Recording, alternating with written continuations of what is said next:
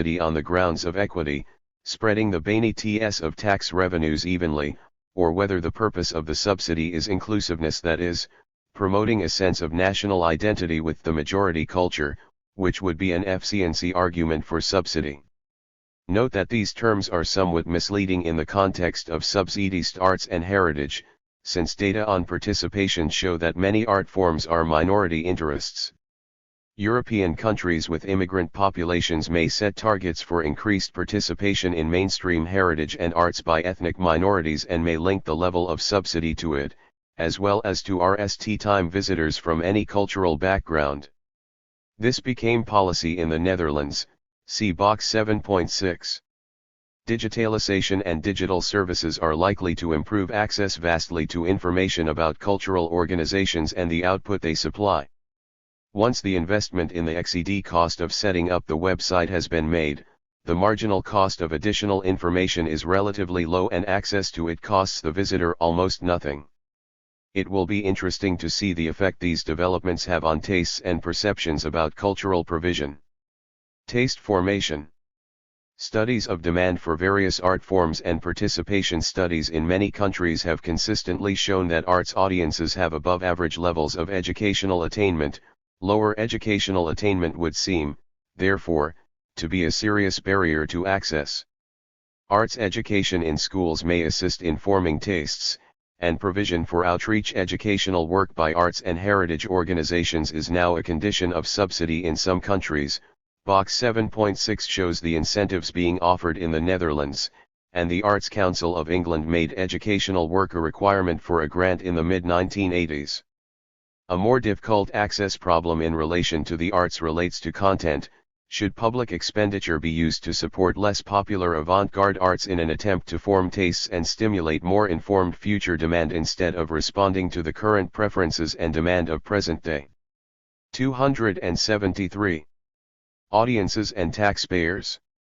On efficiency grounds, economists would normally argue that consumers make informed choices and that welfare depends upon the satisfaction of individual demand based on given tastes.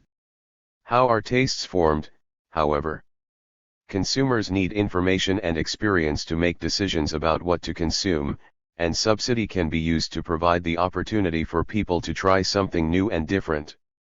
The market may not support new art or art forms because they are financially risky, and many cultural economists, myself included, believe that, without subsidy, consumers would not have the opportunity to experience novelty and high quality and would therefore not be able to develop informed tastes. Without new art, diversity is reduced and creativity stultified. This is a matter of dynamic efficiency, because tastes are formed over time and creativity takes place over time. The difficulty with this argument is, how long does it take for this process to work? It cannot be used endlessly for the same thing, and here again we have a dilemma. Does a totally new performance of a Shakespeare play qualify for a subsidy to encourage new work? And who decides? Especially with new art forms, supplier-induced demand seems inevitable. The observed pattern of subsidy does not appear to support the view that it targets new art, however, indeed, quite the opposite. A combination of playing safe, fear of criticism by taxpayers and bureaucratic inertia has led to a situation in which greater support goes to conventional programming by established arts organizations, especially to the large, flagship institutions, such as the National Opera, Ballet, and theater companies and museums, as reported in Chapter 8. Studies by cultural economists have shown that, for example, few contemporary operas are performed despite the high level of subsidy. A further problem with the efficiency of subsidy is dealt with below. Subsidy encourages dependency on the part of heritage and arts organizations, especially when they are in receipt of regular grants. Instead of stimulating creativity, it may, in fact, inhibit it and simply make the organization inefficient. Before moving on to this important topic, though, I turn to a broader question of efficiency. Does the presence of subsidy to the arts deter private giving? Crowding out and crowding in. Crowding out, the diversion of private finance as a result of public expenditure by the state, affects all areas of government intervention in the economy and is mostly studied as a problem in macroeconomics. Examples abound. The public provision of health and education services are held to displace private expenditure on them. In the arts, it has been questioned whether public subsidy 274 crowds out private donors and sponsors and makes people unwilling to pay a price that covers the full cost of cultural goods and services. There is another side to the coin, though. The existence of public support for individual arts and heritage organizations can provide reassurance to private donors that the organization is properly run and is producing worthwhile output. Thus subsidy can act as a form of certification and assist an organization in obtaining private grants and matched funding, what could be called crowding in. Some governments encourage public-private partnership and matched funding arrangements in the arts and heritage and use tax breaks to encourage private giving. The United States is the country that places the greatest reliance on indirect support for the arts. The National Endowment for the Arts believes that this also results in crowding in, and on a very large scale. However, this claim has been questioned. See Box 10.2 and Netzer, 2006. Direct versus indirect subsidy. The subsidy policy favored by the United States, of encouraging private giving to the arts and heritage by private foundations, corporations, and individuals by tax waivers, emphasizes indirect subsidy in preference to the Box 10.2 the NIA and crowding in, a case of American cultural microeconomics. The 2007 NIA publication How the United States Funds the Arts debunks the view that its relatively small budget, $120 million in 2006, and size of its operation make it only a marginal player on the U.S. arts scene, especially when compared to the much larger budgets in European countries. The NIA's chairman, Dana Gioia, writes in the preface that it is the multiplying effect of its grants that makes the NIA so effective. During the 1970s and 1980s, he states, a $100,000 grant delivered $800,000 in eventual funds to an organization, a multiplier of 8. This he calls a law of American cultural microeconomics. He writes, the reason for this multiplying effect is obvious. NIA funding has the power to legitimate a new organization and further validate an existing one. Such endorsements attract further support. As the old saying goes, nothing succeeds like success. 7, 8. Econometric research by Tom Smith testing such claims found limited evidence in support of crowding in or leveraging of private donations by government grants. Looked at in various ways, the relationship between government grants and private donations suggests crowding in between 14 cents and $1.15, depending upon the particular art form. Symphony orchestras and music companies experience a modest crowding in while dance and ballet companies experience a small crowding out. Sources, NIA, 2007a, and Smith, 2007. 275. System prevalent in other countries, of direct grants either by a government ministry or an arm's-length body. Both are forms of subsidy. However, direct subsidy is enhanced from public taxation by central or local government, or both, and the amount of the subsidy is exceeded by the government's allocated budget. The amount of indirect subsidy depends upon both the marginal rate of taxation of the donor and the value of the gift that is made. Thus, in the case of indirect subsidy, the policymaker is not able to control the amount. Moreover, tax waivers are not specific to a particular art form or heritage item, and therefore the donor decides where the subsidy is spent as well as how much, taking much of the control of the NANS of arts policy out of the hands of the policymaker. Professor Dick Netzer was the RST cultural economist to address this question. See Box 10.3. This is seen as an advantage by some economists because donorship X choices of private individuals and corporations, who are very likely also to be consumer soft hard in question and therefore are able to express their preferences directly not only by their willingness to pay but also by their willingness to donate. The downside would be if private donors failed to provide a balance of arts and Box 10.3 Professor Dick Netzer and the Subsidized Muse. Dick Netzer, 1929–2008, former professor of economics and public administration at New York University, was an expert in municipal NANs and wrote on a wide range of topics including public NANs, non-profit organizations and the arts and heritage. His 1978 book The Subsidized Muse, Public Support for the Arts in the United States was an important milestone in cultural economics, as it cautioned against excessive and untargeted subsidy. The book researched 16 arts organizations in the United States using survey methods and found that public subsidies had encouraged large increases in the earnings of artistic and supporting personnel, kept ticket prices and admission charges from rising less rapidly than they otherwise would have, fostered some increases in output in the form of a lengthening of seasons of performances and stimulated artistic innovations of all kinds, but failed consistently to raise the representation of low-income people in audiences for the arts. Netzer continued to write many important articles and chapters in books on the arts and heritage, see, for example, Netzer, 2006. In 1998 he was made Distinguished Fellow of the Association of Cultural Economics International, and The Subsidized Muse was re-evaluated 20 years after its publication. In his speech congratulating him, Mark Blagg said, "Netzer has laid the foundations for what might be called the microeconomics of cultural economics in the same way that the Bowen book created its macroeconomics." Here is a rich research program that has largely remained dormant for 20 years. I hope that we do not have to wait much longer before it is fully exploited. Blagg 1999, 32. Sources, Netzer, 1978, and Blagg, 1999. 276. Heritage provision, or favored only conventional instead of contemporary art, or tried to enhance artistic policy. Other countries besides the United States are increasingly introducing tax exemption for private giving to good causes and seeking other sources of private NANs, such as lotteries. In those countries where the state, meaning central or local administrations, owns and manages cultural provision, suitable institutional arrangements had to be made for attracting private giving.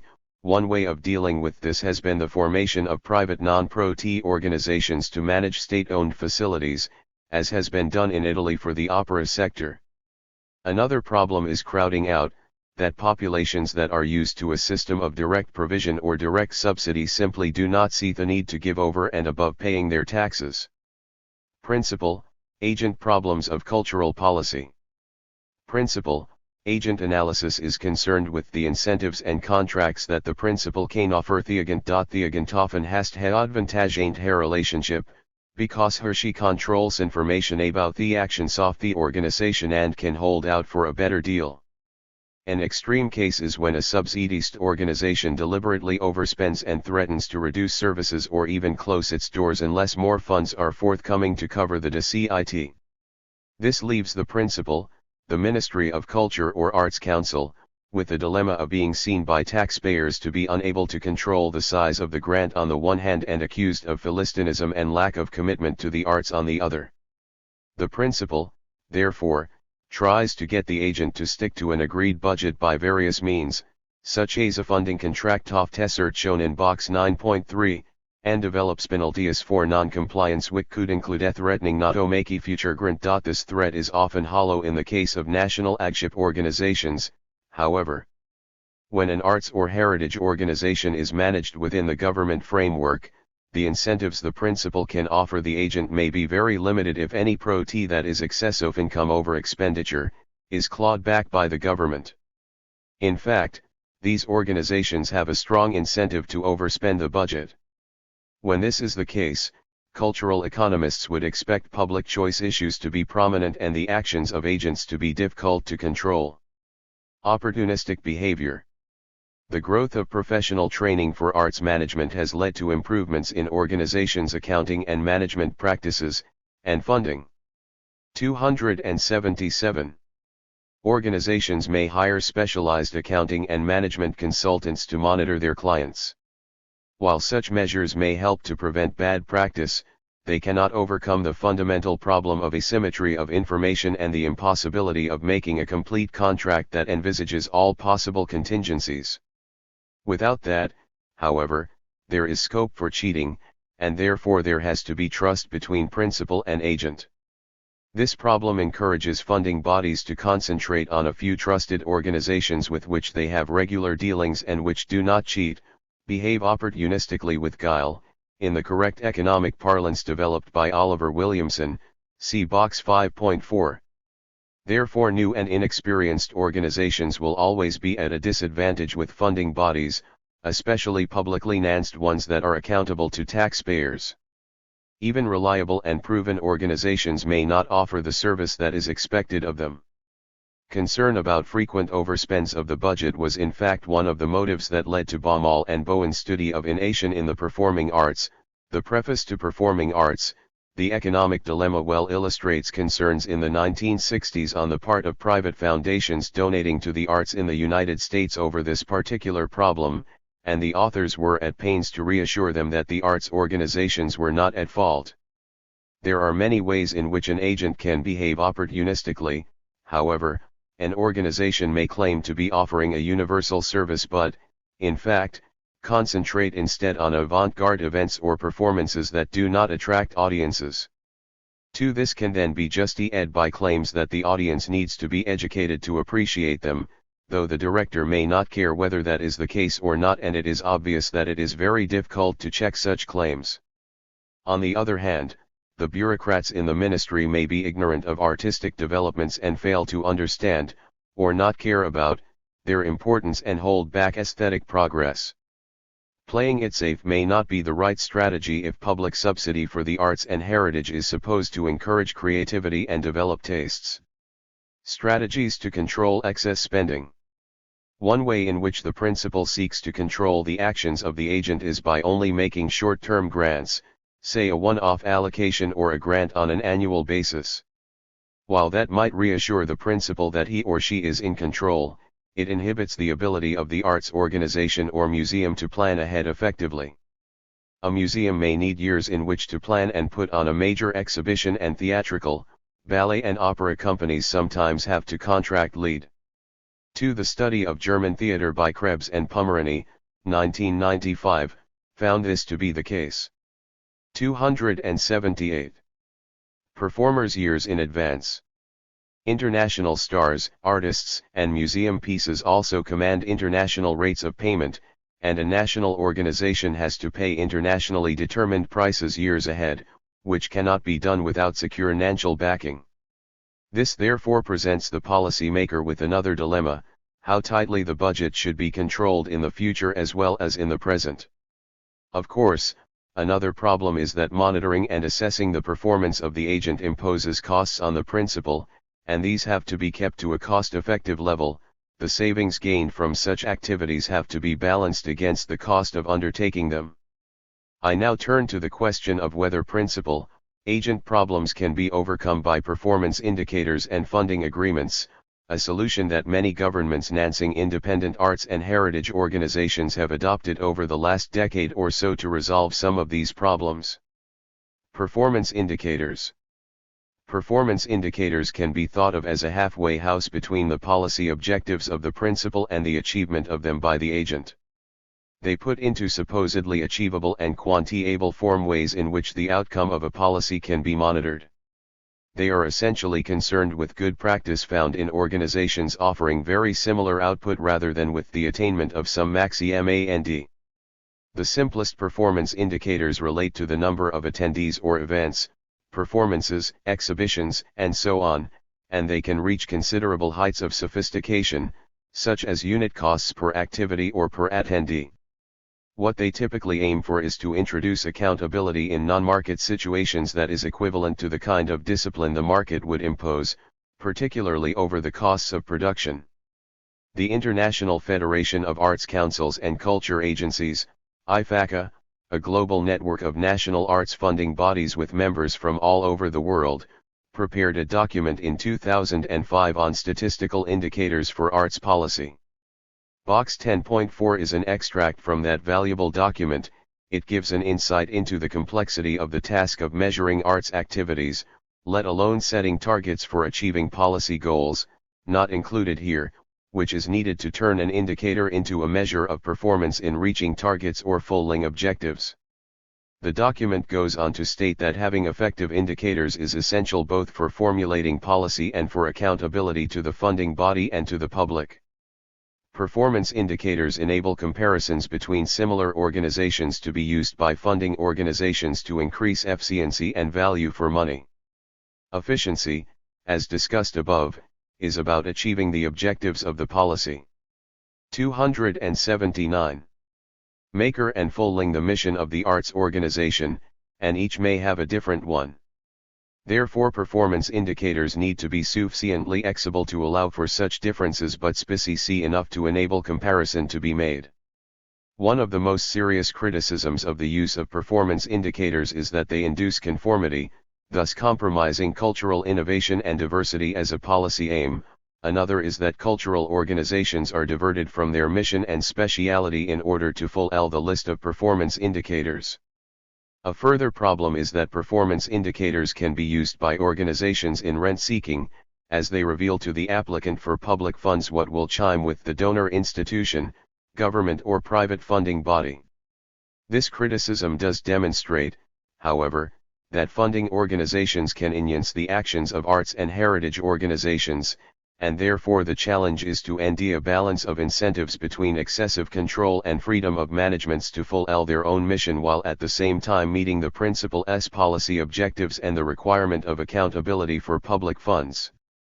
Box 10.4 IFACA on the selection of performance indicators. Selecting the best indicators can be considered in two parts. First, determine what factors are important in the selection process. How should indicators be chosen? Can what is trying to be measured be broken down into key dimensions? What level of information can usefully and sustainably be collected? What is it important to measure? Second, consider possible variables and measures. What types of indicators are sought? Can the variables actually be measured? If a variable cannot be measured, do adequate proxies exist? If not, acknowledge that only partial indicators can be developed. Is an indicator really an indicator, or just a statistic? Indicators are not value-free. What values underlie the indicators? What do the indicators symbolize? The symbolic value of an indicator may outweigh its value as a literal measure. Is a composite index, one indicator that purports to measure an index of overall performance, desirable, or multiple indicators reacting various aspects of the phenomena being measured? If a composite index is chosen, what should be the methodology for aggregation and weighting? Do the indicators measure inputs, outputs, or outcomes? Be sure that there is appropriate emphasis placed on outcomes. Look for indicators that reveal causes, not symptoms. Source: IFACA, 2005:11, 12. 280. Funding agreements. When ministries and arts councils decide to award a grant to an arts or heritage organization, they need to specify the purpose of the grant and the objectives they wish to see achieved by it, as in Box 9.3 with the funding agreement for the British Museum. The United Kingdom's Department for Culture, Media and Sport developed a funding agreement for the arts in conjunction with the Arts Council of England that linked the goals to be achieved with the relevant PI. This is reproduced in Table 10.1. Table 10.1 DCMS/ACE Funding Agreement, Goals and Performance Indicators, Arts. Goal Performance Indicator. To encourage excellence at every level. Assessment of artistic quality. To encourage innovation at every level. Number of commissions of new works by funded organizations, target for 2000/1, 2375. To promote a thriving arts sector and support the creative economy. Statement of progress, quantitative indicators to be developed. Amount of commercial sponsorship, target for 2000/1, £127 million. Statement of partnership funding. To facilitate more consumption of the arts by more of the people. Proportion of the population attending arts events. Proportion of the population attending arts events regularly, at least twice a year, attendance at funded organizations by art form. Creation of new audiences. Attendance by ethnic minorities. Attendance by people with disabilities. Use of Internet and modern communications technologies by funded organizations to broaden access. To facilitate more participation in the arts by more of the people. Performance indicators for participation to be developed. To encourage more relevant training for arts sector. A/DCMS support for a national training organization for the arts and entertainment industry. To encourage better use of the arts in education. Development of quality assurance scheme for arts organization education policies. Number of organizations with written strategy for education provision. Number of education sessions by funded organizations, target for 2000/1, 2134. To combat social exclusion and promote regeneration. Impact of New Audiences Fund. 281. Unacceptable economic arguments for subsidy. In the NAL section of this chapter, seemingly valid economic arguments that have been used to justify subsidy to the arts are analyzed and shown not to be so, Baumol's cost disease and the economic impact of the arts and heritage. This is not to say that they are not economically sound in their own terms but, rather, that they have been used inappropriately by policymakers and others, including some economists, to justify subsidy to the arts and heritage. Baumol's cost disease and the case for subsidy. Baumol's cost disease is an important and eminently valid economic theory that predicts that, under certain assumptions, costs and prices will continuously increase in the arts. Baumol and Bowen, 1966, conned themselves to the live performing arts, though Baumol has extended the application to other sectors. They themselves did not use their analysis to justify subsidy, however, making that case instead on the grounds of welfare economics, as expounded above and in Chapter 6 of this book. What they did was to call attention to the growing economic problem as they saw it and paint the consequences of non-intervention. They argued that the arts could naturally on the market as price for performances would rise at a rate above the rate of inflation, and the gap between increasing costs and revenues would have to be led by grant ordinations if the contemporary level and quality of arts provision was to be maintained. This is not a case of market failure, however, quite the opposite. The reason for the cost disease in the Baumol thesis is entirely due to market forces, since the argument is that it is increases in wages in the labor market that drive up wages in the non-arts sector, because of increased productivity, and in the arts. Table 10.1, Kant. Goal Performance Indicator. To improve public perception of the arts. Those agreeing with statements the arts play a valuable role in my life, the arts play a valuable role in the life of the country. To promote British culture overseas. Statement Progress of International Role/Cooperation with British Council. Source, DCMS/Arts Council of England, 1999. 282. Sector. Because the labor market is integrated, as the arts are labor-intensive, and are assumed to be incapable of increased productivity, costs rise more in the arts than in the production of other goods and services, and so prices rise more. The problem is not market failure but the stagnant nature of the conditions of production in the performing arts.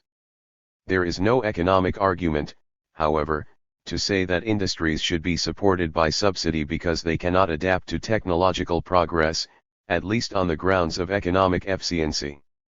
Lame duck industries are subsidized on equity grounds to safeguard jobs and communities, for example, in the car or steel industries, but in general the economic arguments go in the other direction. New dynamic industries are supported as infant industries as an investment in the future. Thus, unless we believe that the arts and artists should be supported because the industry is dying, the cost disease on its own cannot be used to argue for subsidy. It is the welfare arguments of social benefits and public goods characteristics are the market failure arguments. Economic impact studies. Like cost, benefit and contingent valuation studies, economic impact studies provide useful information for policymakers, but that information alone cannot make the case for public subsidy for an investment project, such as building a museum or theater, independently of the welfare economic arguments. During the last decades of the 20th century, economic impact studies were frequently used by governments, central and local, to provide information on which to base policy and justify public expenditure on the arts and heritage. Some attempted to measure the economic value of the cultural sector as a whole, while others were more modest and applied the analysis to a specific project.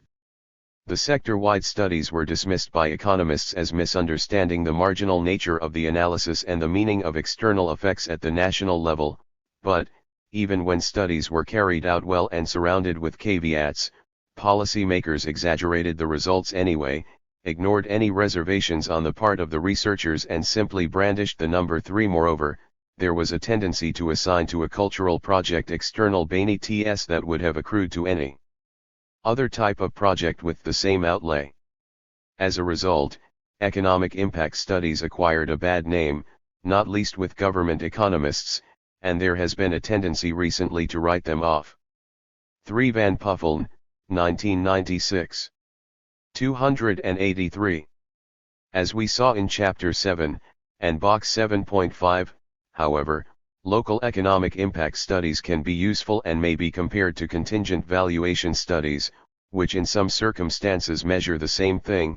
In fact, CV studies can be thought of as a way of estimating benefits. In addition, like CV studies, economic impact studies do not explicitly measure costs, although, in both cases, the cost of the project is an implicit consideration. Neither is an economic impact study as rigorous as cost benefit analysis in discounting both costs and benefits into present value terms, as explained in Chapter 7. Measuring the impact. What an economist also wants to know is the net benefit of a project and whether it is possible to finance the project by a charge on those who enjoy its external benefits. Net benefits may spread well beyond the immediate beneficiaries through the spending power generated by a project. The additionality aspect is important because, without it, there could be a situation in which a new project simply crowds out an existing one, thus yielding no net benefit to the area. If resources are scarce, a new project would push up prices for inputs, so-called pecuniary externalities, thus reducing some of the overall net benefit. On the other hand, one of the arguments frequently advanced for using cultural projects to renew rundown inner cities is that there are vacant buildings and land prices are low, and there is also unemployed labor available. In these circumstances, publicly financed investment in cultural projects has all the features of Keynesian public works policy, that economic growth can be stimulated by the multiplied effect of the initial outlay and there will be more widespread induced income. Keynesian multiplier and induced income. The question of the use of multipliers in estimating the economic impact of a cultural facility has been a fraught one. What is the size of the multiplier, and should it in any case be used in measuring the impact of a project? The multiplier is the number by which any additional income is increased once all the stages of induced consumption spending have been completed. To give an example, if a municipality spends €5 million on a new museum, the workers and suppliers of materials for the construction have additional income out of which they spend more, thereby increasing revenues in shops, and so on and so forth. Therefore, the size of the multiplier depends upon the extra consumption elicited by an increase in consumers' income, the marginal propensity to consume. Say that the marginal propensity to consume is 0.75. 3/4 of an increase in income is consumed and 284. 1/4 saved and thus withdrawn from the THOW of income. The value of the multiplier is 4, and so the induced income would be 4 times the amount of the investment. This apparently wondrous increase would appear to justify any public works financed by government. The lower the marginal propensity to consume, the smaller the multiplier. However, at the limit, if consumers were to save all the induced extra income, the multiplier would just be 1 and the only addition to income would be the amount spent on the project at the outset. In fact, many economists think that the national multiplier is indeed close to 1, and that claims for significant induced income are exaggerated. That may not be the case at the local level, however, especially in an economically depressed area, and this raises the question of what the appropriate geographical unit is for measuring the scope of the indirect impact. The problem for a regional or national government is what the impact is within their area of authority. If the project just displaces consumption from one place to another within that area, there is no overall net increase in income. Geographical limits to the impact. What is tautologically the case is that the smaller the area that is considered, the greater the leakage of induced income to the surrounding area, due to the need to import labor and resources from outside. Then information is needed on how far the impact is expected to spread. Many economic impact studies have been linked to tourism. The difficulty then is to estimate what proportion of additional spending on transport, hotels, and restaurants is due specifically to the attraction of the arts or heritage project rather than to the more general attractions of the city or region. Visitor surveys are used to find out what attractions visitors wish to visit, but they do not usually place a value on one item. Moreover, people have to eat and drink somewhere, and, here again, additionality is the issue. These expenditures should not be counted if they would have taken place anyway in the area being studied. Even so, of course, such expenditures would have been made somewhere, and so the issue is how to take that into account. Chapter 19 considers this question again in relation to cultural tourism. The aggregation problem. The aggregation problem is the economic term given to the question of additionality discussed above, and it means that it is not valid to generalize to the national level using local studies. This is because, within the national economy, diversion of consumer expenditure from other arts and heritage. 285. Facilities, the indirect effects to other areas and pecuniary externalities that push up resource costs all take place within the national boundary. There may be net benefit to every locality considered individually in isolation, but it could be a case of robbing Peter to pay Paul nationally. This does not mean that a local region or city should have to take this into account when considering running a local festival or building a new museum or theater, but it does mean that the economic impact of a local project is necessarily much greater than the same project considered from the national perspective. It is precisely this problem that invalidated those so-called impact studies that used regional or even local data to estimate the contribution of the whole cultural sector to the national economy. Understanding this fallacy of composition is an important insight of economics. Another is the recognition that if resources are not used for one purpose, they can be used for another. In other words, our old friend opportunity cost is always present. If resources are used to build a theater, those same resources cannot be used for a sports stadium, and any city, regional or national planner has to recognize this uncomfortable fact. Therefore, choices have to be made between theaters and sports stadia, and economic analysis dictates that the economic impact or net benefit of each be compared. The presence of positive benefits from the economic impact of a project on its own is not sufficient to justify its provision. Who should finance the project? Generally speaking, economists, especially public choice theorists, favor local finance for local projects because the political support on the part of the local community can be more easily ascertained.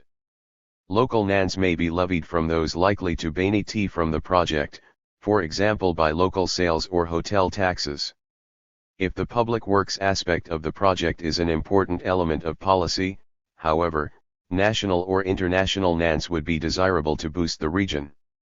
As Chapter 19 shows, national and European Union policies for depressed areas have financed cultural projects in various regions. Either way, the policymaker must compare the benefits of alternative projects or use cost-benefit analysis to estimate the rate of return on one project. Conclusion. This chapter has concentrated on the question of how economists support the case for government intervention in the arts and what economics has to say about evaluating policies. In practice, government intervention is usually in 286. The form of direct or indirect subsidy, and each has different advantages for the policymaker and for the consumer or voter. Principal, agent problems of ensuring that subsidy is used to achieve the funding body's policies are discussed and the usefulness of performance indicators is raised. The theoretical underpinning of the case for government subsidy to the arts and heritage is to be found in welfare economics. Applied welfare economics also underpins cost-benefit analysis and the measurement of the economic impact of cultural projects on the economy.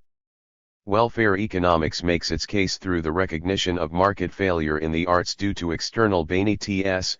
The great weakness of this approach for practical purposes, however, is that it cannot tell the government the value of the external benefits so that subsidy can be gauged accordingly. It is then open to people to argue how great these benefits are, some say a lot and others a little, and so the matter has to be decided in the political rather than the economic arena. Further reading. The chapter in Victor Ginsburg and David Thoreau's Handbook of the Economics of Art and Culture, 2006, by Rick van der Ploeg, The Making of Cultural Policy, A European Perspective, Chapter 34, has the merit of being written by an economist who was Secretary of State for Culture in the Netherlands. Also in that handbook are chapters by Dick Netzer, Cultural Policy, An American View, Chapter 35, and by Mark Schuster, Tax Incentives in Cultural Policy, Chapter 36, which concludes with a very useful survey of international experience of tax-based incentives. Alan Peacock, a by now familiar name and an economist who was, among other things, chairman of the Scottish Arts Council, also had hands-on experience of distributing subsidy to the arts. He has written several articles on cultural policy and government intervention, and a recent one that distills his sophisticated thinking on the subject is The Credibility of Economists' Advice to Governments, 2004, which was reprinted in Towse, 2007, his book Paying the Piper, 1993, mentioned in Chapter 8, is both entertaining and full of insights into the ups and downs of funding the arts in practice. 287. Part 3. Artists' Labor Markets and Copyright. Introduction. In Part 3 of the book, I turn to the economic analysis of artists and treat them and other creators of works of art as workers. Chapter 11 presents the theory of the supply and demand for artists in the labor market and looks at what determines incomes and employment. In studying artists' labor markets, cultural economists have used the theories of labor economics, the branch of economics that investigates topics such as the working of labor markets, employment and unemployment, rates of pay, training and education, and the effects on the labor market of institutional regulations, such as a minimum wage. Chapter 11 also looks at the question of artistic motivation and what enhances creativity. Chapter 12 describes empirical research on artists' labor markets by cultural economists, showing that labor economics has to be adapted to apply to artists. Chapter 13, on the economics of copyright, goes into copyright law as an economic incentive to artists and other creators to create works of art and investigates copyright as a source of income for artists. Together, these three chapters show the key role of artists in the creative industries. The chief input of the creative industries is the creation of novel content, without which there would be no reason to distinguish these industries, and artists are the source of content creation. 11. Economics of artists' labor markets, theories. The term labor market refers to the supply and demand for hours of work by workers who have similar skills. There is a labor market for hairdressers, therefore, and a labor market for electricians. In the arts, there is a labor market for classically trained singers, one for actors and another for potters. As in goods markets, what differentiates one market from another is the extent to which there is substitutability, in this case, between one type of worker and another.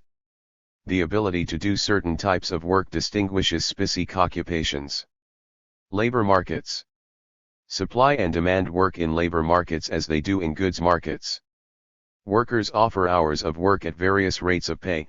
The higher the wage rate, the more hours they are in general willing to work. On the demand side of the market, employers demand more hours of work as wage rates fall. The wage rate is the price per hour of labor. At the equilibrium wage rate, the number of hours supplied and demanded is equal. This can also represent the level of employment in terms of the supply and demand for the number of workers in a labor market.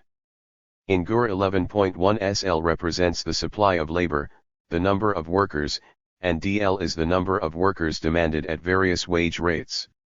The equilibrium wage rate, WE, is the one at which supply and demand are equal, and the level of employment is the number of workers employed at the equilibrium wage rate. If there is excess labor supply, rates of pay will fall, and when there is excess demand for labor, they rise. In artists' labor markets it is usual to ND excess supply, as discussed later. Excess supply might come about because the government or a trade union or professional association has a policy of setting a minimum wage rate, and if that is above the equilibrium wage there will be a lower level of employment as employers reduce their demand for labor. Figure 11.1 shows that, if a minimum wage rate were set at UMIN, the number of workers employed would be ND and NS would be supplied, so excess supply of labor is NS, ND, or AB. This basic theory assumes that labor is homogeneous in any given labor market and that 1 hour of work by any worker is as good as any other. In practice, of course, workers are differentiated by factors such as level of education and training, experience, and so on, and these factors lead to different rates of payment and incomes. In artists' labor markets, though, undeniable features that we call talent and artistic creativity apparently contribute more to success or higher rates of pay than education and training, even for people who have had little formal training. This has led cultural economists studying artists' labor markets to ask to what extent conventional labor economics applies to the arts and whether it is in fact possible to apply standard economic notions to artists' labor markets. These are the topics that this chapter investigates. Who is an artist? One of the RST topics that necessarily has to be dealt with in the study of artists' labor markets is the question: who is an artist? It is not the task of economists to make judgments about who should be regarded as an artist any more than it is to say what is art. Chapter 12 deals with this and other practical questions that arise in researching artists' labor markets. A loose definition of artists, however, could be to say that they are people who create works of art. Two broad categories are frequently used in research by cultural economists on artists' labor markets: creative artists and performers. Creative artists include visual artists, literary authors, playwrights, film and TV script writers, directors, composers, lyricists and choreographers. 294. Performing artists include musicians, singers, dancers, actors, puppeteers, circus performers, and such like. Of course, these are not exclusive categories. Many composers are also performers, for example, and some performers write music. Artists in these two categories tend to work in somewhat different ways, with creative artists often being independent operators who are self-employed, while performers are often employed by an organization or enterprise, though many are self-employed, such as pop groups and string quartets. Even though these are not watertight categories, there is a difference between artists who can pursue their career independently of being hired by someone and those who cannot. The distinction between creators and performers also acquires significance in another context. Copyright law treats each category differently, awarding full authors' rights to the creators and rights related to copyright or neighboring rights to performers. This topic is explored fully in Chapter 13. Cultural workers who are not artists. This chapter is about artists' earnings and employment and asses the case with listing the creative industries. Chapter 2, there is no single list of artists, other workers may be included, depending upon the circumstances and purposes of the study of the labor market: architects, craftspeople, makers, designers, graphic artists, journalists, radio and TV news readers, announcers and show hosts, tent lighting designer, Xavier Lapierden, artists, labor market studies. All these people work in the creative industry as anderalus liar for towse artists or craftspeople. They are also people who produce copyrightable works as creators and performers. Besides these workers, however, there are a host of others who are employed in the creative industries as managers and administrators, electricians, carpenters, costume makers, film operatives and many more, some of whom are doing jobs specifically connected to the creative industries but who are not usually thought of as artists. Generally speaking, These workers have skills that are not tied exclusively to the creative industries, and they are able to end employment outside the cultural sector. THIRD with which such workers can end employment in other labor markets obviously affects their rates of pay in the cultural sector, and THIRD-LABOR turns out to have contributed more to the rising costs of labor in the performing arts, oft hefetcher of bomals cost disease, than payments to artists, as research on artists' labor markets has shown. See Chapter 12. Employment in this broad sense in the cultural sector, including both artists and other cultural workers, has been measured for the 27 countries of the European Union as constituting 2.4% of total employment. 1. 295. Other research has taken an even broader view of creative workers, including accountants, lawyers, and other knowledge professionals in that designation. This stance has little to do with the concerns of cultural economists when studying the economic position of artists. Studies of artists' labor markets have concentrated on creative artists, craftspeople, and performers. Labor costs and bomals cost disease. One of the points that follows from this distinction between artistic and non-artistic labor is their relative role in the cost disease. Clearly, some types of cultural enterprises employ a higher ratio of artists to other workers, and to capital. An orchestra has more artists, musicians, than other labor, but a theater may have far more people backstage and front of house than on stage. It is important therefore to distinguish these two types of labor and to look separately at the rate of increase in labor costs, the mirror image of earnings, in each. Remember that the Baumol hypothesis is that the labor market is integrated, and therefore a rise in wages in the economy will be passed on to arts organizations. The empirical studies referred to in Chapter 8 found that it is not the costs of artists that have pushed up costs, however. Chapter 12 shows that artists' pay does not rise as quickly as that of labor in general, suggesting that the labor market for artists is not integrated with that of other workers. The labor markets for non-artistic workers in the cultural sector are integrated, however, and their earnings do rise with average earnings. Supply of labor in the arts.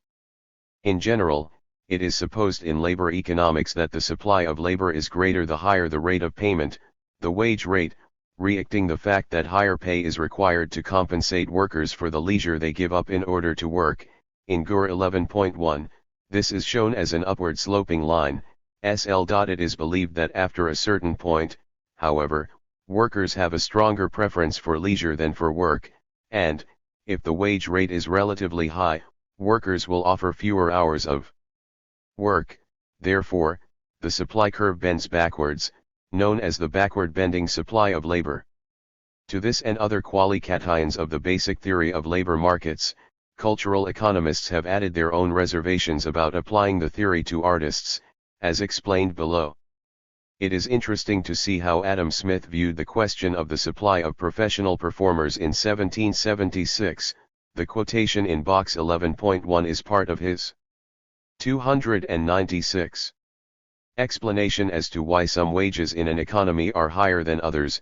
In the case of performers, he attributed it to the shame of the work, but he also considered that, if this public prejudice were to disappear, the supply of performers would increase and their wages fall, and how right he was. Stock and ow of labor supply. One of the most fundamental points with regard to supply is to distinguish between the stock of a given type of labor and the ow of labor services. The stock of labor means the number of people at any given point in time who are able to do a certain kind of work. The stock of labor in any one occupation, therefore, is comprised of those employed in it and the unemployed, and it might also include persons who are employed in other occupations but who would prefer to work in the occupation in question. To make this more, box 11.1 Adam Smith's views on the supply of performers. THIRD-WORLDISM VERYAGREABLEANDBAUTIF ULTA LENTSOFWHICH the POSSESSI on NDS a certain sort of admiration, but of which the exercise for the sake of gain is considered, whether from reason or prejudice, as a sort of public prostitution. The pecuniary recompense, therefore, of those who exercise THM in this manner, must be sufficient, not onlytopi for the time, labour, and expense of acquiring the talents, but for the discredit which it nds the employment of tmas a means of subsistence. The ecorbiton rewards of players, opera singers, opera dancers, and crfou ended upon those two principles, the rarity and beauty of the talents, and the discredit of employing TMI in this manner. It seems absurd at RST site that we should despise T-air persons, and yet reward their talents with the most profuse liberality. While we do the one, however, we mustofne society do the other. Should the public opinion orp rejudice ever alter with regard to such occupations, their pecuniary recompense will quickly diminish. More people would apply to them, and the competition would quickly reduce the price of air labor. Talent THOGH far from being common, are by no means so rare as is imagined. Many people possess them in great perfection, who disdain to make this use of them, and many more are capable of acquiring them, if anything could be made honorably by them. Adam Smith, The Wealth of Nations, BKIPT 1, CHX, 124.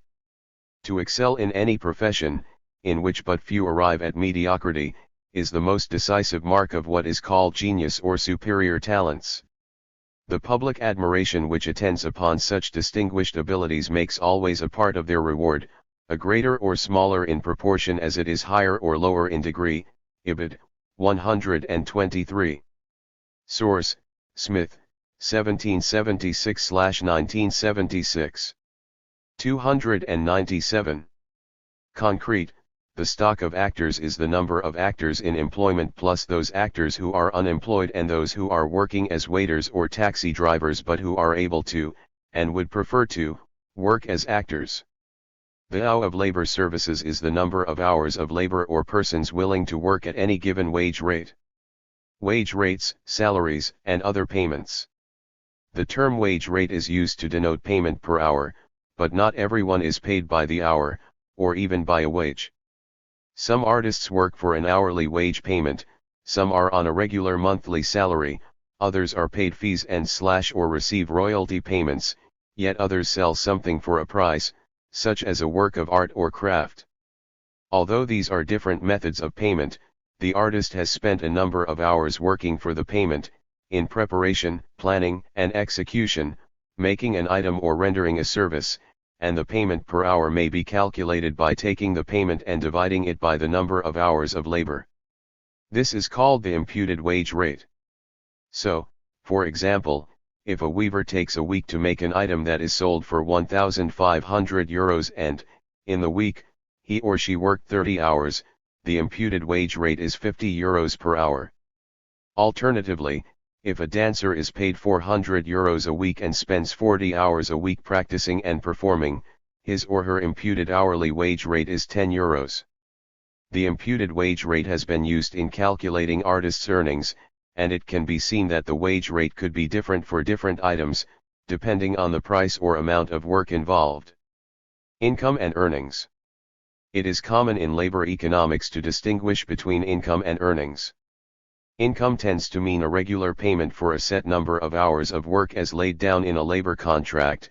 Earnings are usually assumed to be income plus any payments over and above income, such as overtime payments or payments for work in another workplace. In the artists' labor markets, earnings is a more suitable term to use, because many artists have payments from various sources.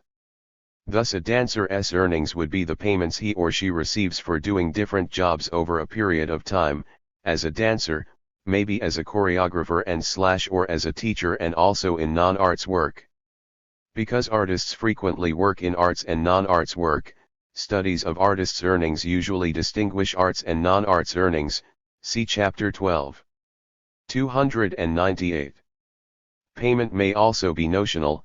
For example, if the artist has a contract for a future payment, income could be thought of as the discounted present value of that payment.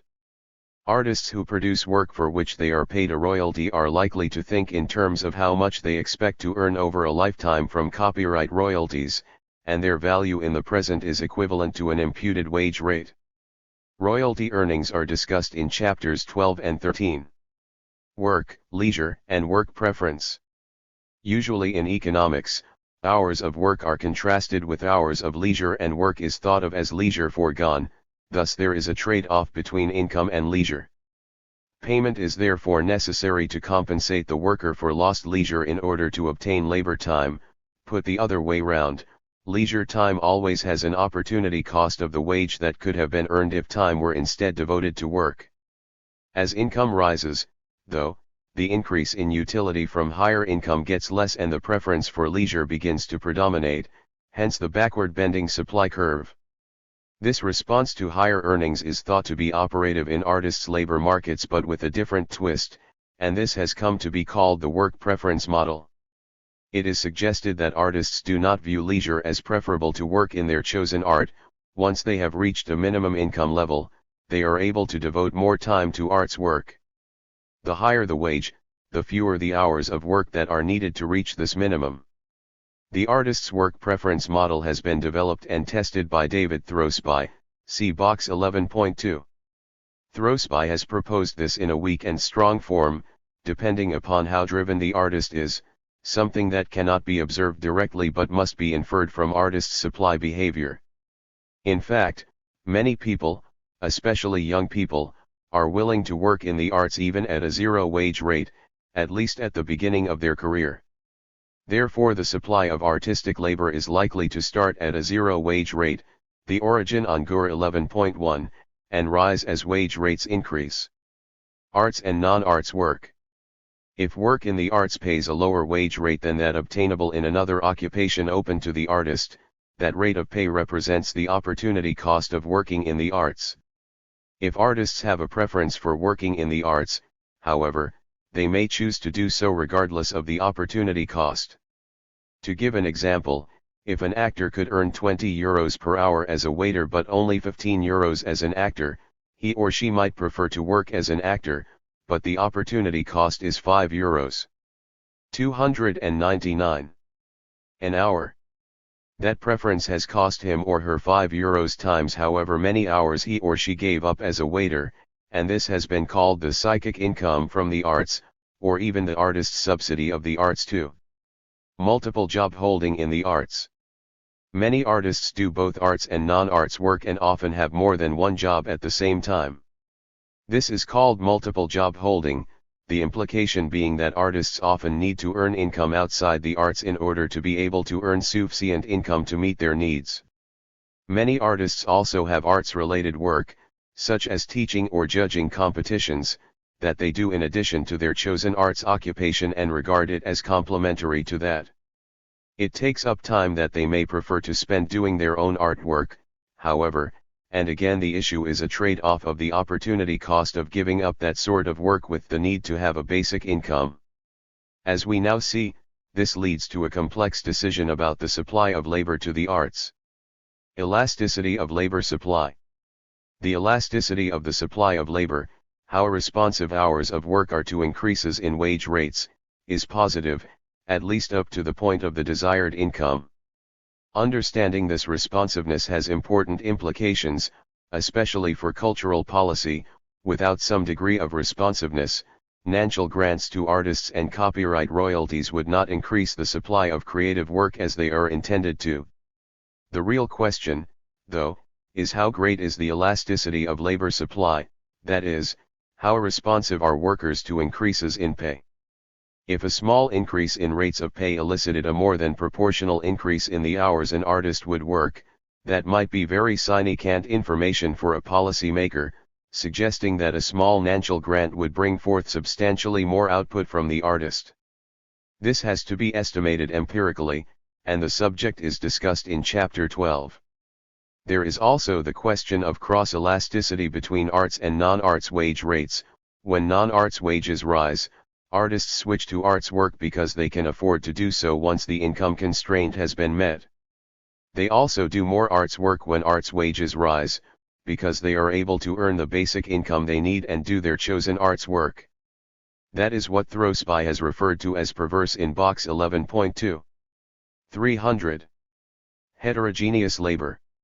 In principle, a labor market is to net over a homogeneous population of workers, each of whom could easily be substituted one for the other. This might be realistic for road builders or plumbers, but it is not for artists, who are heterogeneous in terms of skills and talent and the kind of work they do. In artists' labor markets, labor can be viewed as heterogeneous in two respects: the nature of their skill and the extent of their talent. We may talk about a labor market for musicians, but it is necessary to identify what instrument they play, because a guitarist belongs to a different branch of the labor market from a oud player. Moreover, some guitarists are considerably more talented than others, and most of the people who play the guitar are not professionals. In the arts, talent and innate ability, even genius, are very important in the demand and supply of artists, and the preference of consumers for stars means that there is differentiation on the basis of talent, even within a tightly knit occupational group of artists. On the other hand, some workers in the arts may be relatively homogeneous, such as singers and dancers working as backing artists, and here, therefore, one worker may be. Box 11.2 David Throsby and Studies of Artists' Labor Markets. David Throsby was introduced in Box 5.2, and his name has cropped up in this book in many contexts. One of his major contributions to cultural economics has been his research on artists' labor markets, combining the development of theoretical models with data collection and empirical analysis. He has been responsible for 4 consecutive surveys of artists in Australia undertaken on behalf of the Australia Council for the Arts, starting in 1983. In the course of this research, he has developed the model of artists' work preference that explains the supply decisions of artists, suggesting that they behave differently from other workers and that this necessitates the development of a model of artistic production. Throsby, 1994. He argues that, while the maximization of income subject to the leisure constraint is the standard neoclassical assumption of worker labor supply, for artists, income essentially acts as a constraint that takes up labor time the artist would prefer to spend on artwork that has cultural value. The need for adequate income may cause the artist to do non-arts work, multiple job holding, in order to fulfill the income constraint, leading to the artist reacting in what Throsby calls an apparently perverse manner to changes in relative wages in arts and non-arts sectors, by virtue of the fact that non-arts work is simply a means of enabling as much time as possible to be spent at the preferred artistic occupation. Throsby, 2001, 102. Source: Throsby, 2001. 301. Easily substituted for another. This topic raises several important issues in the study of artists' labor markets that are dealt with later in this chapter: the demand for artistic labor and superstar theory, the role of innate ability and talent in determining incomes, and its role in relation to training and investment in human capital. The analysis of all these topics utilizes the theories of labor economics, while pointing to important differences between artists as workers and workers in other occupations. Before exploring these theories, though, 2 other topics that relate to the supply side of artists' labor markets need investigating. Dynamics of labor supply. Use of the word dynamics in economics means that trends over time are at issue, thus the dynamics of labor supply refers to the analysis of long-term trends, including what we call career prospects in ordinary speech. In the foregoing theory of labor supply, no attention was paid to a particular time scale. The only mention of the time dimension is just that the wage is the payment per unit of time, an hourly rate. Workers make long-term decisions about their occupation, career prospects, and future income, however. To do this, they need to have information about probable employment and earnings in their chosen occupation and the kind of training or educational qualifications that are expected by employers. This kind of information is not easy to obtain in the arts and, even when it is available, because of the lack of homogeneity in the arts labor force and the emphasis on talent, it may not be very helpful to a young person entering an arts profession. Many new entrants therefore have to find out the hard way by personal experience. The result is that arts occupations are characterized by the presence of many young, hopeful entrants who are learning how the market is likely to respond to them by simply getting as many opportunities as they can to show their work, either as creators or performers. As they gain experience, they learn about their ranking in terms of ability and appeal, and they also get to know how much they are likely to earn, at least in the near future. It is this information that enables them to make a reasonable assessment of their chances of a worthwhile career. Many, of course, realize that they are not going to succeed as they had hoped to and drop out of that occupation and move into another, probably outside the arts. See Chapter 12. This explains why the age structure of the stock of artists is skewed towards young people. It also explains the observation that there is considerable excess supply of artistic labor even at very low rates of pay, including zero earnings. 302. A particularly clear example of this phenomenon is in the world of pop music, in which many young hopefuls abound. There, the barriers to entry are low and little training is required, just luck and talent. See Chapter 15. Excess supply.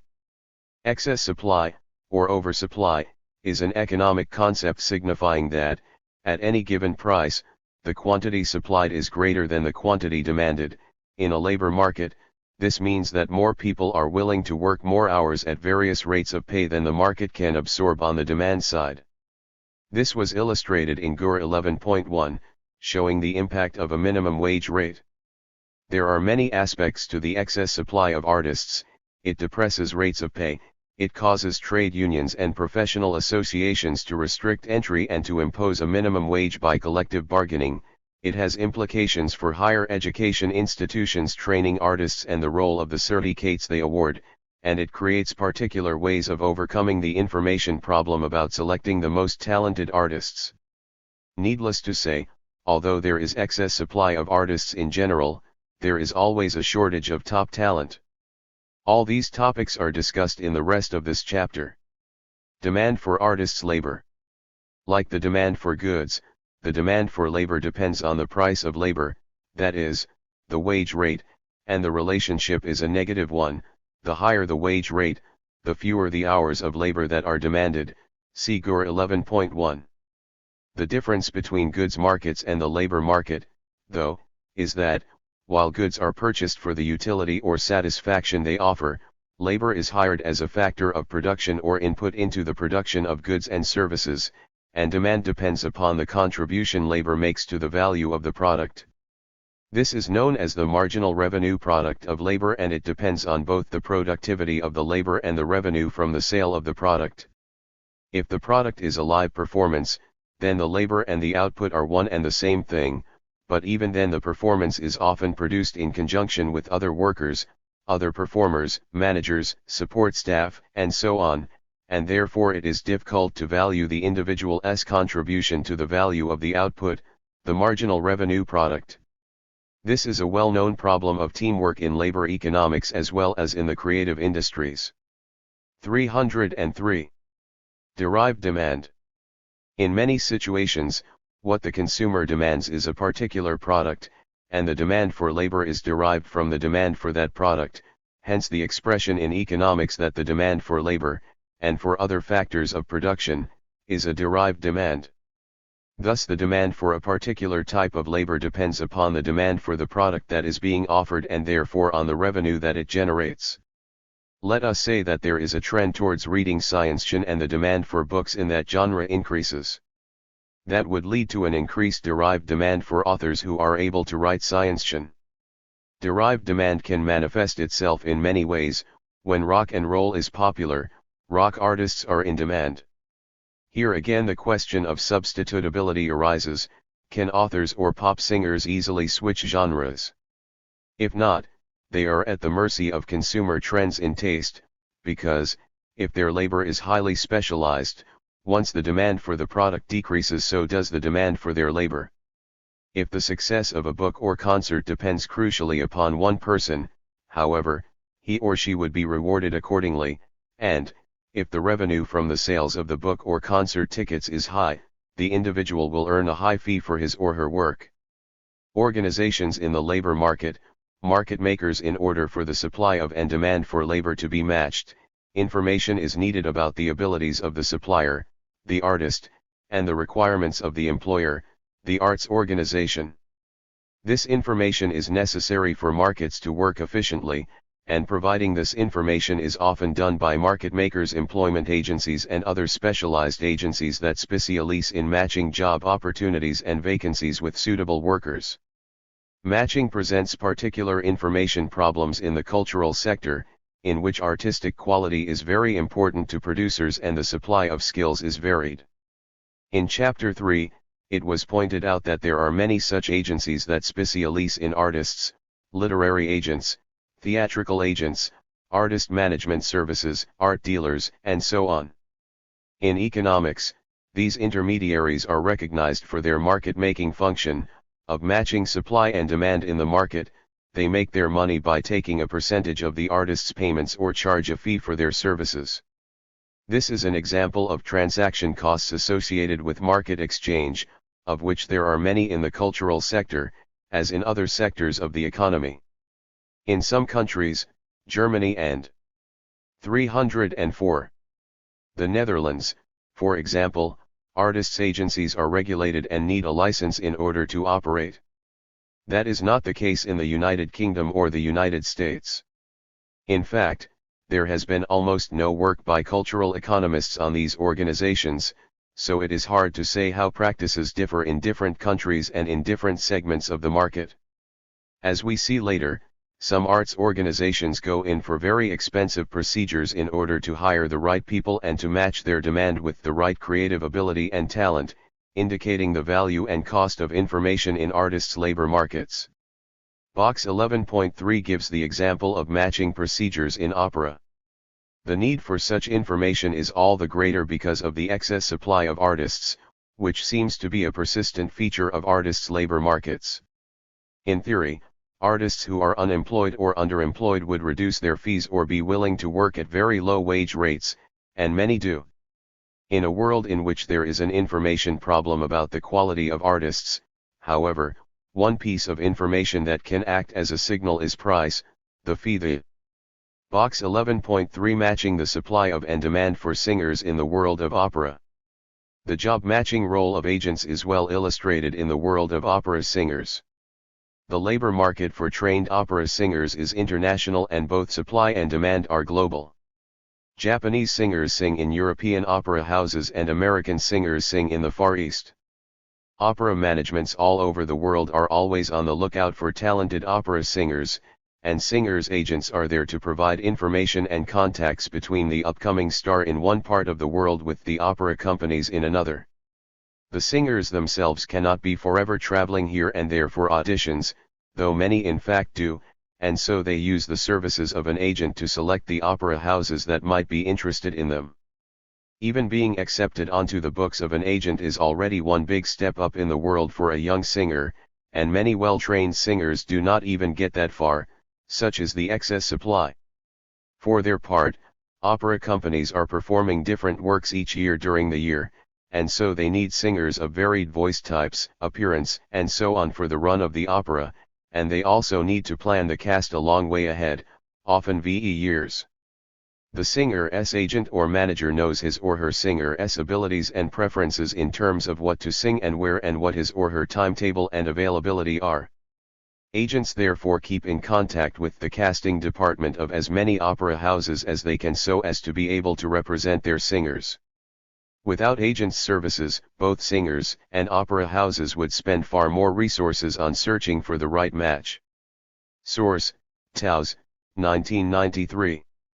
305. Artist charges. Often, these fees are set by professional associations to make bargaining easier for artist and employer, the demand side, but there is always scope for bargaining over fees, and, when the fee is taken as information about the talent or creative ability of an artist, reducing the fee is taken as a signal that the artist is not doing well, possibly indicating low quality. 3. The demand for superstars. The phenomenon of superstars has interested cultural economists for some time, and several economic explanations have been put forward for it. Indeed, the existence of superstars is hardly a new one, and it has existed in the cultural sphere for centuries. At one level, superstardom just re-acts the desire on the part of consumers to enjoy the highest quality performance in any field, whether in sports or the arts, but a closer look at the phenomenon shows that there are deep economic reasons for the preference for top people in many winner-takes-all situations. Other economists had recognized the special case of talent in the arts, but it was the analysis by Sherwin Rosen of the economics of superstars that brought the topic into the study of artists' labor markets. For like Adam Smith, the subject Rosen considered was the vastly uneven distribution of earnings in certain professions, such as medicine and the law. While there is inequality of income within most occupations due to a range of factors, age, gender, and race being the main ones, Rosen notes that, in superstar professions, a few people earn very high incomes and the majority earn much less. Thus the distribution of earnings is said to be skewed. There is a long tail of low earners. Rosen defines superstars as people who earn enormous amounts of money and dominate the activities in which they engage. They are highly talented and highly rewarded for their talents, and small differences in talent are magnified in larger earnings differences. By definition, there is imperfect substitution between artists with different talents, because consumers have a preference for more rather than less talent, and this would in and of itself provide a general explanation of skewed earnings distributions. Rosen argues, however, that these preferences alone do not explain the other feature of superstardom, namely the marked concentration in the market on a few superstars who have the most, perceived, talent. This is explained by the spread of mass media technology, which enables an artist to reach a huge international market while expending the 3 towse, 2001b, ch4. For Rosen, 1981. 306. Same amount of time and effort reaching that audience as he or she would for entertaining a much smaller one. It is the size of the market that is responsible for the huge multiplication of relatively small differences in talent that results in the highly skewed income distribution. So far, this would appear to be a supply-side explanation only, but, of course, the mass market is there because of the demand for the work of the superstars. The globalization of tastes, huge marketing campaigns and many other reasons can be given, but, at bottom, the question for a cultural economist is, why do consumers have a preference for a few rather than many artists? One explanation is that, in a world of abundant supply, the costs of searching for information about quality, genre, and so on are so great that consumers save on them by following the trend and are guided by the fame of the superstar as a signal of the quality they are looking for. Thus success breeds success and the winner takes all. Moreover, the individual's enjoyment is enhanced by sharing his or her pleasure with others, and the more people there are consuming the work of an artist, the greater the individual's chance of satisfaction. This has also been called the bandwagon effect. Another distinct but related aspect of demand is conspicuous consumption, meaning that people like to be seen to buy certain goods and services and will pay more to do so. Both these motives for consuming the output of superstars reinforce market demand and snowball their popularity, resulting in high incomes. Other determinants of artists' income differentials. One of the implications of the winner-takes-all aspect of superstardom is that the losers join what has come to be called the long tail, meaning, in this context, the many artists in the tail of the skewed distribution of income. It is likely that superstar professions are associated with risk, and willingness to accept risk also explains income differentials between artists in the same occupation. Risk implies that the probability of something can be calculated, however, but the nobody knows aspect of the creative industries refers to uncertainty that cannot be rationally calculated.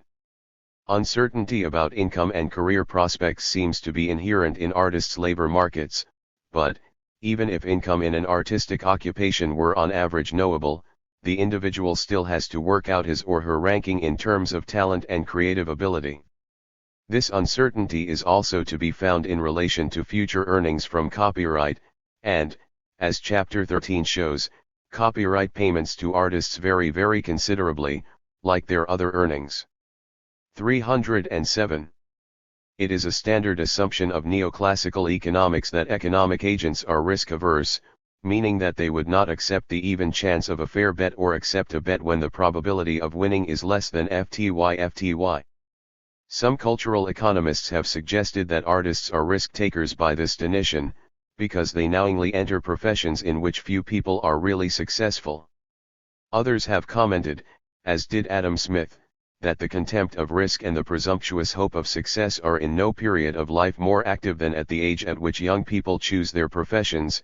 Smith, 1776/1976, 126. That does not necessarily mean that artists have a preference for risk. However, like everyone else, they would prefer a safe bet, but, as they embark on a career, that is denied to them. Even if they display a willingness to take artistic risks, they may prefer not to take financial ones. Income and education. The economics of education has developed over the last 40 years to explain the role of education and training in determining workers' incomes. As we saw above, however, innate ability, talent and creativity poses a particular problem for the application of standard labor market theory to artists.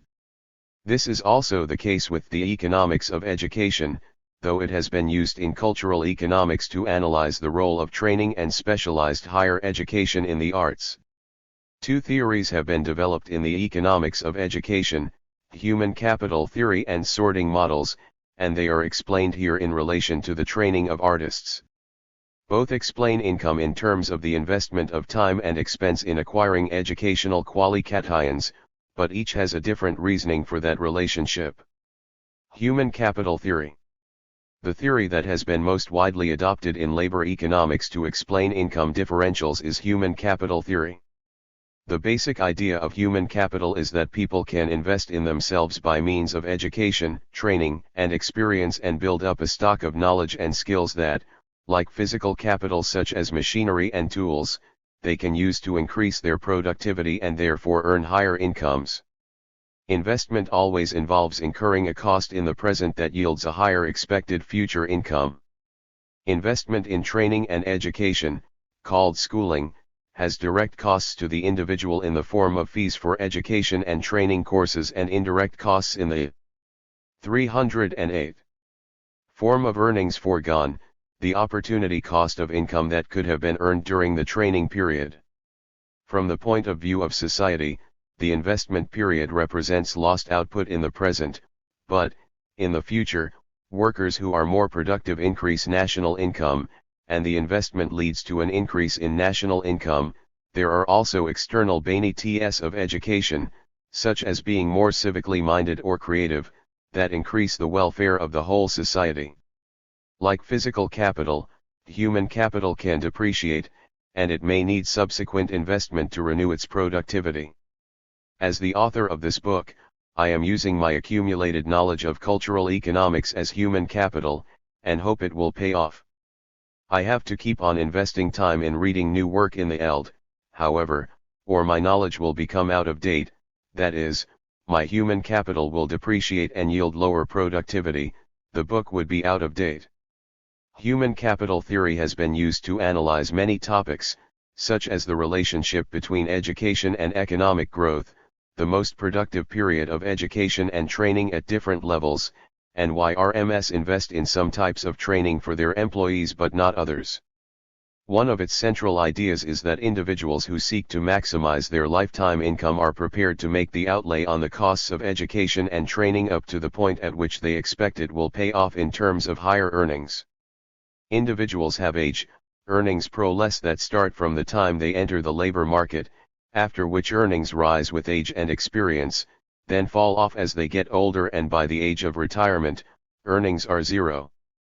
Those individuals who have more years of schooling earn more at every age after entering the labor market. The theory envisages that individuals make a calculation of their expected lifetime earnings discounted into the present. See the section on cost, benefit analysis in Chapter 7 for a full explanation, and also of their discounted costs, which mainly occur at the outset in this case, and assess the rate of return they expect to get from their investment in education, schooling. This is called the private rate of return, and it can be compared with the rate of interest that would be obtained instead from investing the sum spent on the outlay on schooling in some form of saving, for example in a savings account or in stocks and shares. Analogously, society can calculate the social rate of return from its investment in educational facilities and compare that with investment in other social projects such as healthcare. A government would do this in making a cost-benefit calculation about subsidies to education and training. Human capital theory recognizes that some people have advantages that mean they need to invest less in formal schooling, some have greater inborn or 309 innate abilities, such as musical talent, or have a family background that already makes it easier to enter a particular profession, being a member of the Bach family. Empirical studies of artists' incomes have shown that it is these innate abilities that dominate earning power in artists' labor markets, see Chapter 12. Specie and general training. One of the topics analyzed in human capital theory is the nance of training, which may take place on the job training, or outside the workplace, for example, in a college or university, known as formal training. Training is identified as general or specie. General training prepares the worker to perform tasks that are general in nature and would be useful to any employer, in a variety of occupations. Specie training, by contrast, relates to tasks and skills relevant only to one employer. The theory predicts that an employer would have an incentive to nance specie training, because he or she could appropriate the benefits of the trainee's greater productivity, but the employer could not capture all the benefits of general training and so the individual worker would have to pay for it. Alternatively, the state could provide general training if it is held to have strong external effects or be essential to effective membership of the society. Literacy is an example. This topic is relevant to cultural economics because it relates to arts training and the supply of trained artists. Most will have received general, formal training that makes them employable in a variety of occupations. For most Europeans, that training is provided at below cost in a state-subsidized university or college. It is in fact very difficult to find examples of specie training, and even training that is apparently specie also has an element of general training about it. An example of specie training in the cultural sector is learning dances that are performed by only one dance company. This may explain why formal training predominates. Sorting models. By contrast to human capital theory, sorting theory contends that investment in training does not raise income by raising productivity. Instead, two models, the signaling and screening models, which are always paired, constitute what is now labeled the sorting model. Sorting refers to the role of a labor market in matching the supply of work and workers with employers and jobs, and sorting models see education and training as providing certification regarding workers. 310.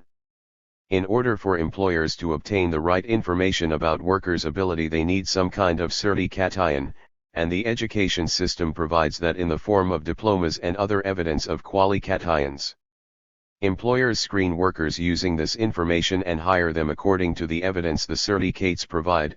According to this view, the education system acts merely as a complex screen but without increasing productivity. For their part, workers signal to possible employers that they have the training and skills to do the jobs the employer is offering. They do so by acquiring formal qualifications that the employer will understand as a signal of their ability. In fact, all they show is that students are prepared to play the game, but they do not test true ability. They just test factors such as the willingness to work hard and how well socialized the student is. These are not necessarily the features that are sought from artists, however. A further prediction of sorting models is that students have the incentive to obtain more qualifications than are necessary to acquire the skills they need in order to try to strengthen their signaling to employers. This results in a waste of resources, including artists' own investment of time and money. It has indeed been widely observed that artists typically are more highly educated, in the sense of having spent more years in formal education and training, than the average worker. Nevertheless, studies of artists' labor markets have found that having certificates and diplomas plays a less important role than is the case in other labor markets. Universities and colleges training artists award degrees and diplomas, but they seem not to provide the kind of information that those hiring them want. Reputation, professionalism, and considerable talent or creativity are what are important in artists' labor markets, and certificates from formal educational institutions are not able to provide adequate information about these characteristics. For one artist's view on this, see box 11.4. This is evidenced by the fact that many performing arts organizations organize their own systems of selection, such as auditions and the services of theatrical agents, and in the creative art form similar screening devices are used, such as inspecting a portfolio of work. Employers may not trust colleges' certification because they produce too many graduates, not all of whom are sufficiently talented. The colleges themselves perform an initial screening function in selecting students, however, and that may carry some weight with employers. It is also worth noting that many artists are self-employed and so do not need to signal to an employer. 311. Competitions, prizes and signaling. Competitions and other ways of selecting prize winners are prevalent in the arts, and one reason is that they provide certification about the winner's ranking and talent as judged by independent experts.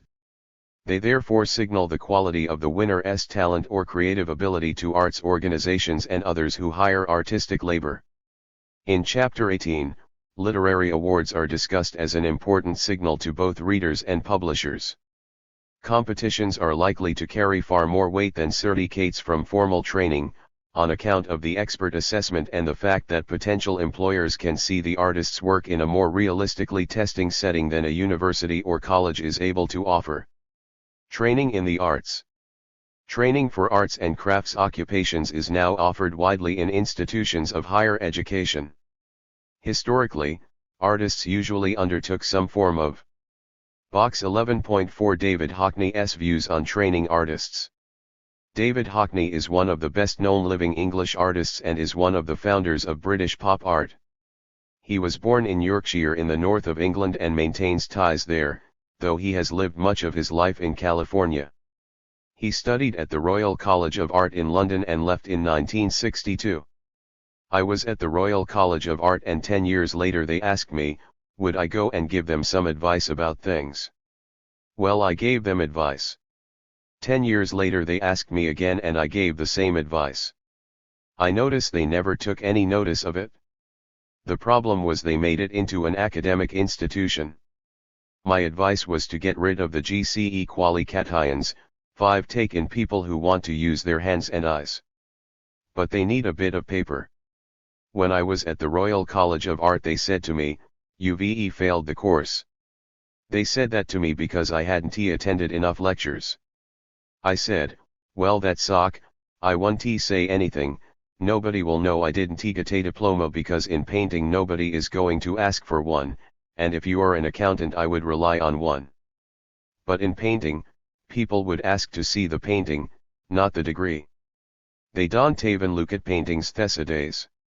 It's only dentists and accountants who give you condens when you see their diplomas. Source, David Hockney, quoted in Towse, 1996, 303. 5 former UK school examinations required as entrance for higher education. 312. Apprenticeship and / or on-the-job training, for painters and other visual artists and craftspeople. This meant a long apprenticeship that was typically regulated by a guild working with a master, learning skills on the job. For performers, it meant studying and practicing technique or just picking it up on the stage. Some crafts still have apprenticeships, even in Europe, such as pottery. Opera singers were still studying and living in with a teacher up until the Second World War.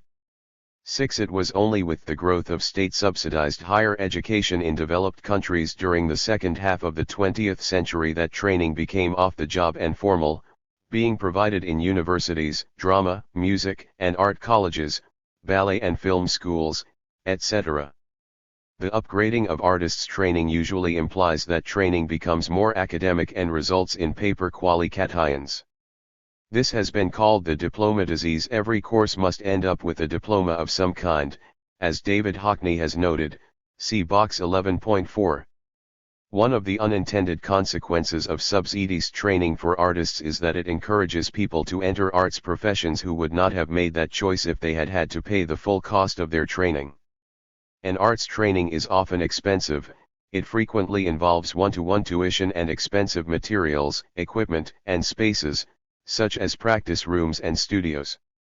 If a prospective artist had to pay the full cost of his or her specialized training, it would have a positive private rate of return only in a relatively few cases of highly paid artists.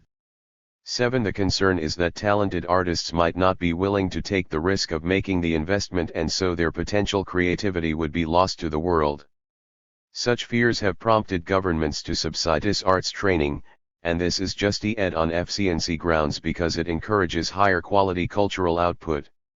As it is very difficult, at least in some artistic occupations, for training institutions to predict potential talent with any accuracy, however, far more artists are trained than would be justified on the above grounds. It can nonetheless be argued that, given the uncertainty surrounding success in the creative industries, it is efficient to train people with lesser talents as a form of insurance. The number of students taking courses that train them for a creative occupation typically exceeds the number that could make a reasonable career, however, and would therefore be hard to justify on the grounds of private or social efficiency. As pointed out in Chapter 10, though, many policies are pursued not for efficiency reasons but for equity reasons, to give everyone equality of opportunity. Thus many students are admitted to arts training courses who do not stand a good chance of making a career in the arts because they want to try, and it is felt that they should have the opportunity. This is costly to society, but, as Chapter 12 shows, there is not necessarily a very high financial penalty for an individual's failure, apart from the disappointment individuals experience when faced with the recognition that they are not going to succeed. All of the above begs the question of whether sufficient training can produce talented artists and substitute for innate ability when that is lacking. If we were to take an extreme view that talent alone determines an artist's career and earnings, investment in schooling would not be worthwhile. By definition it could not raise productivity, and no certificate would be needed to prove talent. Casual evidence from the biographies of artists runs counter to that view, however, as many highly talented artists have trained at an art, drama, or music college. Of course, this could be for institutional reasons, and we may question whether an alternative organization of training, such as on-the-job training or learning by doing, could have yielded the same results. Artistic motivation. The economics of education presented above makes neoclassical assumptions that workers are motivated by financial reward. This may well not be the case with artists, and, indeed, the excess supply of labor in the arts and low earnings can be cited as evidence supporting this view. Nonetheless, it is important to understand what rewards artists do respond to, because, as pointed out in Chapter 10, governments seeking to improve the quantity and quality of the arts and cultural output are mostly restricted to offering financial grants. The last section in this chapter on the theories of artists' labor markets is therefore devoted to what cultural economics has to say about artistic motivation. Bruno Frey is one of the few cultural economists to have offered a theory of creativity and artistic motivation, adopting from social psychology the theory of intrinsic and extrinsic motivation, which he applies to the question of how workers, including artists, are appropriately rewarded.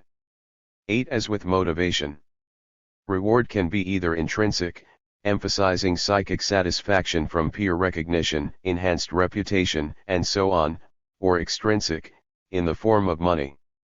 Frey's theory is that, unless intrinsic motivation is met with intrinsic reward, there will be crowding out, incentive and reward must be matched. So, for example, an artist who is driven by inner motivation is not only not stimulated to produce work by monetary reward, he or she could even be demotivated by it. The classic example of this response is blood donorship. People are motivated by a sense of civic duty to give blood, but if there is monetary payment, an extrinsic reward, for it, many civically minded, intrinsically motivated, people would feel insulted and not donate. Artists, according to this theory, are more likely to be satisfied with intrinsic reward, and this makes the task of giving them incentives to create by means of cultural policy much more difficult. Awards and honors are one way a government can offer intrinsic reward to artists. Grants to artists.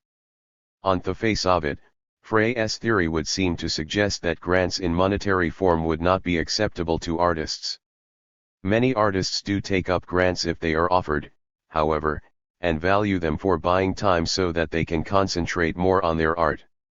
One explanation that is consistent with Frey's theory is that grants are often awarded by panels of artists or other experts in the field, and this means that there is intrinsic reward, peer recognition.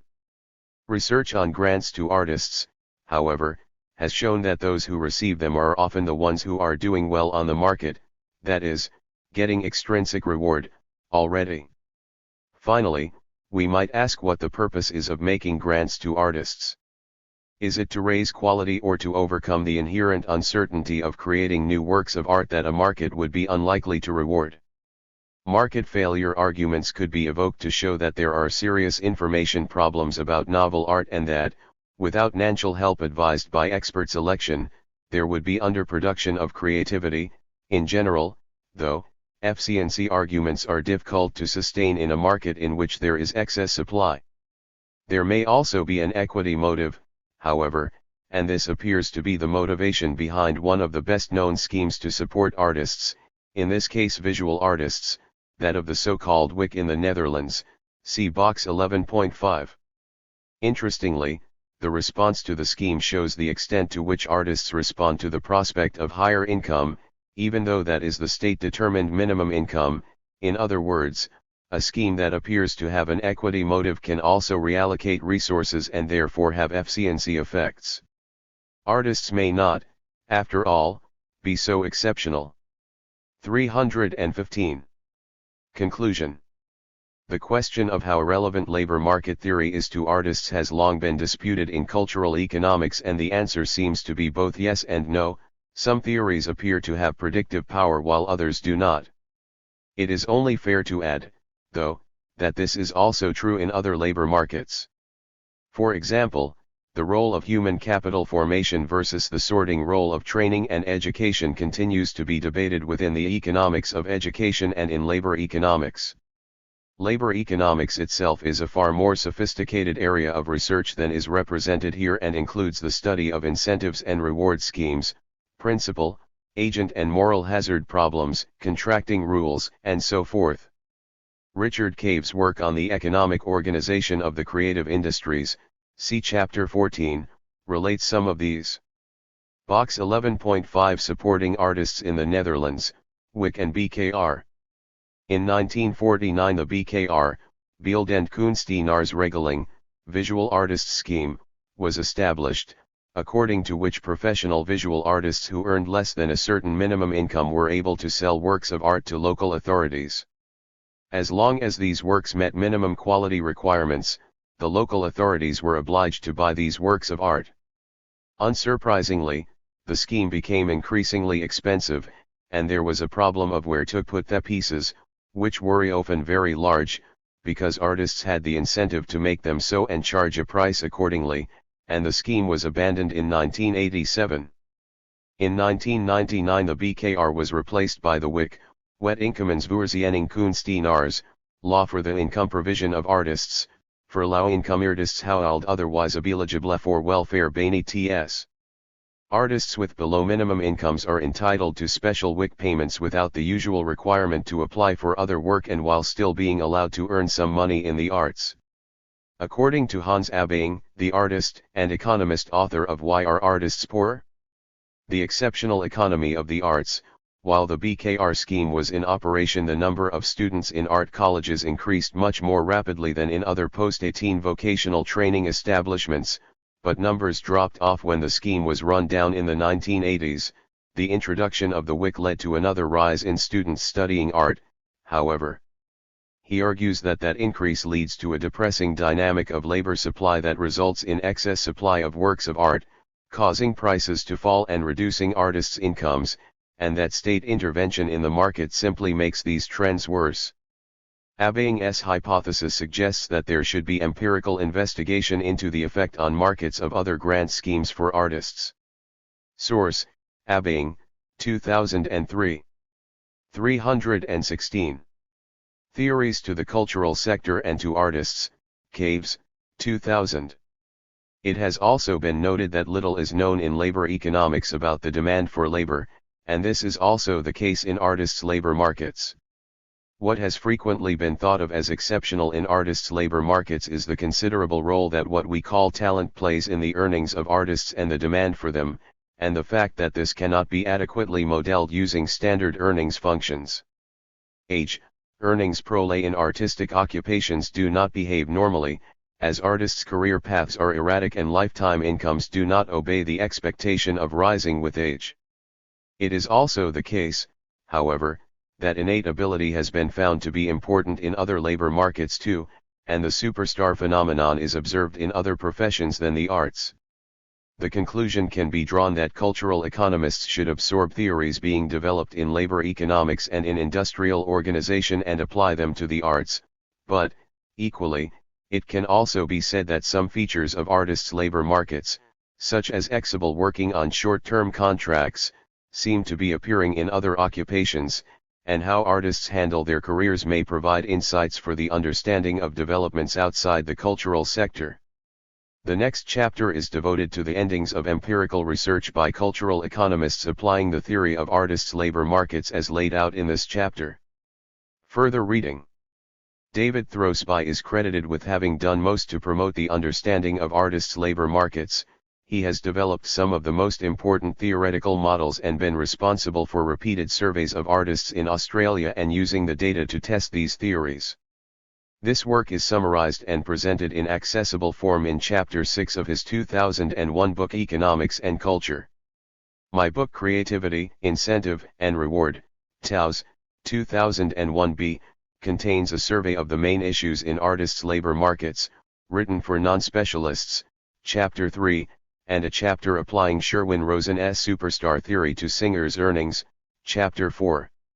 I have also contributed a chapter to the Victor Ginsburg and David Throsby Handbook of the Economics of Art and Culture on Human Capital Theory, THIRD-WORLDISM, 2006b. This and other chapters on artists' labor markets in Part 8 in that volume were written for professional economists, however, and are difficult reading. Hans Abing's 2002 book Why Are Artists Poor? Also presents these theories in accessible form, with the addition of his own observations. 317. Several chapters in my Handbook of Cultural Economics, THIRD-WORLDISM, 2003a, summarize research on particular topics in this field. Françoise Benhama has done important work on European cultural employment, which she refers to in her survey chapter on artists' labor markets, Chapter 7. Nacho Wittgenberg has contributed a Chapter 9 on awards, while Gunther Schultz covers superstars, Chapter 53, and Abing writes on support for artists, Chapter 55. Tyler Cowen, 2000, also tackles the role of superstars in his book What Price Fame? 318. 12 Economics of Artists' Labor Markets, Empirical Research. Interest in the facts about artists' incomes and employment began with Baumol and Bowen's analysis of the causes of rising costs in the arts, and empirical research on artists' labor markets therefore became an integral part of testing Baumol's cost disease, with its proposition that it is labor costs that are responsible for rising costs. It seems that Baumol and Bowen themselves were the RST researchers to gather data on performers' earnings and employment characteristics in their 1966 book, in which they used U.S. Census Bureau and Bureau of Labor Statistics data. This triggered various types of data collection and analysis of artists' labor market behavior, which are investigated in this chapter. Data sources and research methods. In terms of the collection of data, in the United States, the National Endowment for the Arts has regularly published data on incomes, employment, and unemployment of a broadly defined set of artists since 1976. In Australia, the Australia Council for the Arts published the RST of a series of surveys of artists in 1983 and continues to do so in collaboration with David Throsby. The Finnish Arts Council undertook a series of detailed investigations from the late 1980s and through the 1990s into the economic conditions of specific artistic occupations using tax data.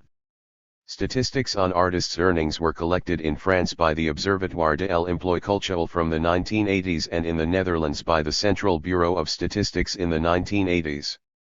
I carried out a survey of artists' earnings, training, and work conditions in Wales, the RST in the United Kingdom, in 1990, which was followed by O'Brien and Feist's analysis in 1995 of employment in the cultural sector using the 1991 UK census data.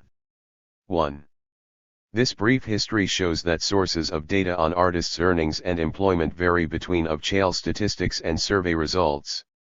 Both have advantages and disadvantages and demonstrate the difficulties of economic research into artists' labor markets. Research methods depend upon what data are available, and these data may or may not be suitable for answering the research questions posed by the theoretical analysis of artists' supply decisions presented in Chapter 11.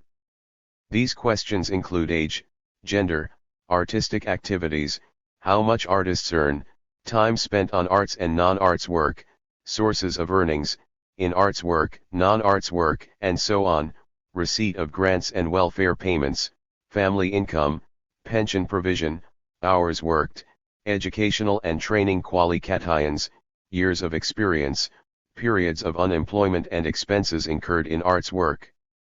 It is also the case that there is no uniformity in defining the artist population. Work by cultural economists has mostly concentrated on artists supplying the high arts. Interest in the creative or cultural industries has recently broadened out, however, to research on workers in these industries, creative or otherwise. The situation therefore resembles that in the measurement of the size and scope of production in the cultural sector examined in Chapter 2. This chapter goes into some detail about these problems and offers guidance as to how to go about research in this area. Then the main endings of research by cultural economists are presented, followed by an evaluation of what we know and do not know about artists' labor markets. Problems with of-chain statistics. The choice of research methods depends in the RST instance on the availability of data. Governments conduct various statistical surveys and censuses on population characteristics, age, gender, ethnic background, size of household, marital status, location, occupation of head of household, and so on labor, occupation, age, place, and duration of employment, training and education, earnings, employment by sector and size of RM, unemployment, and so forth. A census takes information on basic characteristics from everyone and samples, say, 1 in 10 to ascertain further details. Government statisticians are expert in extrapolating trends and at analyzing and predicting changes, and they have relatively large samples to work with. Moreover, they can require compliance by law. They classify data for their own purposes, though, and this is not necessarily in the way that cultural economists would choose, and this has led to problems for research into artists' labor markets. 320. Researchers on artists' labor markets have encountered the following problems with of-chain statistics. Many artists and craftspeople are self-employed and therefore do not appear in employment statistics because they are not employed by anyone else. Self-employed people do not appear in unemployment statistics because someone cannot not employ him or herself. Workplaces with below a certain number of employees may not be included in an employment survey, thus excluding many. Businesses in the arts and crafts, which typically employ only a few workers, people who work only part-time hours or who earn below a certain amount do not qualify for enumeration. Part-time workers or people who do not work frequently not throughout the year do not qualify for unemployment insurance or for a state pension scheme. Censuses or surveys may ask questions only about household income, not about individual income. Data from tax of CES, which is reliable on incomes, is often protected and confidential and not made available to any outside body, including other government departments, and censuses and surveys are conscious of the time it takes to complete the inquiry, and the cost too, and therefore keep questions to a minimum. The result is that not all the information the researcher would like can be collated for specific artist occupations. Another problem with of-chale statistics for economic research on artists' labor markets in countries with relatively small populations is that there may not be enough individuals in any given category to ensure statistical significance.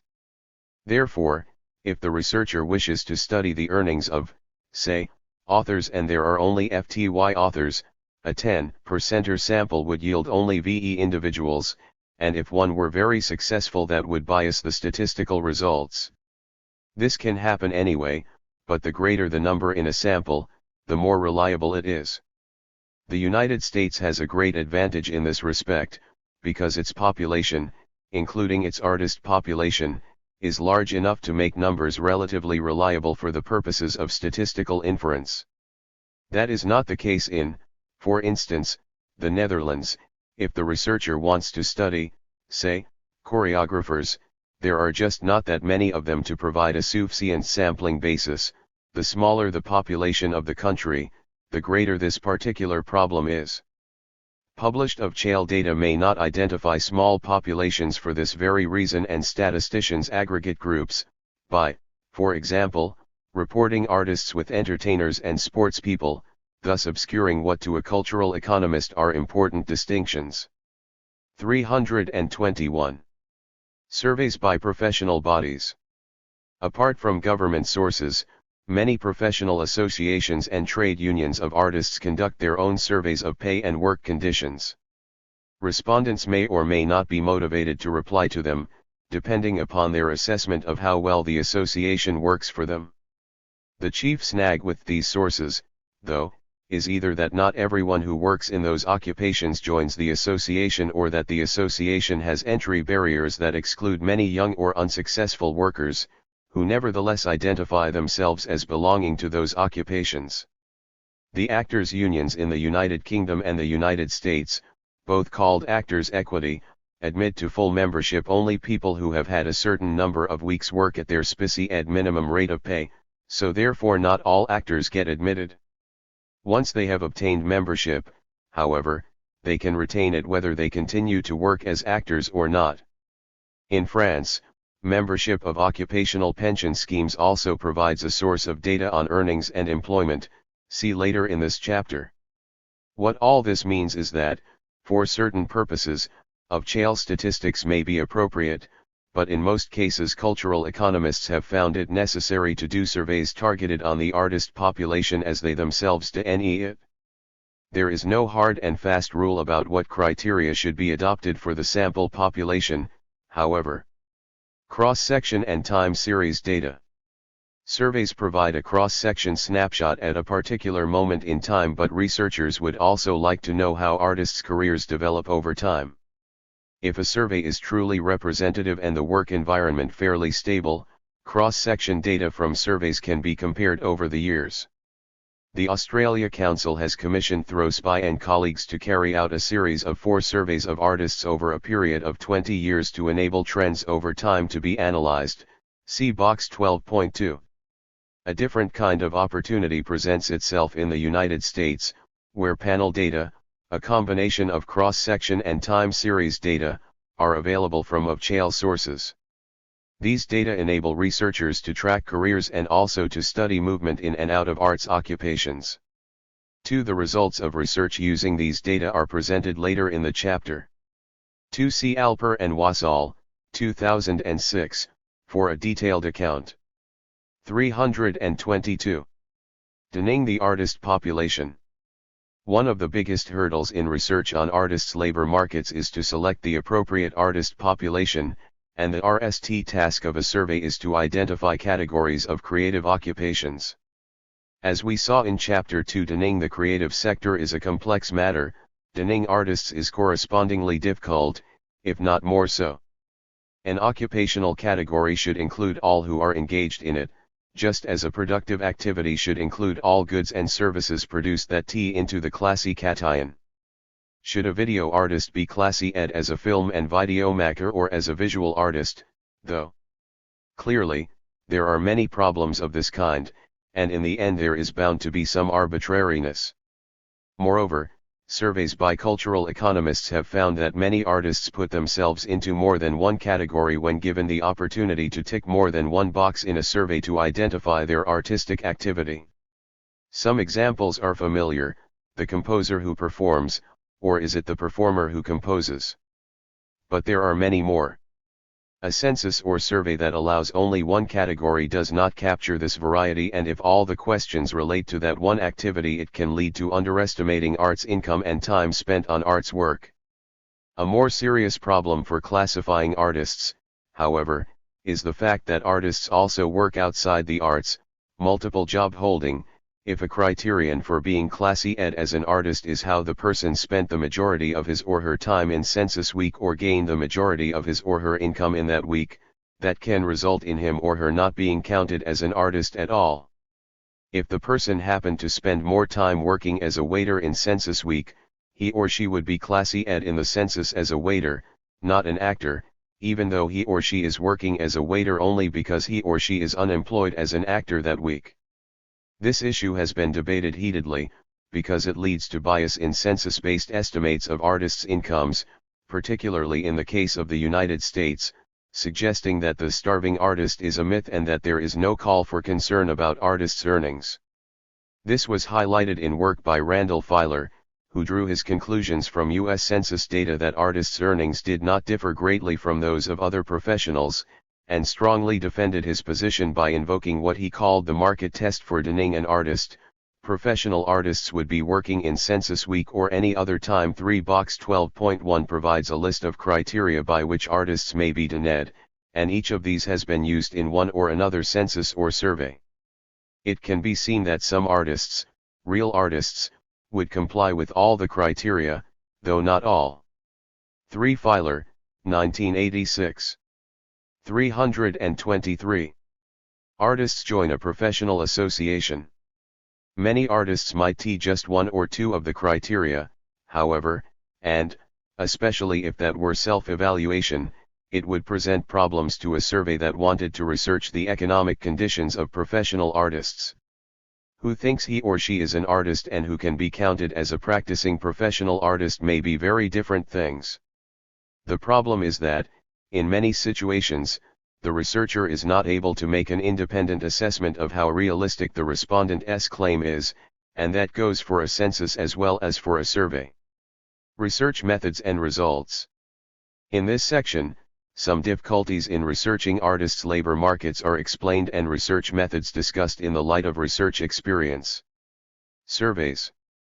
While an off-channel census is likely to be more reliable than a survey by a researcher, because governments employ specialized social statisticians and may exercise powers of compulsion in getting responses, the downside is that the categories used may be inappropriate or outdated. On the other hand, surveys frequently suffer from low response rates and may be partial. Typically surveys mail a questionnaire or use telephone interviews, though nowadays email surveys are. Box 12.1 Criteria for defining artists according to Frey and Pomerany. Bruno Frey and Werner Pomerany's 1989 book Muses and Markets identifies 8 criteria that may be applied in order to determine who is an artist. The amount of time spent on artistic work. The amount of income derived from artistic activities. The reputation as an artist among the general public. Recognition among other artists. The quality of artistic work produced. Membership of a professional artists group or association. A professional qualification in the arts, and the subjective self-evaluation of being an artist. Source: Frey and Pomerany, 1989, 47. 324. Also successfully used. Specialist social survey RMS are expert at getting the best response rates, but they are expensive. Non-specialist researchers may get low response rates, and then reliable inferences cannot be drawn from data, though one all too often sees that they are. Contacting artists. A survey requires information on the artist population to be sampled and some means of contacting individuals, such as an address or telephone number. Often this has to be secured through professional associations or trade unions, because they are the only bodies with the necessary contact information. For the reasons given above, this can introduce bias. If the direction of the bias is known, for example that only very successful artists are admitted to a particular association, then any results from a survey using its members will have an upward bias for income and other questions, such as hours of work, and this can affect the inferences that may be drawn from them. Non-response. Some people do not reply to surveys or, more damagingly, do not receive them because they have moved away from the contact address or telephone number. This can be problematic when a mobile group is concerned, and many performers seem to be difficult to contact. This is also a problem for workplace surveys with a mobile workforce, though.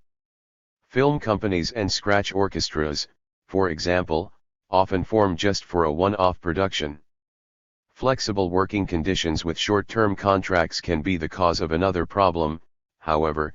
Doubly counting of the same people working in many different organizations can make it seem that there are more workers in the artist population than there in fact are. It is because of these difficulties that, to date, there are few good data on the economic and social characteristics of artists. One of the most successful accomplishments in the collection of data on artists is the repeated surveys of artists undertaken by THIRD-WORLDISM, with various co-authors. In Australia, the main endings of the 2002 survey are reported in box 12.2. These results, apart from the actual numbers reported, are typical of all the other surveys that have been carried out into artists' labor markets. Interpreting research endings. Having obtained the data, the next stage of research is to interpret the endings, and this can be done in several ways: descriptive statistics, such as percentages, basic statistical operations, the best known of which is probably taking the 325 average of all observations, or as the basis for analysis using more sophisticated statistical techniques to estimate an equation that is drawn from theory. This could mean testing for a correlation, A and B are related, or for causation, A causes B. All these operations have been applied to data on artists' labor market behavior, as may be seen later. Another way of interpreting the data is by contrasting them to known characteristics from the wider population. So, the statement is often made, for instance, that artists have higher than average years of education and lower than average incomes. The control group with which these contrasts are made could be everyone in the country or with a specie group, say other professional workers. Box 12.2 The 2002 Survey of Artists in Australia, main endings. There are about 45,000 practicing professional artists in Australia. The term practicing professional artists includes artists who are currently active or who have been active in the past VE years. The professional aspect limits the survey to those artists who operate at a level and standard of work and with a degree of commitment appropriate to the norms of professional practice within their art form. This excludes hobbyists and amateurs. This survey covers the following categories of practicing professional artists: writers, visual artists, craft practitioners, actors, directors, dancers, choreographers, musicians, singers, composers, and community cultural development workers. Between 1988 and 2001, the growth rate in the number of artists has been 2 to 3% per year. On average, artists tend to be older than the general workforce or the total population. This is attributed to the time it takes for an artist to become established and the long careers of artists beyond the average retiring age of the workforce. The average, mean, age of artists is about 46 years. Writers and composers are the oldest groups on average, with a mean age of 49, dancers make up the youngest group, with a mean age of 31. The numbers of practicing professional artists in the survey was evenly split between women and men.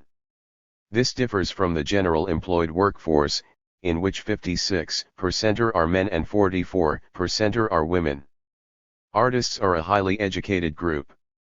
3/4 have had formal education in a university, college of advanced education, teachers college, TAFE, technical and further education, or specialist artist training institution. 4 out of 10 have had private training. Almost 2/3 of all artists work at more than one job, 56% hold 2 jobs and 7% hold 3 jobs. Overall, 43% of artists are engaged in some work in an arts-related field, and 1/3 do some work in an area not related to the arts. Source: Throsby and Hollister, 2003. 326. One particular point refers to the reporting of artists' income data. Because the distribution of income due to the superstar phenomenon is very uneven, with many low-income earners and a few very high earners, taking the mathematical average, or mean, of all the respondents' incomes would bias the results upwards.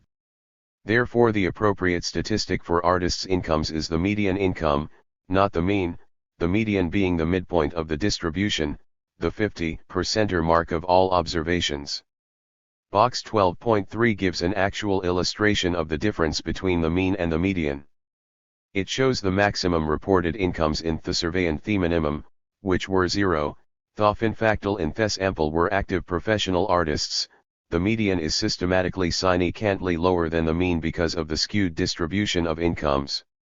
Collectively bargained rates of pay by trade unions. As mentioned earlier, artists' professional associations and trade unions commission surveys of their members, and the resultant data provide a source of information on earnings in specific occupations. The unions may use this information to bargain with those who employ artists' services. Collective bargaining is common in the performing arts, especially in the United Kingdom and the United States, where artists are subject to market forces. The trade unions, such as those for musicians, actors, dancers, and so on, seek to ensure that a minimum hourly wage rate is paid to their members and to agree a closed-shop deal with the relevant employers, theater and concert managements for live performance, and broadcasters and film and sound recording makers for recorded work, in an attempt to prevent them from undercutting the agreed minimum by hiring non-union artists. Box 12.3 Mean and Median Incomes, Survey of Artists in Wales, 1992. Visual artists, maximum income equals £60,000, minimum income equals £0. Mean income equals £4,475. Median income equals £1,000. Writers, maximum income equals £33,000, minimum income equals £0. Mean income equals £4,346. Median income equals £100. Actors, maximum income equals £60,000, minimum income equals £0. Mean income equals £7,376. Median income equals £2,835. Musicians, maximum income equals £24,500, minimum income equals £0. Mean income equals £4,514. Median income equals £1,900. Source: TOWse, 2001b. 327. Surveys of performers have found that, in many cases, it is only the minimum wage that is paid. This may even apply to well-known actors, including film stars, who choose to work in a live stage production. The top stars, often in musicals, can negotiate their own terms individually, which may well include a share of box of CE receipts or of pro TS. It is very difficult for researchers to obtain information on this type of artist, however. State-employed artists. When artists work for state or local authority-owned arts organizations, there are institutionally set rates of payment and hours of work, which vary according to rank. For performers, say a principal singer, dancer, actor, or instrumental soloist, and according to length of service in line with other public servants' pay and conditions. This information may be publicly available, and rates of payment are certainly well known by the artists' organizations. German theater statistics, for example, are regularly published by the Deutsche Urbernenverein and include this information. If there are well-established posts for certain types of artists, say AXED size of the corps de ballet or positions in an orchestra for oud players, and their rate of payment is known, Information on artists' earnings can be obtained direct from the accounts of the arts organizations themselves. Finally, if the researcher has access to the tax returns of artists, as was the case with the Finnish studies referred to above, and in Chapter 18, they can provide reliable data on earnings and tax-deductible costs of materials and equipment, which can be very high for some occupations, such as potters and jewelers. Even so, there may nevertheless be problems with the classification and definition of artists, as explained earlier. Results of research on artists' incomes and employment. In this section, the results of research on artists' labor markets on incomes, employment, and other features are presented, drawn from research in various countries using different research methods and data sources. Incomes. Probably the longest-running research collecting and analyzing data on artists' incomes is that done by the NIA in the United States. Table 12.1 shows median earnings for 2004 for the chosen artistic occupations, using 328 data drawn from the Bureau of Labor Statistics. It shows that art directors were the highest paid artist group and dancers the lowest paid. The NIA, 2008, report also provides information on the percentage of persons in the various occupations who were self-employed. Writers and authors top the bill, with 68% followed by artists, NE artists, multimedia artists and animators, 62%, photographers, 59%, music directors and composers, 45%, and musicians and singers, 41%. The report also calculates the secondary job holding rate amongst these occupations. The overall average is 13%, but this is undoubtedly biased downwards by the inclusion of architects and designers, whose rates of secondary job holding are low. At the high end, 32% of musicians and singers had a secondary job. Moreover, the GRs in Table 12.1 are based on the census definition of the market test. As explained earlier, it is therefore to be expected that survey-based GRs on secondary job holding would be higher and incomes would be lower. Table 12.1 U.S. artists, annual median earnings, 2004, U.S. dollars. Architects $60,300. Landscape architects $53,120. Art directors $63,840. Fine artists, e.g. painters, sculptors, 38,060. Multimedia artists and animators 50,360. Commercial and industrial designers 52,310. Fashion designers 55,840. Floral designers 20,450. Graphic designers 38,030. Interior designers 40,670. Actors 23,460. Producers and directors 52,840. Dancers 17,760. Choreographers 33,670. Musicians and singers 37,130. Announcers 22,130. Writers and authors 44,350. Photographers 26,080. Source, NIA, 2008. For NIA, 2008.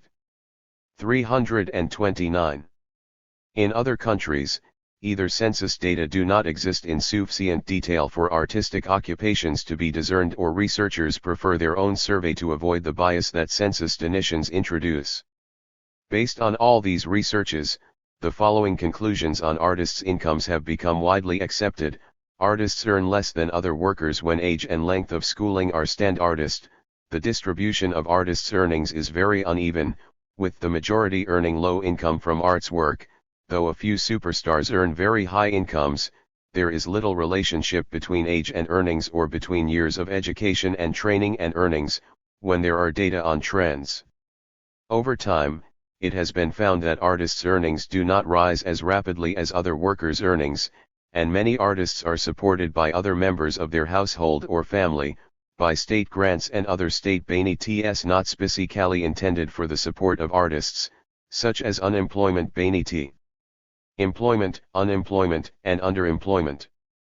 The 2008 NIA report referred to above contains data on the employment and unemployment of artists and tracks the GERS over the previous 4-year period, showing that the rate of unemployment had fallen but that it was more or less in line with that for other workers, albeit twice as high as for other professional occupations. As with the reported income data, the NIA endings are biased upwards by the inclusion of occupational groups, architects and designers, who enjoy more stable employment conditions than other types of creative artists. Performers' rates of unemployment are especially low. In the US data, actors had a reported unemployment rate of 25% in 2005. Surveys of artists in other countries have found that unemployment of artists is higher than the national rate and also that there is both voluntary and involuntary unemployment. It is important to clarify what these terms mean, because they are defined differently in different countries. When many persons are self-employed, the concept of unemployment is not easy to characterize. Self-employment may in fact be a choice that the artist makes for his or her own advantage. In the United Kingdom, for instance, self-employed performers can offset travel expenses for tax purposes, which they could not do if they were employed. It may also suit arts organizations better to employ self-employed artists, because then they would not have 330 to pay their pension contributions and other such expenses associated with employment, and, of course, these are considerations that vary between countries depending upon institutional arrangements, as we see below. Even for people who are employed, though, the number of hours they work may be voluntary or involuntary. Many artists would like to work more hours or weeks than they are able to because they cannot do sufficient work, and this applies also to self-employed artists. Economists call this underemployment. A related further complication is that some people may choose underemployment over working more hours in another occupation because they have a strong preference to spend their time in their chosen arts occupation. Whether they can do so and still collect unemployment compensation depends upon the institutional arrangements in a particular country and the way the authorities there treat unemployment. In some, workers are permitted to work a few hours and still be eligible for unemployment benefit. There are also many types of schemes that are not specifically targeted on artists that assist them in different ways. Examples are schemes to encourage rural development or depressed areas that are open to artists, and loan schemes to encourage entrepreneurship that can benefit craftspeople. Surveys of artists have turned up evidence for a variety of arrangements that support artists one way or another. One of the main issues, therefore, is, what incentive do artists have to declare themselves unemployed and what are the consequences? In the United States, the classification of unemployment is done as part of the census and so follows the same logic as was discussed above in relation to occupational classification. It is not a voluntary choice. In the United Kingdom, workers who are eligible for unemployment benefit compensation register voluntarily and may then be required to apply for work outside their chosen occupation. This would increase their hours of non-arts works in relation to arts work. We saw in box 11.5 that artists in the Netherlands under the WIC income support scheme are exempted from having to take on non-arts work. There is also the matter of how long workers are eligible for unemployment benefit or other social benefit payments. In some countries it lasts much longer than others. Moreover, multiple job holding complicates all these arrangements. Surveys of artists by cultural economists are able to explore the question of underemployment by asking artists if they have been able to work in their chosen artistic occupation as many hours as they would like to, and many report they are not, that is, they are underemployed in the arts, even though they may be working full-time by taking arts-related or non-arts work. 331. Box 12.4 provides details of the unemployment scheme for performing artists in France. Similar schemes are to be found in some other European countries. Having occupational schemes is a fundamentally different way of organizing unemployment compensation from the universal type of scheme that pays unemployment benefit to all workers who qualify, regardless of occupation, as, for instance, in the United Kingdom. As the data from Menger and Gergend, 1996, in box 12.4 show, it has led to an interesting moral hazard problem. Other schemes that support artists, like France, Germany, and Italy and several other European countries, have institutional arrangements, such as guaranteed employment after having worked for an employer for a set period, 15 years in Germany, or pensions that support early retirement, and these assist older artists. In the United Kingdom and some other countries, though, surveys of artists have found that a majority of artists do not subscribe to voluntary pension schemes. Box 12.4 The Performing Artists Unemployment Insurance Scheme in France in the 1990s. In France in the 1990s there was a special scheme of unemployment insurance for performers as part of occupational unemployment insurance provision. It was an occupational unemployment compensation scheme, financed by contributions from employees and employers in the sector. Performers who had worked for a given number of hours in the year were entitled to join, and the duration of their unemployment compensation payment depended upon the number of hours per year they had accumulated. When they were employed in non-performing arts work, those who had spent more than half their total hours working in the performing arts were counted as performers, and it mattered not whether they were employed or self-employed. The payment during periods of unemployment was a percentage of the hourly wage that the performer had been earning plus a XED daily amount. While receiving this compensation, the performer could take up short-term work contracts, though, during them, he or she did not get the unemployment payment, and thereby accumulate entitlement to the next round of unemployment. Not very surprisingly, the performer's unemployment scheme experienced a decit, which had to be financed by other occupational unemployment insurance funds. Analysis by Pierre-Michel Menger and Marc Gergand of the data from the Performing Artists Unemployment Insurance Scheme shows that the number of beneficiaries rose more than V-fold from 7,089 in 1990 to 38,250 in 1992, with the number of compensated days rising from 1.75 million to 11.26 million between these 2 years. Source: Menger and Gergand, 1996. 332. And, especially for self-employed artists, this can lead to problems when they retire or are incapacitated. Special schemes have been set up to encourage artists to make provision for their retirement. There are also schemes for retraining dancers, who typically do not work after their late 30s. Hours of work. Related to the question of employment is the number of hours that artists work, and researchers have found that artists typically work harder, i.e. put in longer hours, than other workers. This seems historic their work preference for its work and need to multiply hops in order to make ends meet. Women artists don't work as many hours as their male counterparts, however, and this is ascribed to family responsibilities, in particular looking after children. In the next section, I discuss artists' supply functions that analyze what determines the hours of work supplied. Gender. The survey of artists in Australia quoted in box 12.2 found that male artists' median earnings were just over twice their female counterparts from arts work, and when all income was taken into account the median income of males was 1/3 more than that of females. Similar endings have been reported elsewhere. Various hypotheses have been put forward to explain these observations: that females work less than males and are younger, a supply-side explanation, that they are paid less for the work they do, suggesting discrimination, and that the demand for female artists' work is lower than for males, a demand-side explanation. In the performing arts, it seems that there is less work for females than males, with the notable exception of dance, because TV script writers and playwrights new and old write more parts for males. At one time, there was a strong prejudice against women musicians and orchestras were a male preserve, but this has changed and many orchestras nowadays have a large proportion of female players. Careers and levers. Surveys of artists ask them about their career development, but a more systematic way of researching career development is to use time series and panel data. In the 1980s, Randall Filer analyzed what he called the price of failure: persons leaving artistic occupations, presumably because they did not earn enough or succeed in other ways.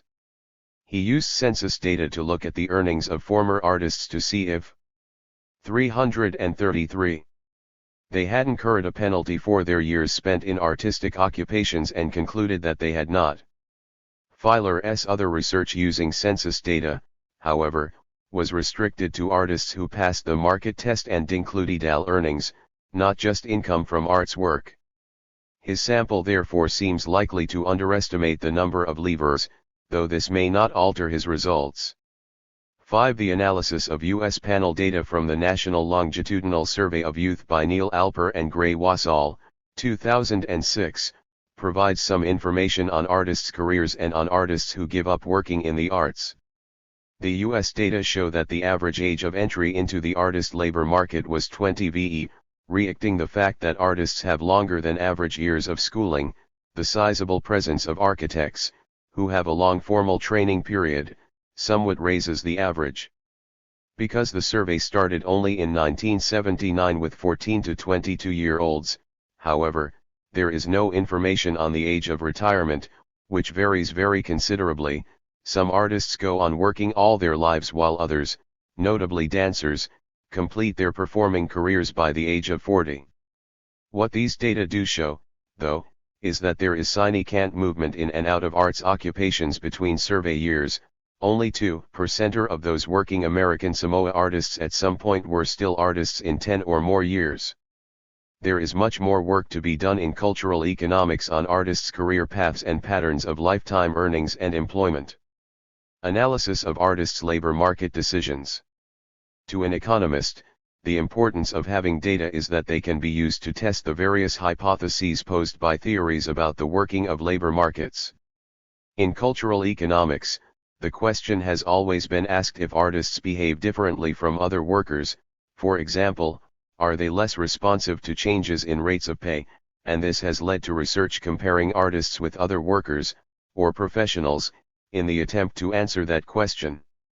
To do so, statistical analysis rather than just description of the data is needed, and, in this section, empirical studies of earnings and labor supply functions are discussed. Earnings functions. Earnings functions were developed in the economics of education in the 1960s to test human capital theory. An earnings function is a formally stated causal. 5 C. Filer, 1990. 334. Relationship between earnings and education, years of schooling, and other variables that are expected to influence them. The hypothesis that earnings depend upon, are a function of, these variables is tested using data on artists' earnings and other variables from census or survey sources. The ideal data for estimating earnings functions would be longitudinal observations on individuals or panel data, but, frequently, researchers have to use cross-section data, especially when they are using data from surveys. The general functional form is where y, earnings or income, depends on the length of schooling, s, the number of years of attending post-compulsory formal education or training, and experience, x, measured as the number of years in the workforce. Variables such as age, gender and ethnic origin, marital status, number of children, and so on may also be included according to what the researcher wishes to know. A is a constant and measures innate and family background effects, and U is the error term. If schooling and experience were important determinants of artists' earnings, the coefficients A and B would be statistically significant. Instead, what is typically found is that A is highly significant, leading researchers to conclude that innate ability, such as talent or early training, is the principal explanatory variable. Comparison with studies of earnings functions of other workers shows that innate ability is more important in artists' labor markets than it is in other labor markets, in which education and experience were found to be significant determinants of income. One of the RST estimates of an earnings function in the arts was that made by Glenn Withers in 1985, using Australian survey data, in which he compared the earnings of artists with those of other workers and concluded that, statistically, artists earn much lower incomes than other workers, which he attributed to the psychic or intrinsic rewards from working in the arts.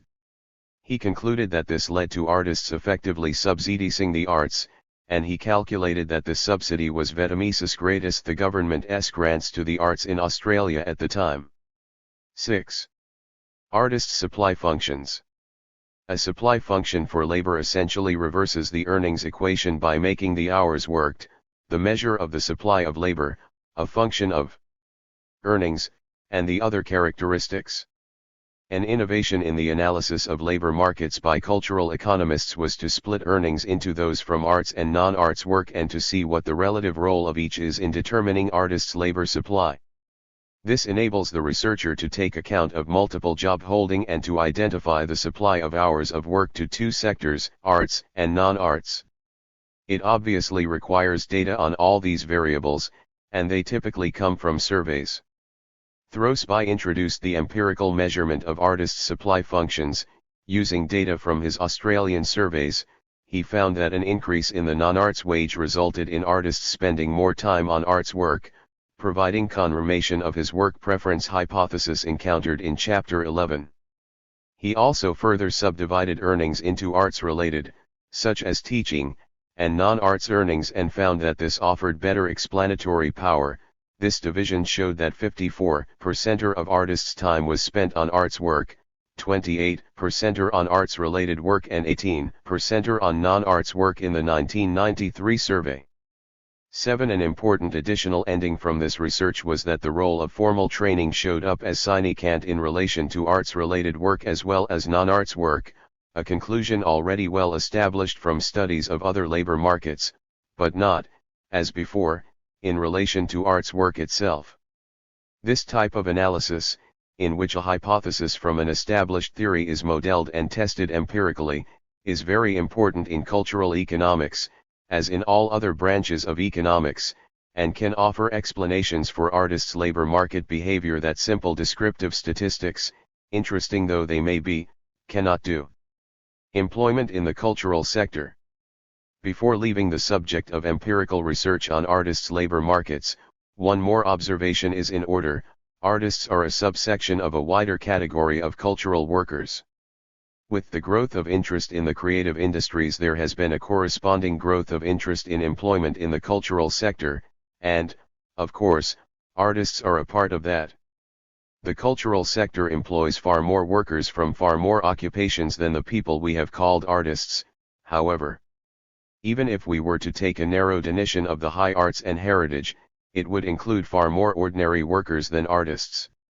For example, there are far more people working in a theater than actors. Some, even many, of these workers are highly skilled and specialized in theater work, but they could also use their general training to work in other sectors. It is equally the case, though, that stage actors can and do work in other types of arts work, such as film and television, in addition to working in the theater.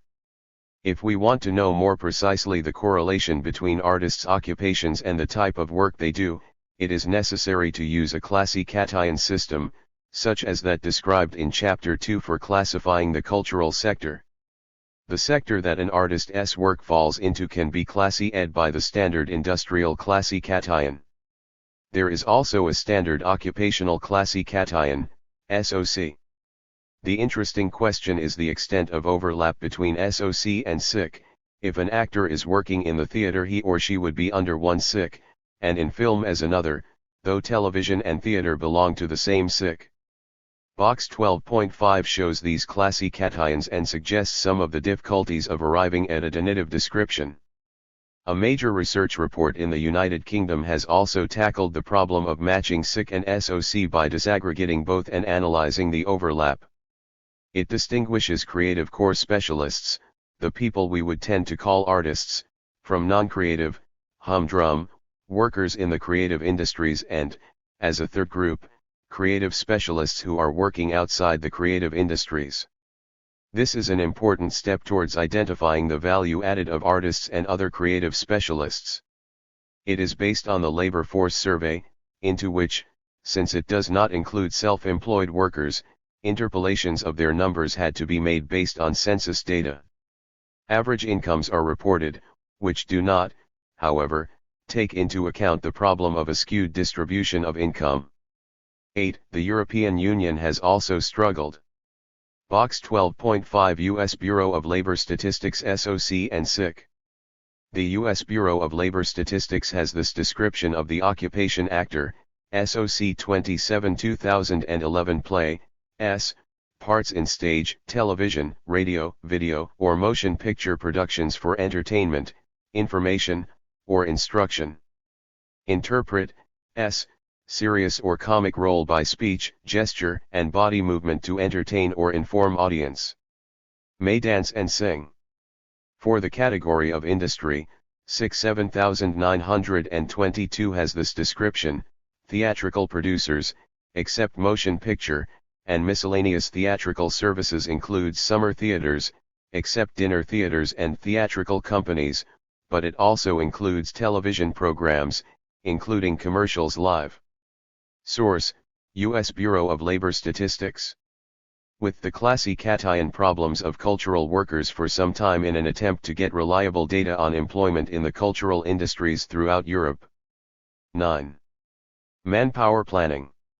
Research by cultural economists has been undertaken for the purposes of trying to understand how artists' labor markets work and what motivates artistic supply.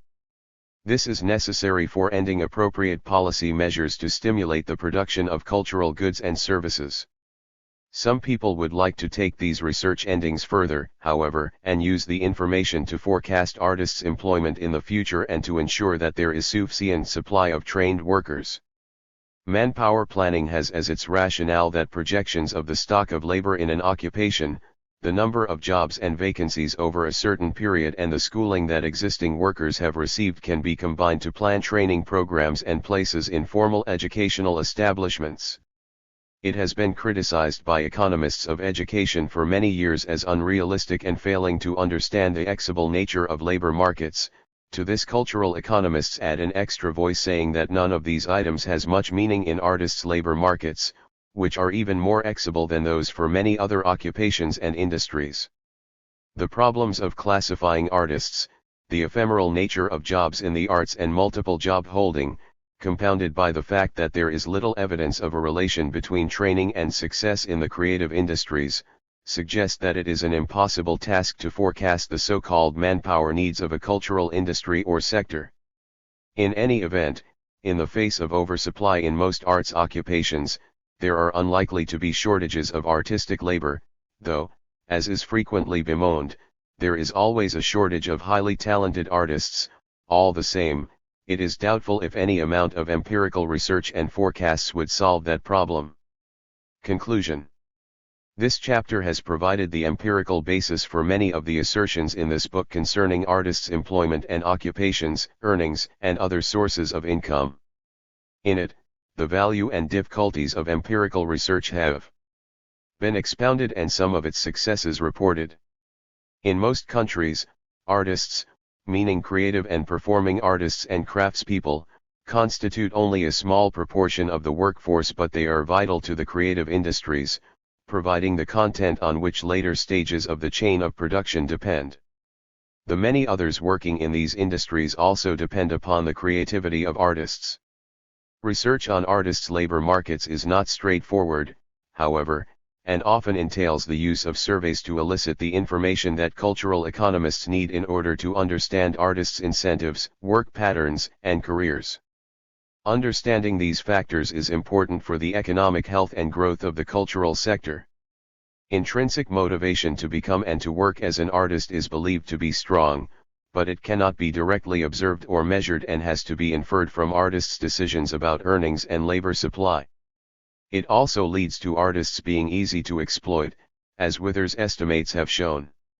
What is widely observed is that artists' supply behavior suggests that they have a strong preference for working in the arts, despite the low earnings and longer hours of work, multiple job holding, and so on. The chance of success, however small, is a great lure as well, especially to the young. Moreover, research has shown that those who give up and leave arts work do not suffer an earnings penalty from having started out as artists. Finally, it can be seen that everything in this and in the previous chapter relates to the supply side of the labor market for artists. This is because there have been no studies of the demand side. Employment data do not tell us what demand is because they do not relate the number of people employed or the hours of employment to the wage rate, nor does manpower planning have anything to do with demand in the economic sense. This failure is not peculiar to research on artists' labor markets, however, and the lack of empirical studies on the demand for labor of all kinds has been noted by labor economists. This is another area for research by cultural economists. Further reading. This chapter deals with practical matters, and the best way to go into the issues more deeply is simply by reading studies by people who have had the experience of them. There are many such studies and you might check up on what is available in your country. I recommend the most recent of the Australian surveys by Towse and Hollister, 2003, which can be 339. Downloaded from the Australia Council's Research Hub, www.australiacouncil.gov.au/research.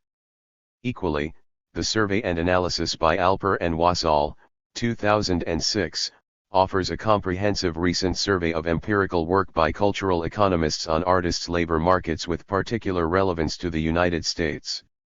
For the United Kingdom, the report by Higgs, Cunningham, and Bakshi, 2008, provides much food for thought on the complexities of measuring creatives' employment and incomes.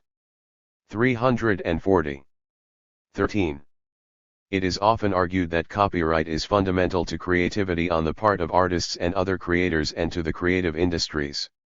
In fact, as we see in Chapter 14, dependence on copyright is one of the ways in which the creative industries are categorized. Why, therefore, is copyright so important, and what are its effects on producers and consumers of cultural products?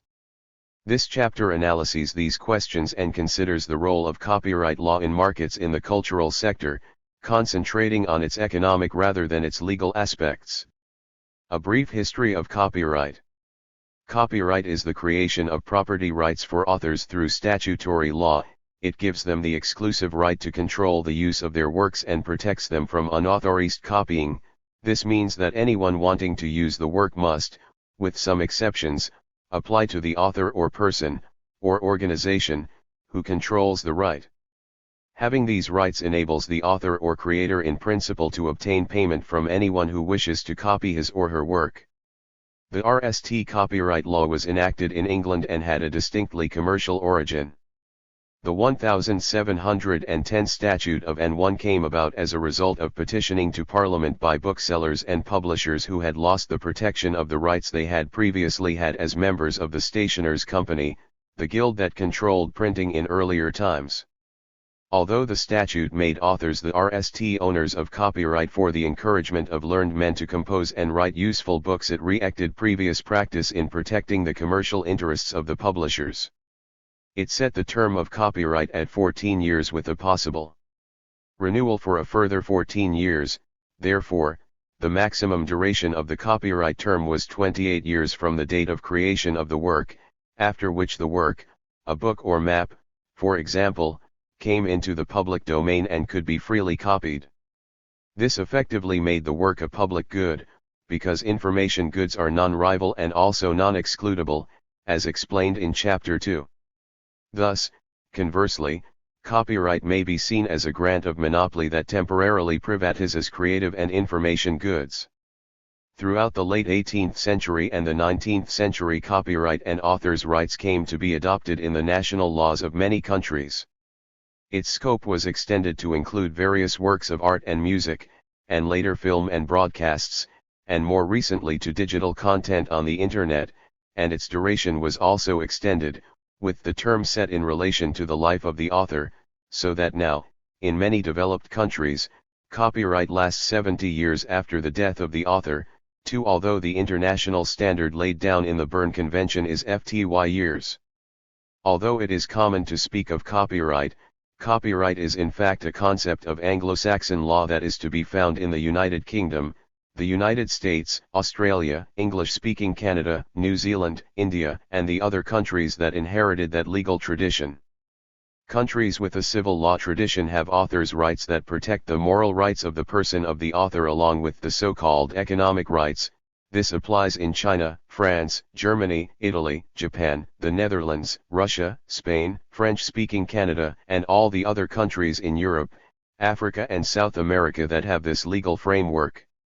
These two traditions coexist in a world of international trade in cultural goods, and compromises have been made to achieve a workable international copyright regime. The RST International Agreement on Harmonizing Copyright and Authors' Rights was the 1886 Berne Convention. Negotiating international agreements is now the responsibility of the World Intellectual Property Organization, a United Nations agency, and there are also other international agreements that relate to copyright and world trade. 3. An international treaty with considerable significance for creators is the 1996 WIPO Copyright Treaty, WCT, discussed below. The process of harmonizing authors' rights and copyright in national laws has also taken place, and continues to take place. 342. Within the European Union, and copyright also features in NAFTA, the North American Free Trade Agreement. Rights related to copyright. Alongside copyright are the related rights, or neighboring rights, as they are also called. These are the rights of performers, the producers of phonograms, sound recording makers, and broadcasting organizations. These rights are not authors' rights or copyright proper, although they are similar in many ways, and form part of the same law. One of the main differences is, or was, see below, that neighboring rights are not exclusive rights and apply to the work from the date of its cessation, not to the life of its creator. In many cases, neighboring rights owners have rights to remuneration only for the use of their works that is managed by collective rights management organizations or collecting societies, as explained later in this chapter. Related rights fall under their own international treaty, the Rome Convention of 1961, which has now been incorporated into and updated with the 1996 WIPO Performances and Phonograms Treaty, WPPT. Other rights. There are some other rights that relate to creators that are not authors or neighboring rights, though they may be part of a country's intellectual property law. A leading example is the droit de suite, or artist's resale right, which is now harmonized throughout the European Union. It entitles visual artists to a percentage share of the resale price of their works of art when resold in public, usually in an auction.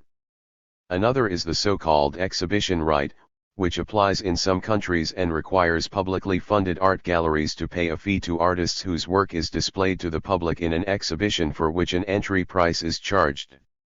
For literary authors, there is the public lending right or library compensation payment, again, not a right, which pays authors whose books are in public lending libraries for the use of their books.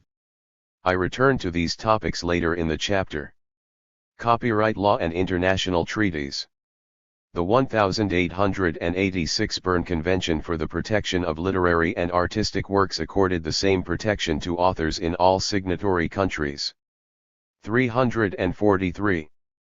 This was an important step in the globalization of protection offered by copyright law, because, previously, nationals had been protected only in their own countries and their works could be, and frequently were, pirated, used without the authorization of the proprietor, in other countries. At one time the Scots pirated books published in England and American publishers pirated British books. There is nothing new about copyright piracy. The Berne Convention has been updated 8 times, most recently in 1979, in order to keep up with new technologies for creating and copying works of art and literature, sound recording, film, radio, TV, video, photocopying, and so on. Box 13.1 has a list of works now protected under the Berne Convention.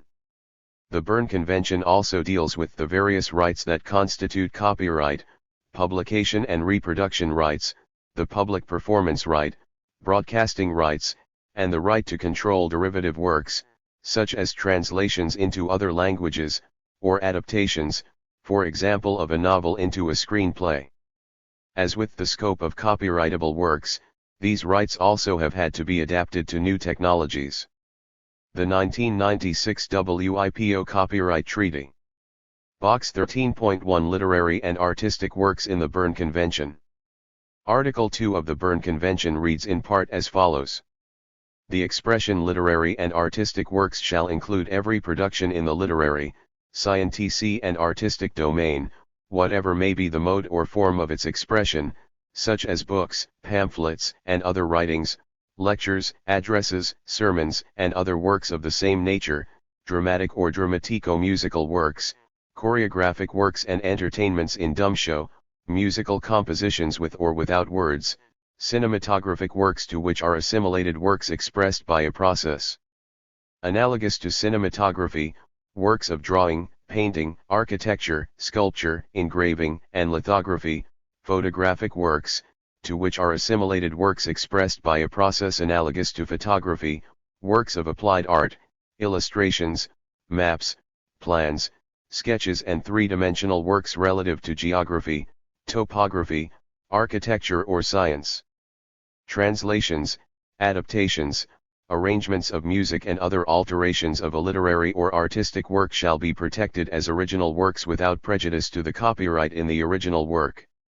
Collections of literary or artistic works such as encyclopedias and anthologies which, by reason of the selection and arrangement of their contents, constitute intellectual creations shall be protected as such, without prejudice to the copyright in each of the works forming part of such collections. Source: WIPO, 2000, 5. 344. Spicicali addressed itself to the Internet as a means of producing and distributing copyrightable works.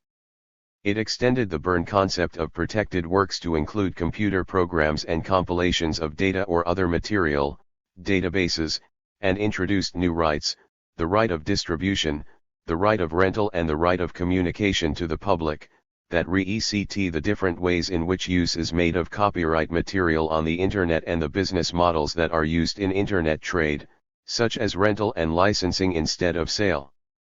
The right of communication to the public is the right to authorize any communication to the public, by wire or wireless means, including the making available to the public of works in a way that the members of the public may access the work from a place and at a time individually chosen by them.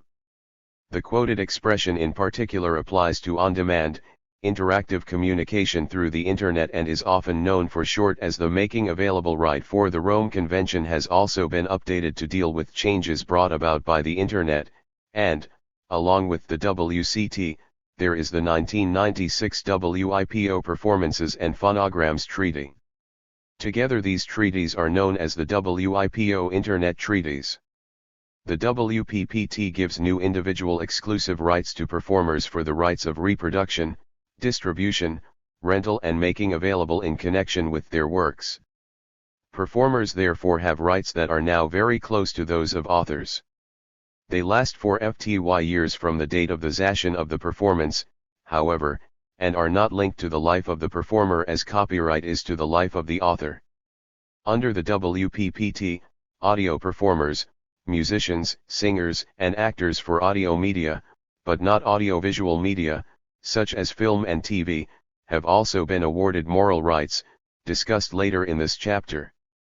The United States has adopted the WPPT, though it has not signed the Rome Convention, thus now giving U.S. performers rights in digital works.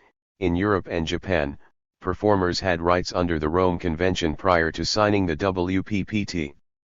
Limitations and exceptions to copyright law. For certain purposes, lawmakers have limited the exclusive right of authors to control the use of their works and made exceptions that mean users can copy works in copyright without seeking the permission of the author or copyright holder and without payment. In legal terms, these are called exceptions and limitations to copyright, and they are familiar to most people because they 345. Enable private individuals to use works for educational and research purposes, for example. Under what is known as fair use in U.S. law, individuals may copy reasonable amounts of the work of others without authorization, where what is reasonable may have to be decided in court. In European law, exceptions are usually spelled out more precisely. In the United Kingdom, however, at the time of writing, there is no exception for private copying, though it is expected that this situation will change. It is these exceptions and limitations that have proved ambiguous in relation to downloading copyright material from the Internet, because national laws differ and what is permitted in one country may not be so in another. This topic is discussed in chapters 15 and 16 in the context of recorded music and film. Technological protection measures and digital rights management. The WIPO Internet Treaties also mandated the introduction of technological protection measures, TPMs, and digital rights management, DRM, into national copyright law, requiring signatory countries 5 to include their protection as part of copyright law. The intention is that economic rights can be enforced through technological means to prevent the unauthorized use of copyright material, and these arguments have been strongly made by rights holders, especially the highly organized music, film, and computer software industry bodies, using data on piracy to push home their claims. The introduction of TPMs and DRM has been controversial, in part because these technologies can prevent the exercise of limitations and exceptions to copyright, and fair use and fair dealing, or even lock up works in the public domain if they are bundled with copyright works, but also because there is no international technological standard for them.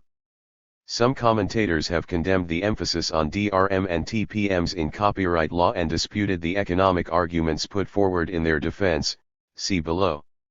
As may be seen in the chapters on the music, film, and publishing industries, however, DRM has mostly been dropped as a means of protecting copyright works, though it is used as a means of administering payments and tracking usage, including by copyright collecting societies, as explained later in the chapter. The Creative Commons and open source movements in particular have campaigned for freer legal arrangements to be made to encourage creativity and access through equitable licensing. 6. Works made for hire. One of the exceptions to the rule in copyright law that the creator is granted copyright is the U.S. works made for hire doctrine, which has equivalent provision in copyright law in other countries. It means that artists or other creators who are employed and directed to produce copyright works by the employer in the course of their employment are not granted copyright in these works. Instead, the copyright belongs to the employer. This is just-ed on the grounds that the entrepreneur has invested in the wage paid to the worker and in the nance of the creation and marketing of the work. Furthermore, if several people were to own a copyright in the same work, there could be disagreement and hold ups about how to exploit it that would not be in the public interest of having access to works. Most of the people working on films or making music DVDs and artwork for record sleeves are hired, though film directors have copyright. 7. This is a specialized topic, and it is an important one for cultural economics because it relates to artists' labor markets. Disputes can arise easily, since artists' contracts are often not entirely clear-cut as to employment status and there is ambiguity about the short-term contracts that prevail in artists' labor markets. This is a topic on which more research is needed in cultural economics. For example, we do not know what proportion of copyright works are works made for hire rather than belonging to the artist. There is another aspect to works made for hire, the so-called 1998 Sonny Bono Copyright Term Extension Act, CTEA. In the United States extended copyright from 70 VE to 90 VE years after publication for works of corporate authorship made after 1978, that is, works made for hire, and to 120 years after creation, whichever is the earlier. This act conveniently extended copyright on Mickey Mouse, and the CTEA is sometimes pejoratively called the Mickey Mouse Protection Act. The CTEA has been strongly opposed in the United States, by leading economists as well as lawyers, and has led to copycat extensions, no pun intended, in the European Union and elsewhere, where it has also been opposed by many law professors and economists. The grounds on which economists have opposed the CTEA is that it does nothing to increase the incentive to produce creative works but increases the pro-TS of the copyright owners and reduces access by consumers. These arguments are fundamental to the economic rationale for copyright, to which we now turn. Copyright as an economic incentive. Copyright law is a clever system for financing the creation of works of art, literature, music, and the rest through the market. By granting exclusive property rights to creators, it makes it possible for them to charge for the use of their work, and this gives them an economic incentive to create. In the inimitable words of the English lawyer and politician Macaulay in 1841, see Box 13.2, copyright is a tax on readers for the purpose of giving a bounty to writers. This is indeed the basic economic principle of copyright law. It provides an incentive to creativity through the higher price that the grant of copyright protection makes possible. The monopoly revenues of the sales of works of art and literature are thus the reward for creating them. The copyright monopoly is relatively weak, however, because it protects the copying of works but not the idea behind them. There is no monopoly on writing a sonnet, for instance, and anyone doing so has copyright in their sonnet. All copyright prevents is copying someone else's sonnet. This is in contrast to a patent that does protect the idea and confers to the holder an economic monopoly in the sense of a sole supplier of a good or service. 9. In economic terms, the effect of Box 13.2 Thomas Babington Macaulay on copyright. Copyright is a monopoly and produces all the effects which the general voice of mankind attributes to monopoly. The effect of a monopoly is to make articles scarce, to make them dear, and to make them bad. It is good that authors be remunerated, and the least exceptional way of remunerating them is by a monopoly. Yet monopoly is an evil. For the sake of good, we must submit to evil, but the evil ought not to last a day longer than is necessary for the purpose of securing the good. The principle of copyright is this. It is a tax on readers for the purpose of giving a bounty to writers. I admit, however, the necessity of giving a bounty to genius and learning. Source: Speech delivered in the House of Commons, February 5, 1841. 9. There are many differences between copyright and patents in terms of their economic effects, and they are not always well understood. For one thing, patents have to be applied for and are more likely to cover. 348. Copyright is more like monopolistic competition. Barriers to entry are low and consumers can choose between similar products, which, however, are not homogeneous. Copyright enhances the creation of works of art by charging users for the use they make of those works. The more popular the work, the greater the income it generates for the author and publisher. The higher the price and the more copies that are sold or licensed, moreover, the greater the royalty earnings are for the copyright holders. Though this and other aspects of the monopoly power of copyright holders are often deplored, that is precisely how the system is supposed to work, as Macaulay very well understood. Although in the cultural sector we are much more familiar with the use of subsidy by taxpayers to enhance artistic production, it can be argued that copyright has advantages as a method of providing an incentive to create over that of public subsidy by taxpayers. Taxpayers have no choice how McKispent in the arts except through the ballot box, whereas copyright law allows users to enhance their chosen cultural products by paying for them. Economics of copying. One way of understanding the economic case for copyright is to consider the counterfactual situation: what would happen without statutory property rights and their protection by copyright law? The explanation can be found in the economics of copying and in information economics. Most, perhaps all, copyright works have an economic feature in common: the XED cost of producing them is high relative to the marginal cost of reproducing them. Quite what that ratio is depends upon the type of work and the technology of copying. Before the invention of the printing press, books had to be copied by hand, and the cost of copying came close to the cost of creating the book, manuscript, in the RST place. With printing, though, once the type had been set up, multiple copies could be produced much more cheaply with economies of scale. Nowadays, a book is created in digital form and can be copied for just the marginal cost of the paper and ink and the use of the computer and printer, if it is reproduced in paper form, but it could also be read on a screen or e-book. The marginal costs of producing copies of a book have fallen, but the XED costs of authoring the book are probably more or less the same as they always were. 349. Competition between creator and copier. The economic rationale for copyright can be thought of in terms of the competition between the creator of a work and the copier, and the implications that competition would have for the economic incentive to create. while the creator invests in the XED cost of producing the work in the RST place, as well as in the marginal cost of producing subsequent copies for the market. The copier has only the marginal costs of making copies, the author would not receive a royalty, and therefore the incentive to create would be reduced and fewer creative works would be produced. The creator needs to set a price and sell a sufficient number of copies to cover the XED cost, whereas the copier has lower XED costs, if any, but the same marginal costs and so can undersell the creator. Therefore, the copier could capture the market by free riding on the creator's investment. Once the work is in a format that can be copied costlessly, it is essentially a public good, and its use cannot be controlled by the creator. Copyright therefore enables the creator to protect the investment in developing the work by awarding an exclusive statutory property right, thus providing an incentive to make that investment in creating the work. By charging a price above the marginal cost, the publisher is better able to recoup the XED costs and pay a share to the author, thus providing an economic incentive, and that justice granting the exclusive right of copyright.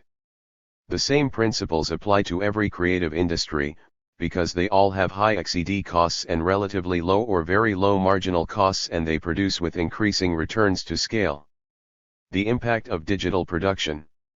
Before the advent of digitalization or production in digital format, there were two sources of protection for authors via the market. RST, copies were of inferior quality to the original, and, second, the original creator or publisher who was RST to market had the advantage. With regard to the RST point, copies were not perfect and therefore they commanded a lower price in the marketplace. Some consumers preferred the original, and that offered some protection to the creator, even without copyright law. On the second point, being RST to market, known as RST mover advantage, gave the creator lead time before the copier could copy a work and compete with the producer of the original. This led some economists to believe that market forces can protect the creator and, moreover, since copyright was not needed as an incentive, it merely raised the price to consumers. This point of view continued to be held by many economists even when copying devices, cassette recorders, VCRs, photocopiers, and so on, began to be accessible to consumers. 350. The digital production of works in many media, music, film, games, software, radio, and TV programs, which enables clones to be made with no loss of quality, has destroyed the RST of these arguments, because on quality grounds there is no reason to prefer the original to a copy. Moreover, lead time is now seconds, not months or years. Once a work has got onto the internet, it can be downloaded and stored for any number of copiers' use, now and in the future, thus turning it effectively into a public good. The justification for copyright is therefore now seen as privatizing what have effectively become public goods, because they are non-rival in digital form and non-excludable unless there is some TPM, in order to preserve the incentive to the creator and avoid market failure. Some economists still oppose copyright, however, see alternatives to copyright later in the chapter, because they believe that digitization benefits business models such as price discrimination and product bundling, putting several products together and charging a single price, such as a cable television package of programs. If this is so, then copyright protection inhibits the development of market solutions to the protection of works of art and the like. What all economists agree on is that copyright is a trade-off between the benefits of the incentive to the creation of works of art and the costs it imposes on users. These costs are not just higher prices, as discussed above, but, more fundamentally, what have been called costs of creation. The cost of creation. Analyzing copyright with the focus on the cost of creation was introduced by William Lowndes and Richard Posner, who are regarded as the leading writers on the law and economics of copyright. Lowndes is professor of law and economics at the Law School of the University of Chicago, where Posner is also a senior lecturer as well as being a judge on the United States Court of Appeals for the Seventh Circuit in Chicago. In their 1989 article, they analyze the trade-off between the advantages and disadvantages of copyright and the appropriate strength of its protection in terms of the cost of creation. Copyright raises the cost of creation to later creators, who build on previous work and need to trace authors and other copyright holders, including heirs, since copyright can be inherited and can last 70 years after the death of the author, in order to check for possible infringement or to seek permission for some transformative use, such as translation, the use of excerpts, sampling in music, collages, appropriation art, and so on. These transaction costs of search and tracing, the cost of creation, have to be borne by later creators. 351. And copyright is therefore a disincentive to creativity as well as an incentive. This trade-off depends upon the strength of copyright, its duration, and the exceptions and limitations to it. Fair use in the United States: the shorter the duration and the more exceptions there are, the lower the cost of creation. In later work, Landis and Posner, 2002, have come to the conclusion that copyright, which has always been a temporary monopoly, even though its duration has lengthened over the years, should become perpetual and renewable. This is a fundamental departure both from their own previous position on copyright and from the legal doctrine of copyright. They reached this conclusion following the lobbying of the U.S. Congress to enact the Sonny Bono CTEA to copyright that introduced the 70-year term for authors and the 90 VE years for works made for hire, see above. They believe that the possibility of getting changes to copyright law through rent-seeking lobbying politicians for potential gains to give them an advantage in the market, can be stopped only by a measure as drastic as this. They propose a return to the registration of copyrights, which was the system in the United States until 1976 but which does not exist in other countries where copyright is automatic, with the copyright owner having the right to renew the copyright after a certain period. Then, like trademarks, only copyrights that are maintained by re-registration and reinvestment would be extended, and could become perpetual, and the vast majority of copyright works, which have no economic value, would not be re-registered and would then fall into the public domain, thus reducing the costs of creation. This is one proposal for the reform of copyright, but there are now many as lawyers, economists, and other commentators consider the role of copyright in the digital era. I return to this theme later. Moral rights as an economic incentive. Moral rights have been part of European authors' rights since their inception, and they were introduced into the Berne Convention in 1928. They were not an aspect of the Anglo-Saxon copyright in the United States or the United Kingdom, however. The moral rights include the right to attribution, for example, being named as the artist, and integrity, for example, the artist's right to control changes to his or her work. In the United States, the Visual Artists' Rights Act of 1990 gave artists moral rights. These rights do not apply to works made for hire, nor do they continue after the death of the artist, as they do in European law. In Europe, moral rights cannot be waived, as they can in the United States. Under the WPPT, audio performers, musicians. 352. Singers and actors for audio media, but not audiovisual media, such as film and TV, are awarded moral rights. The economic aspect of what are regarded as non-economic rights is an interesting question. The right of attribution is regarded by economists as important because it is a source of information or certification for consumers, knowing who the artist is, and therefore the stock of works on which his or her reputation is built, provides that information, and the same type of argument applies to the right of integrity.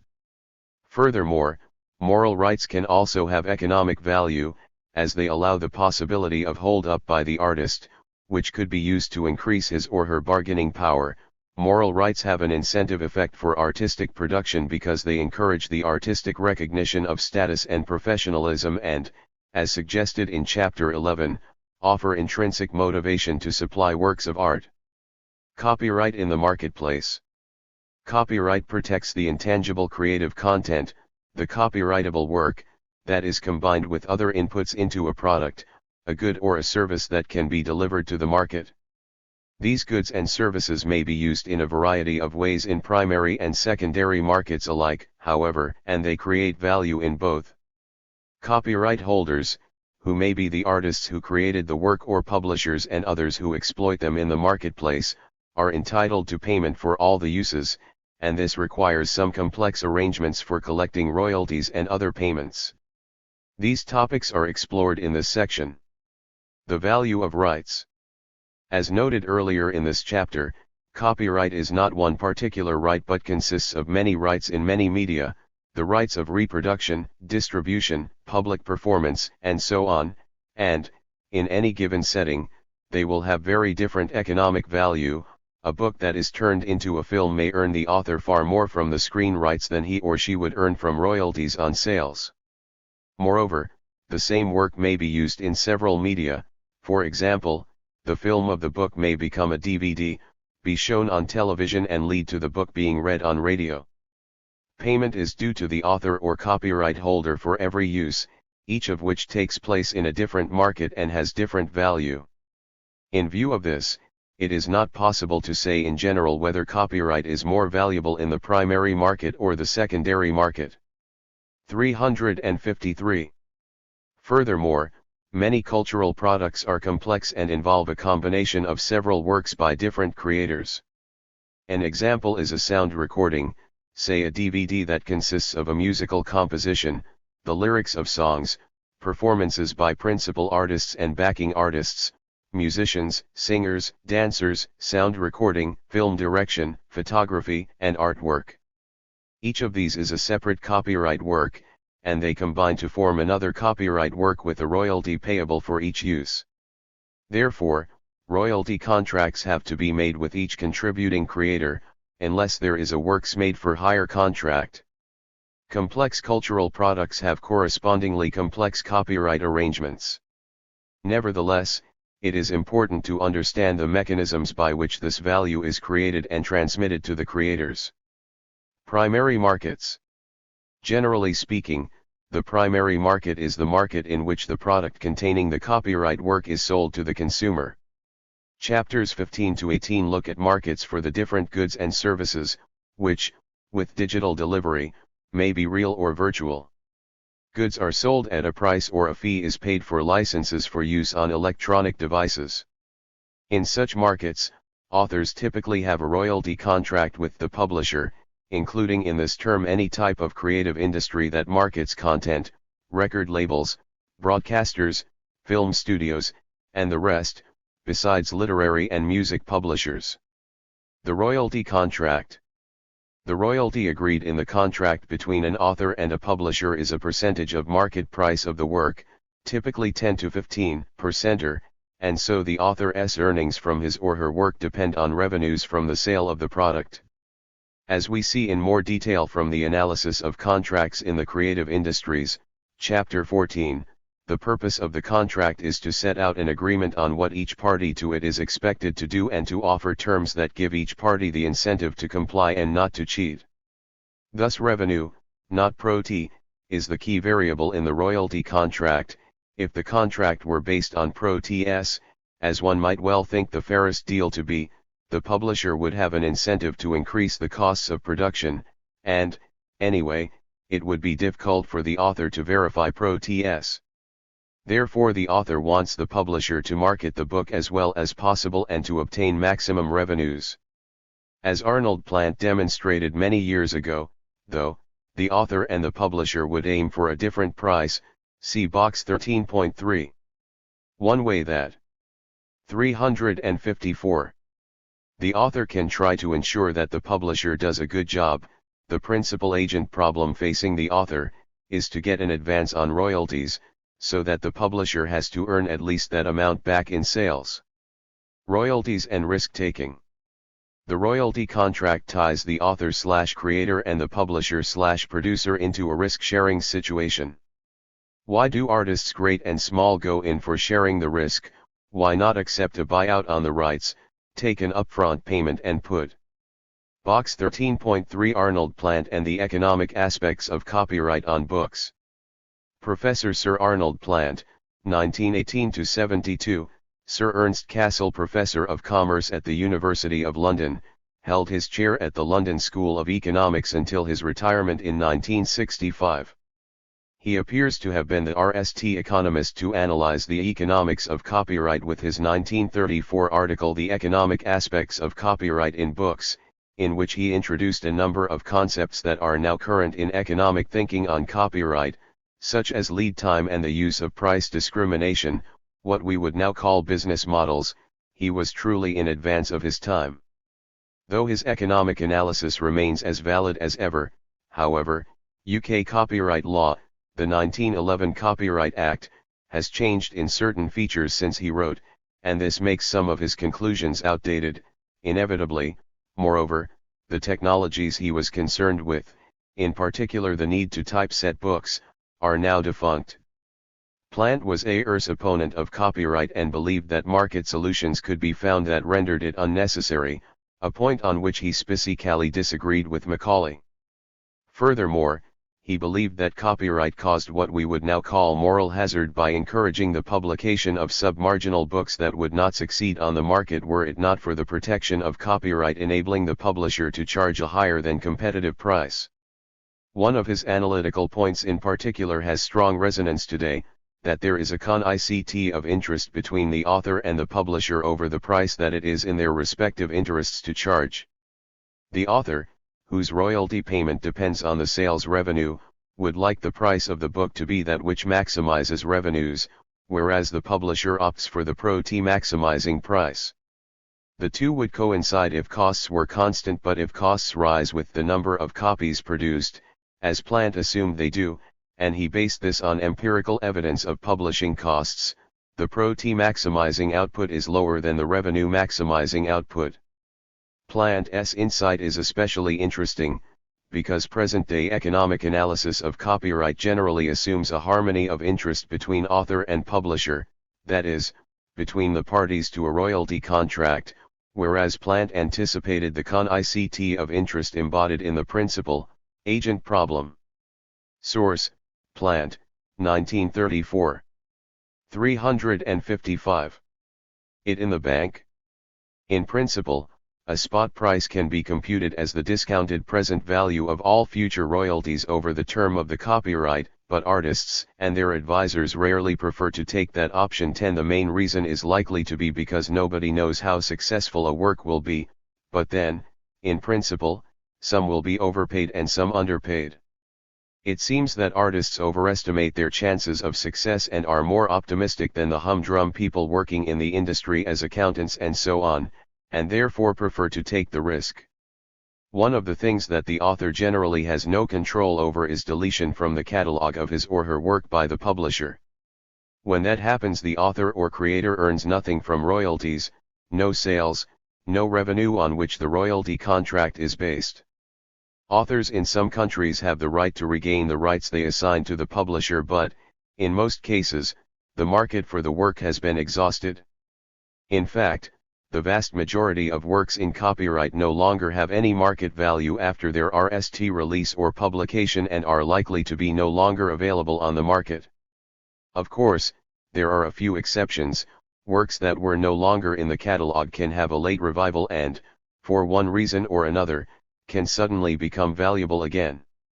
The opposite can also happen, that works slowly build up in popularity, and, though they may not earn their creator much, the heirs benefit from the royalties. This is often the case with classical musical compositions that seem very difficult to perform when RST created but later become more familiar and become part of the repertoire. Secondary markets. Secondary markets exist for cultural products, meaning that the item is used for other purposes besides sale to the NAL consumer. An example is the public performance of sound recordings in the many venues that this takes place, such as radio and TV broadcasts, aircraft, discos, hotels and restaurants, shops and shopping malls, sports halls and many more besides. Secondary use may be made of other types of works. Literary and artistic works may be photocopied or scanned, and they may appear in films or TV programs. Broadcasts, especially in digital form, can be retransmitted on faraway television by cable companies or via the internet, and so on. These are circumstances in which a royalty contract for the author is not possible, either because the transaction costs would be very high and would probably exceed the value of 10. On this point see the Ockerloff et Alabama brief, at www.copyright.gov/docs/eldred-d1.pdf. 356.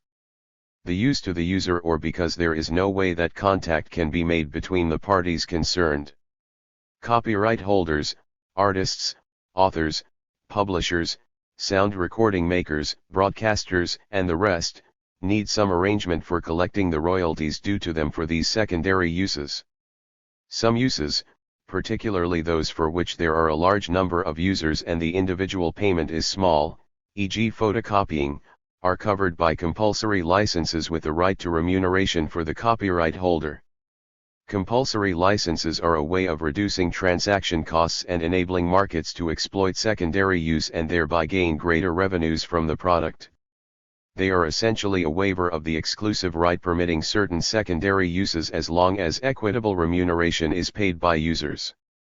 The term equitable remuneration means that a reasonable amount of money is paid to the copyright holders of the relevant works.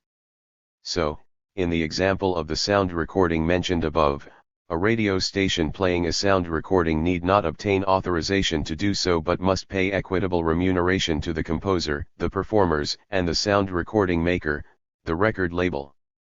These and other compensatory payments, such as blank tape levies on media for copying, are administered and managed by organizations that specialize in collective rights management.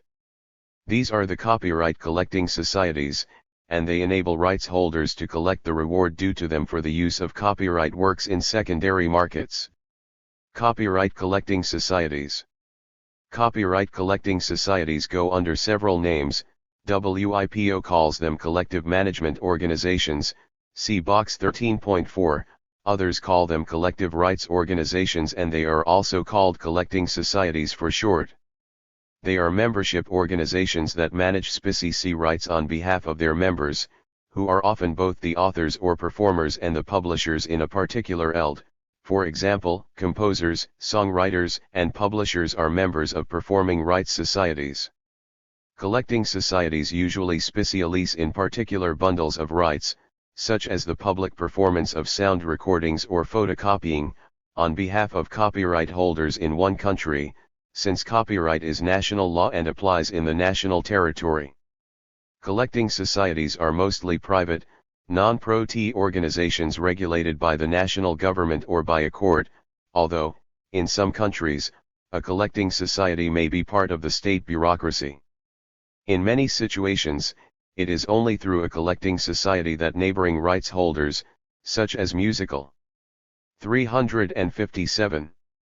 Performers, sound recording makers and broadcasters, can obtain their remuneration, and revenues from levies on blank copying media, such as CDs, and taxes on computers that are remuneration for downloading music and other copyright material are paid to collecting societies for distribution, discussed later in this chapter. Administration fees.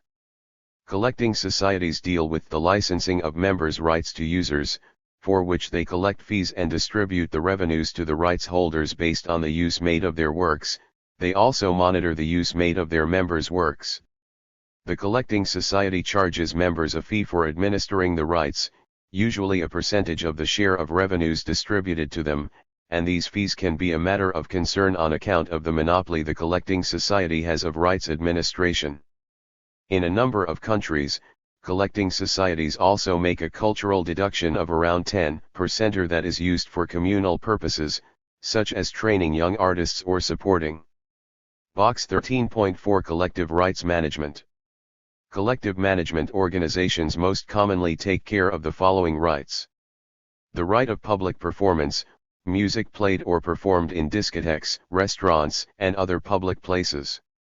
The right of broadcasting, live and recorded performances on radio and television, the mechanical reproduction rights in musical works, the reproduction of works in CDs, tapes, vinyl records, cassettes, mini-discs or other forms of recordings. The performing rights in dramatic works, theater plays, the right of reprographic reproduction of literary and musical works, photocopying, and related rights, the rights of performers and producers of phonograms to obtain remuneration for broadcasting or the communication to the public of phonograms. How does collective management work? There are various kinds of collective management organization or groups of such organizations, depending on the category of works involved: music, dramatic works, multimedia productions, etc., that will collectively manage different kinds of right. Traditional collective management organizations, acting on behalf of their members, negotiate rates and terms of use with users, issue licenses authorizing uses, and collect and distribute royalties. The individual owner of rights does not become directly involved in any of these steps. Source: www.wipo.in/about-IP/n/about_collective_mngt.html number sign P46_4989, accessed December 29, 2008. 358. Older members. The cultural deduction is a source of discontent on the part of some members, though collecting societies are mostly self-governing, private membership organizations, and this has led to concern on the part of governments. International cooperation between collecting societies, as copyright is territorial, but trade in copyright material is international. National collecting societies make mutual agreements with other national societies to perform the same functions for their members. Thus, a Canadian singer is a member of a Canadian collecting society that has an agreement with all other collecting societies worldwide that deal with the same bundle of rights. Then, when his or her work is played on the radio in, say, Denmark, the Danish collecting society will get the information from the radio station and coordinate with the Canadian collecting society. Eventually, the Canadian singer is paid something for the Danish performance, minus the administration fee in both national organizations. With this arrangement, a user, such as a radio station, can obtain a license that authorizes the use not only of the national catalog of works but of an international one belonging to the members of all the collecting societies that have collaborative agreements. Without collecting societies, therefore, legal use would not be possible in some markets and, as the saying goes, the rights could not be cleared. Collective rights management and the societies that organize it are therefore vital to the exploitation of copyright material and to enabling copyright holders to receive payment for the use of their work. Blanket licensing.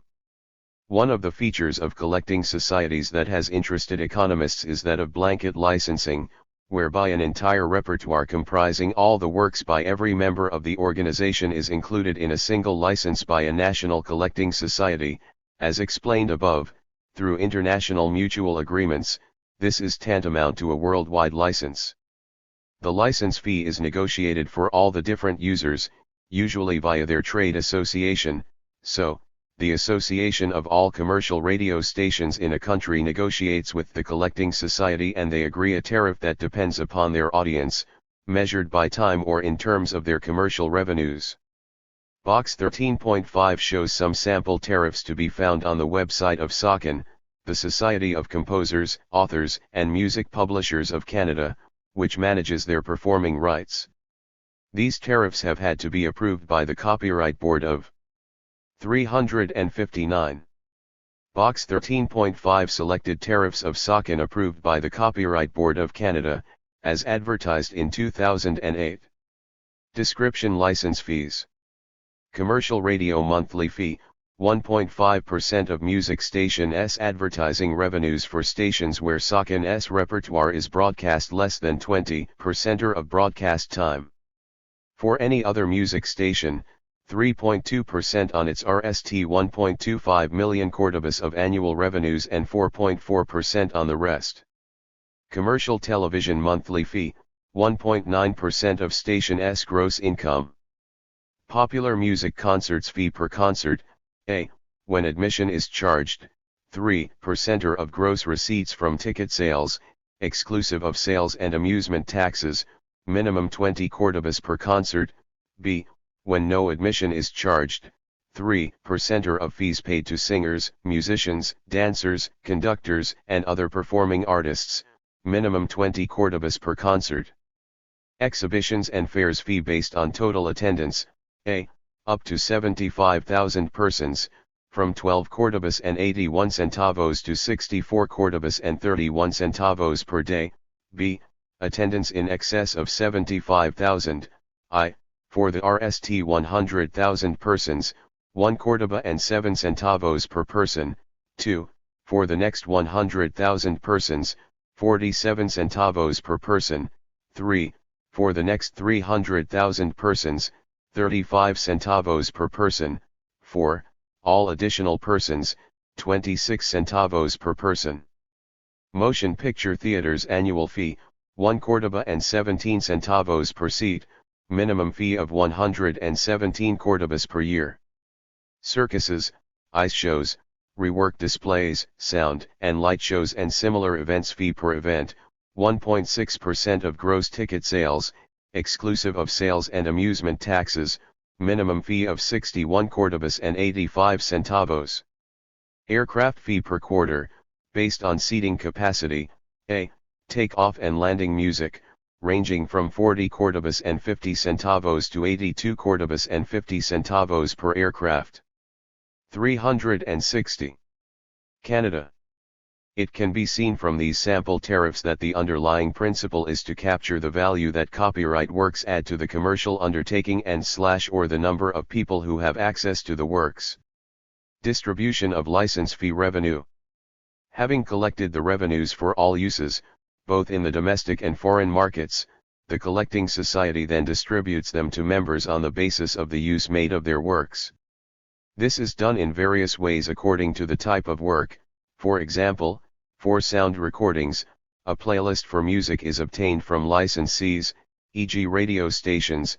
For photocopying, it is based on a sampling of titles used, for instance, in university libraries.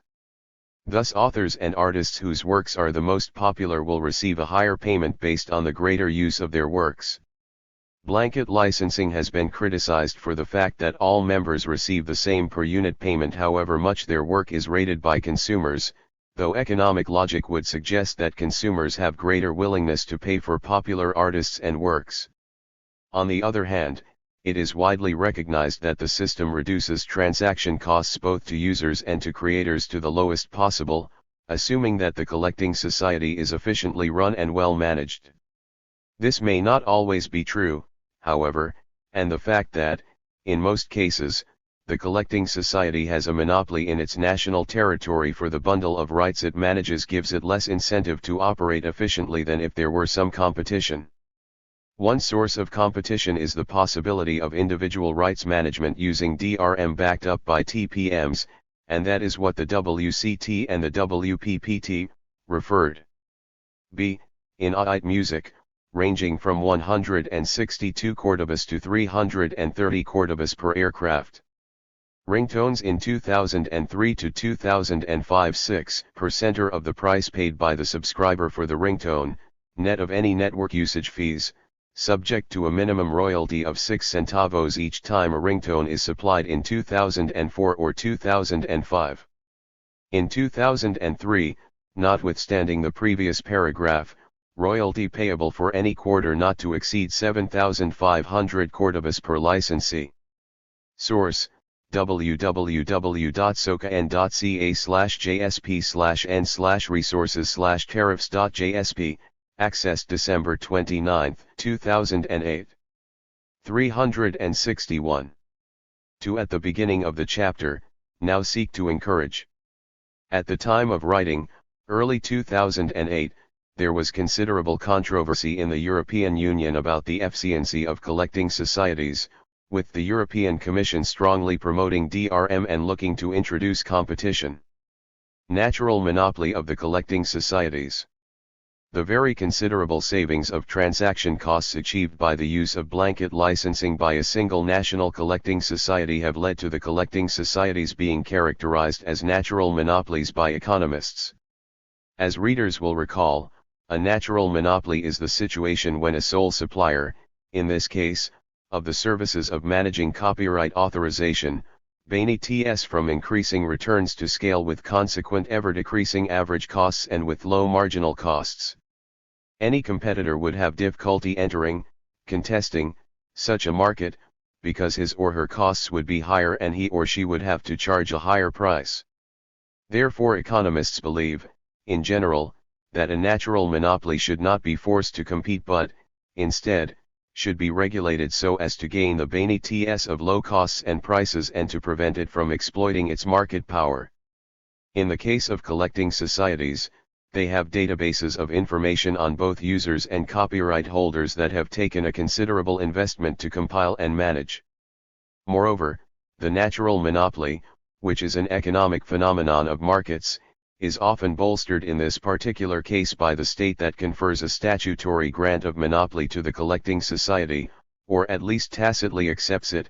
Thus natural monopolies are also national monopolies, and therefore are not contestable. The benefits of the natural monopoly of rights administration, if properly regulated, seem likely to outweigh those of competition. Competition would probably increase the license fees charged by the superstar creators and performers and raise transaction costs for users. DRM may challenge these monopolies, but the reality is still that collecting societies have advantages in the market, and it may well be that it would be very difficult for individual creators to administer their own rights and collect what is due to them without collecting societies. Artists' earnings from copyright. Artists and other content creators receive copyright income from the royalties from sales and license fees in the primary market and from remuneration and 362 other sources in the secondary markets, typically via the collecting societies. Great play is made by the proponents of copyright of the value of copyright to creators and to creativity, and, as cultural economists, we wish to test these claims by looking at empirical evidence of the copyright earnings of individual creators. It is clear from the intention of copyright law, and especially of authors' rights, that it is intended to confer benefit on creators. This is frequently invoked in claims in support of the WIPO Internet treaties and in much of the material put out by stakeholder organizations in the cultural sector. The considerable hype surrounding the creative industries emphasizes the role of copyright and its support for authors and performers. Authors and performers organizations also subscribe to this stance. There is almost no systematic evidence that proves this, however, and what evidence there is consistent with the other data on artists' earnings, that the top superstars benefit considerably from royalty and remuneration income but the ordinary artist does not.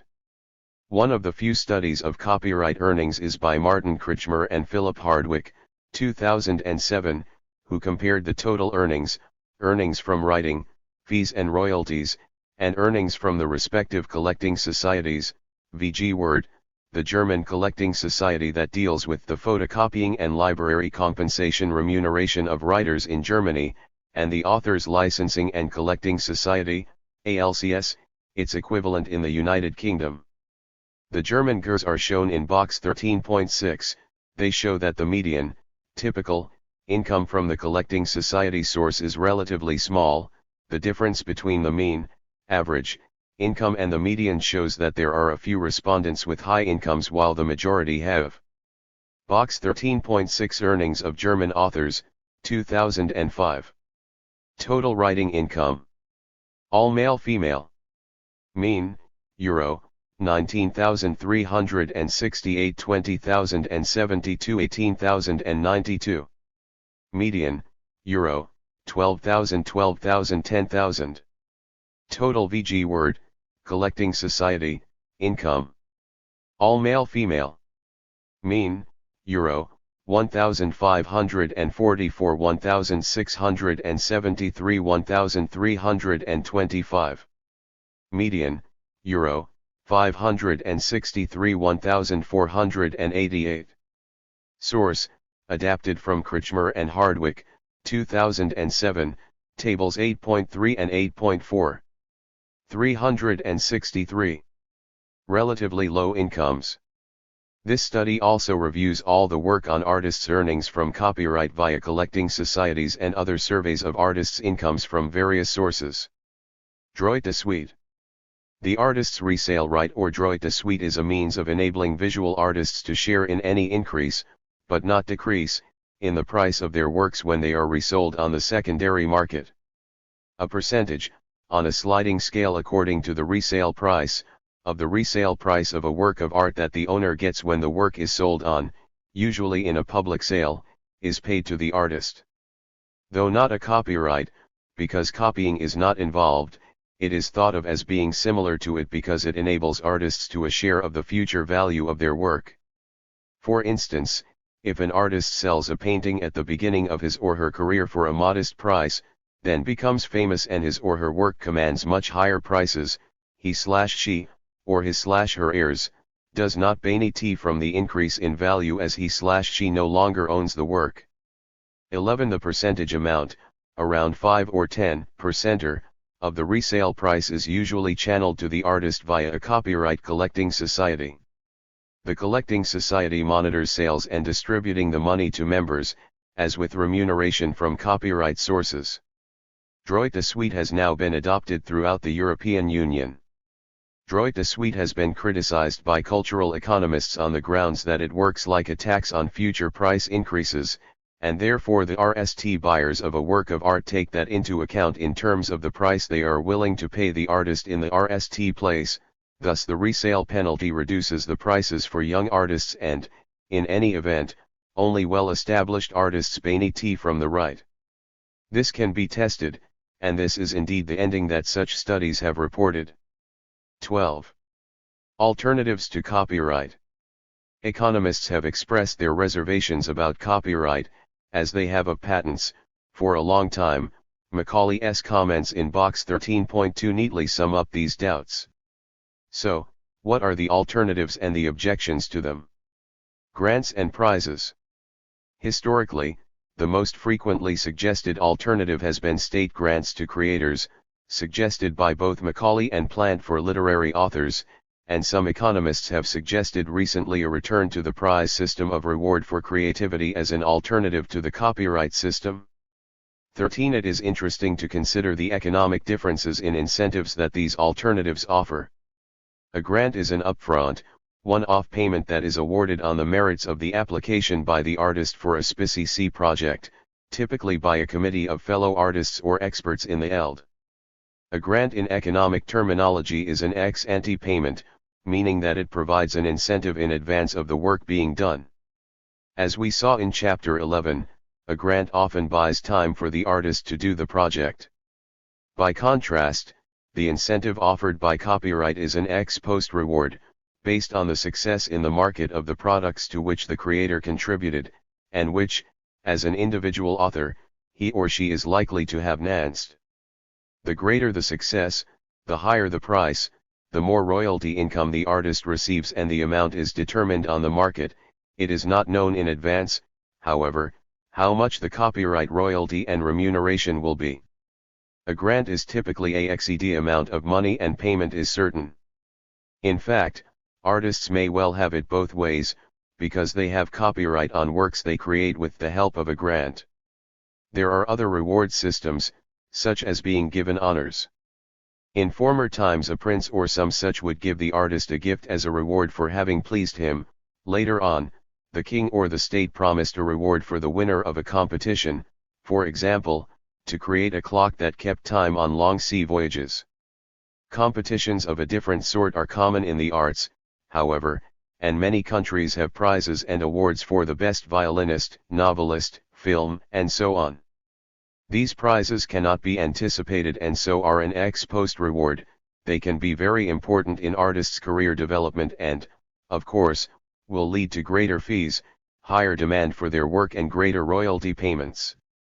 Business models. Another alternative to copyright that goes back some way, for example, to Plant, box 13.3, is that businesses can adopt other means of capturing the returns from works of art, literature, music, and so forth. Plant's belief was that lead time or RST mover advantage was itself a monopoly sufficient to allow the publisher to recoup the fixed costs. More recently, other economists have moved away from the belief that copyright law is the solution to protecting information goods in the digital era and have expressed the view that business models are a stronger defense against copying. 14. The ability to discriminate prices in online selling is held to be the most effective business model. Price discrimination can be done effectively only by a monopolist, and the argument is that this basis for monopoly is an alternative to having the exclusive copyright. For example, by offering different versions of the same item at different prices, the seller can maximize revenues by tapping into a range of willingness to pay on the demand curve. Some have argued that the presence of network economies makes it worthwhile for ARM not to enforce copyright because the more people who use a product, the greater demand becomes. Then, when the product becomes the standard, capture monopoly pro TS. Business models are discussed in more detail in Chapter 14 and in connection with the various industries in Chapters 15 to 18. Copyright levy. One solution to the problem of income lost through unauthorized use is the so-called copyright levy. This is not an alternative to copyright, but it is an alternative way of compensating copyright holders for the use of their work. It is a form of indirect remuneration for rights holders that is a way of compensating them for unauthorized use by private copiers, such as the downloading of music and films from the Internet, that cannot be licensed or controlled. The system was adopted in the analog era with the advent of home taping devices as a tax on blank media, such as cassettes, and it therefore predates the introduction of digitization, but it has been extended to deal with the problem of unauthorized digital copying in the form of a levy on the hardware that can be used for downloading and copying. It is now widespread in the European Union and most countries, though not in Ireland or the United Kingdom, whose laws allow only very limited private copying. The levy revenue is transferred to the appropriate national copyright collecting societies and distributed to their members in the same way as other remuneration and royalties. From an economic point of view, it is an even blunter instrument than the blanket license or equitable remuneration schemes, because all who buy the equipment have to pay the levy whether or not they use it for copying purposes, and the revenues from the levy have to be distributed in a fairly arbitrary way between the different groups of rights holders, whose work may or may not have been copied: visual artists, authors and publishers, composers, performers, record labels, and so on. Some policymakers are concerned that the copyright levy is a disincentive to the development of digital rights management that, in principle, enables rewards to individual rights holders to be paid more accurately for the use and value of their works, but, as we saw earlier, DRM is no longer held up as the solution. Therefore, the copyright levy seems to be a practical way forward as a solution to the problem of offering an economic incentive through copyright law. It also has the merit of having low transaction costs. Conclusion. Copyright law has been established for almost 300 years and has managed to overcome the challenges faced by successive changes in technology, which now enables the copying of a wide range of works in many media. It has wide-reaching effects on the cultural economy, and it is very hard to fathom all of them. Copyright is an incentive to supply creative works and products, but does it operate evenly between the primary creators and the industries that are based on them? What is the elasticity of supply by creators of copyrightable works? Would alternative reward systems achieve the desired result? What is the impact of copyright on consumers and users of cultural products? These are questions that cultural economists ask and would like to answer. Economists have had a healthy skepticism about copyright for a long time, but there are still many unanswered questions. One problem in assessing the impact of copyright on the cultural sector is that several of the cultural industries have developed under its wing. How different these industries' business models would be without copyright protection is difficult to say. Studies of how creators worked before copyright or how industries succeed when copyright or design rights are weak or unenforceable may provide a way of trying to gain insight into the matter. There have been a number of very careful empirical studies that try to reach a conclusion on the effect of the illegal downloading of music on the music industry, discussed in Chapter 15. Economists believe that carrying out such studies is the way to tackle these questions. For all the analysis by economists and lawyers on the subject of copyright, however, we still cannot say what the 367 causal relationship is between copyright and creativity. Even though economic models of copyright are sophisticated, they are limited by the difficulty economists have in modeling effects over time. Copyright's rewards are, after all, in the future. Other incentives, such as grants, are given before the work is created, not afterwards. Studying the creative industries gives us some insight into the complexity of their economic organization, in which copyright plays a significant, but not necessarily a crucial, role. Studies of artists' labor markets have demonstrated the difficulty of making clear predictions about what motivates creativity and artistic supply, and this lesson can be carried over into understanding the role of copyright, with its economic and moral rights, in the creative industries. Copyright is what economists call a second-best solution to the problem of how to increase welfare by overcoming market failure. It is also a source of market failure itself. However, it raises prices and is a barrier to entry, even though it is not a strong monopoly. See Box 7.2. Digitization and the Internet have reduced barriers to entry, but in some cases have even raised prices as business models are adopted that use price discrimination. At best, the optimal copyright regime is a trade-off between its beneficial incentive effects and the costs it imposes on consumers and users, but it cannot be justified in terms of RST best Pareto optimality.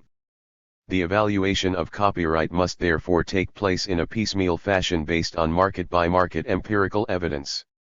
Collecting societies are an integral part of the copyright system and constitute a solution to the problem of how to make it work in practicable terms for rights holders and users. They reduce transaction costs, but as monopolies may also bargain for higher prices, and so are regulated by the state. Again, there is a trade-off here between administrative efficiency and economic efficiency, further evidence of the second-best nature of copyright.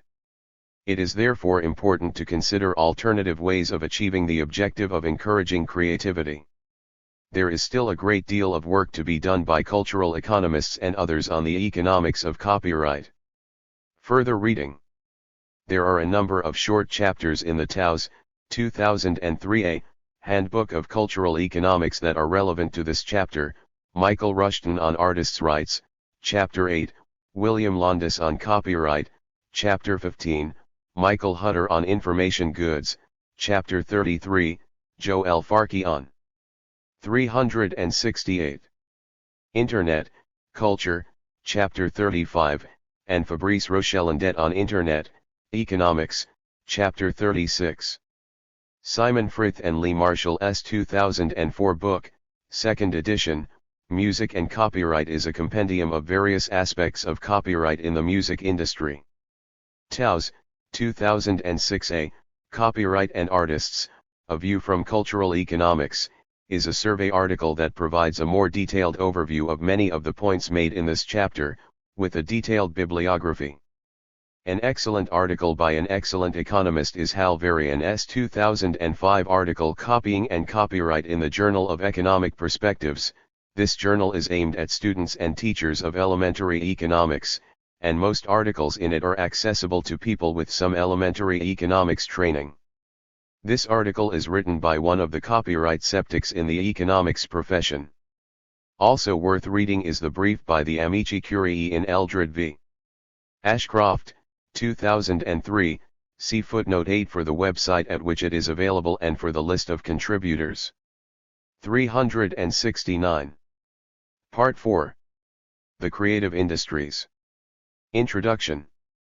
In Part 4 of the book, Chapter 14 develops the analysis introduced in Part I and discusses the definition and measurement of the creative industries and the economic rationale for treating them as a specie sector. In Chapters 15 to 18, the prole of the music, film, broadcasting and book publishing industries RST presented in Chapter 4 are expanded and research by cultural economists and others is reported. Chapter 19 covers several topics to do with spatial aspects of the creative industries, festivals, creative cities, and cultural tourism. 14. This chapter is a general introduction to the economics of the creative industries. Its purpose is to lay out a case that the creative or cultural industries can be treated, in economic terms, as a sector. In other words, what has to be shown is that there are sufficient similarities between, and common features of a group of industries that they merit special classification and analysis. Chapters then follow on the music, film, broadcasting and book publishing industries, each containing an economic analysis of that industry, drawing upon the general points presented here, with a NAL chapter on festivals and locational aspects of creative industries in cities. As will become clear, these are not the only industries that are treated as creative industries, but they are the ones on which there has been research in cultural economics, and they relate closely to other areas of study in cultural economics. Structure of creative industries. The RST topic in this chapter is a discussion of the ways in which creative industries have been defined and classified by international organizations and in the United Kingdom. The United Kingdom is chosen because the government of Chile adopted the concept of the creative industries early on and has monitored their progress over the last few years. Subsequent sections of the chapter deal with finance and ownership patterns in the creative industries and with globalization and international trade in cultural goods. I then turn to the economic theories that explain the organization of these industries, the size of RMS and the structure of markets for their products, and the chapter closes with a general description of regulatory policies for this sector. The chapter makes the case for a cultural economics treatment of the creative industries as a whole and demonstrates that their analysis is an integral and important area of study in cultural economics.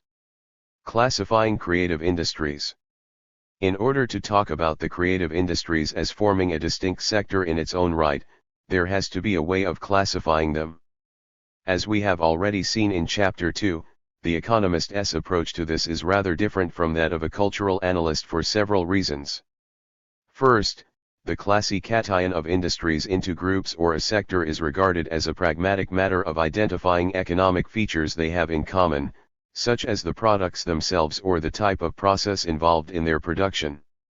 Second, there is no value judgment attached to this exercise, whose main purpose is to ensure that there is no double counting of inputs or outputs of an industry in the national income accounts.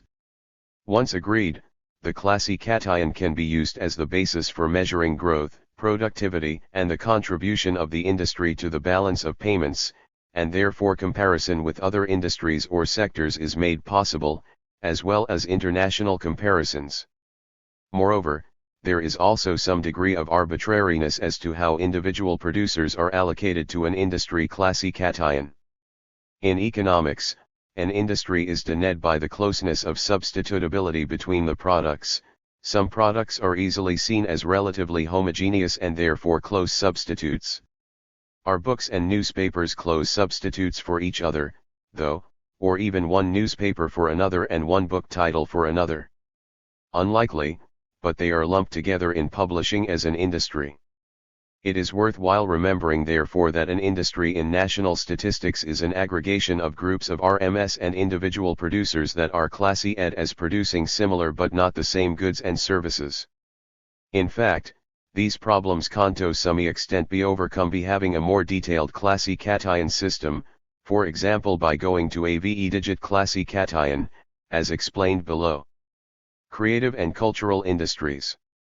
So far in this book, the terms creative industries and cultural industries have been used interchangeably with no explanation for doing so.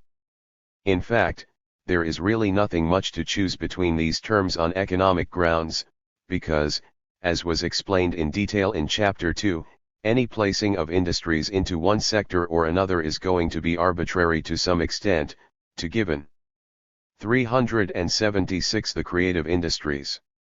Example, the making of grand pianos could be classified either with furniture production or in the music industry. Choices have to be made, however, and criteria adopted for making consistent classification. UNESCO has tackled this question, see box 14.1. Although all the industries mentioned in the UNESCO listing share some similarities, some differences can be noted between them. In particular, the performing arts are live services whereas the products of the cultural industries, sound recording, film, broadcasting, etc., can be mass-produced, stored and then relayed repeatedly to huge audiences. This has led to the use of another term, the mass media, being applied to these industries, particularly by media economists. Another difference is that craft and designer products are usually handcrafted and they are not produced on an industrial scale. These products are therefore more akin to the performing arts than to the mass media. Box 14.1 from the UNESCO 2000 publication. Culture, Trade, and Globalization, Questions and Answers. 1. What do we understand by cultural industries? It is generally agreed that this term applies to those industries that combine the creation, production, and commercialization of contents which are intangible and cultural in nature. These contents are typically protected by copyright and they can take the form of goods or services. Depending on the context, cultural industries may also be referred to as creative industries, sunrise or future-oriented industries in the economic jargon, or content industries in the technological jargon. The notion of cultural industries generally includes printing, publishing, and multimedia, audiovisual, phonographic and cinematographic productions, as well as crafts and design. For some countries, this concept also embraces architecture, visual and performing arts, sports, manufacturing of musical instruments, advertising, and cultural tourism. Cultural industries add value to contents and generate values for individuals and societies. They are knowledge and labor intensive, create employment and wealth, nurture creativity, the raw material they are made from, and foster innovation in production and commercialization processes. At the same time, cultural industries are central in promoting and maintaining cultural diversity and in ensuring democratic access to culture. This twofold nature, both cultural and economic, builds up a distinctive pro-le for cultural industries. During the 90s they grew exponentially, both in terms of employment creation and contribution to GNP. Today, globalization offers new challenges and opportunities for their development. Source: UNESCO, 2011, 12. 377. Relation to copyright. The emphasis on copyright can also present problems. For example, museums are usually thought of as belonging to the cultural sector, but they do not get into the UNESCO list of cultural industries because much of their collection would be in the public domain as far as copyright is concerned, nor are they produced on an industrial scale. Museums do own the copyright on any books, photographs, and catalogs they produce, however. As can be seen, there is no watertight way of drawing up a list of creative or cultural industries, and this point is reiterated in the UNCTAD Creative Economy Report 2008. The report adopts the UNCTAD way of defining the creative economy, reported in Chapter 2 of this book, but does not use it to produce a list and instead compares the definitions of creative or cultural industries that have been used in various studies, without opting for one or the other. Creative industries in the United Kingdom. The UK government got off to an early start in the conceptualization and promotion of the creative industries. The RST Creative Industries Mapping document was published in 1998 by the Department for Culture, Media, and Sport, using as its definition those industries which have their origin in individual creativity, skill, and talent and which have a potential for wealth and job creation through the generation and exploitation of intellectual property. Since then there have been, at the time of writing, more studies, and the methodology and methods of quantifying the value of these industries adopted in the United Kingdom have been renewed so that they are in line with the standards of the CE of National Statistics. The DCMS defines the UK creative industries as consisting of 13 industries: advertising, architecture, art and antiques, craft, design, designer fashion, film and video, interactive leisure software, music, the performing arts, publishing, software, and television and radio. They accounted for over 7% of total UK gross value added in 2005, excluding craft and design. In 2005 the creative industries employed 1 million people directly and there were over 750,000 in creative occupations outside the creative industries. These figures are plugged by the DCMS and compared to those for other sectors, demonstrating the leading role the creative industries play in the UK economy. It is claimed that the contribution of the creative industries so to net is the biggest in the world as a proportion of GDP, though that is not borne out by the comparative data in the UNCTAD Creative Economy Report 2008. The proportion of GDP contributed by the UK cultural and creative sector in 2001 was 3% compared to 3.4% in Lithuania and 3.2% in Sweden. Be that as it may, the real barrier to verifying such claims is that there is no comparable standard international listing of industries or their components, and therefore more or less anything goes. These claims and the apparent significance of the creative industries have prompted an interest, or maybe concern, about the sustainability of their economic performance. Accordingly, the Creative Economy Program has been established by the DCMS to research various aspects of the creative industries, the collection of information and its interpretation, the size of RMS in these industries and whether they are UK or foreign owned, the degree of concentration, that is, the percentage of the turnover in the industry accounted for by a given number of RMS, and the ownership of the UK creative industries by multinational corporations for research. Commissioned by the DCMS as part of this program has developed the notion of layers of creative activities within the creative industry sector, corresponding to the chain of production from core content creation through the intermediary activities supporting core content and the manufacturing of products containing it, then to allied production of inputs for the production process. 5. These are pictured in GUR 14.1. Using this approach and the VE-digit SIC classification changes the previous GURs on contribution to GDP on the part of the creative industries for the core creative activities in Layer 1 in 2005 from 3.4 to 2.7%.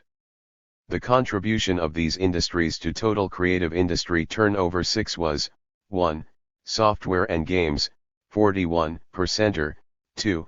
TV and radio, 18%, 3.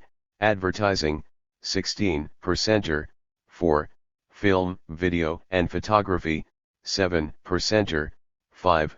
Music and the performing arts industry, 4%, 6. Publishing, 4%. 4 DCMS, 2007a. 5 Frontier Economics, 2007. 6 The VE-digit classification does not provide value-added data, only turnover. 379. 7. Architecture, 3%, 8. Design, 3%, and 9. Designer fashion, 2%. This research also revealed, for instance, that the software, computer games and electronic publishing industry accounted for 1/3 of employment in these industries, had grown more rapidly and had a higher concentration of large RMS than the other industries and was typically foreign-owned, while the music and the visual and performing arts industry accounted for 13% of employment, had zero growth and consisted of small RMS that were mostly UK-owned. 7. Copyright as the basis for the creative industries. Both the UNESCO and the UK concepts of creative industries refer to their connection to intellectual property for fostering the creation and exploitation of intangible content creation. Going one step further, the World Intellectual Property Organization conceives of the creative industries entirely in terms of copyright as their basis and has produced a guide for measuring the economic contribution of the copyright-based industries to the economy. 8 The guide distinguishes 4 layers of copyright. Dependence, the core copyright industries, interdependent industries, partial copyright industries and non-dedicated support industries, see box 14.2. Like the layers approach of the United Kingdom's DCMS, the distinction is based on the notion of a chain of production that starts with a core of creative content that then supports subsequent activities. The core can be readily connected to copyright law, and design rights that are included in copyright law in many countries, but, for the other industries, it is necessary to estimate what proportion of their production is dependent upon the core and so on along the chain of production.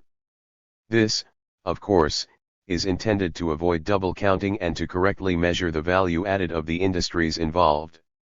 In fact, identifying that part of a RMS activity that is connected to one specie output has to be done with all industries, and that is true of creative industries as much as for any other. Many RMS are multi-product RMS and Box 14.2 The WIPO Typology of Copyright-Based Industries in its Guide on Surveying the Economic Contribution of the Copyright-Based Industries. The core copyright industries are industries that are wholly engaged in the creation, production, and manufacturing, performance, broadcast, communication and exhibition, or distribution and sales of works and other protected subject matter.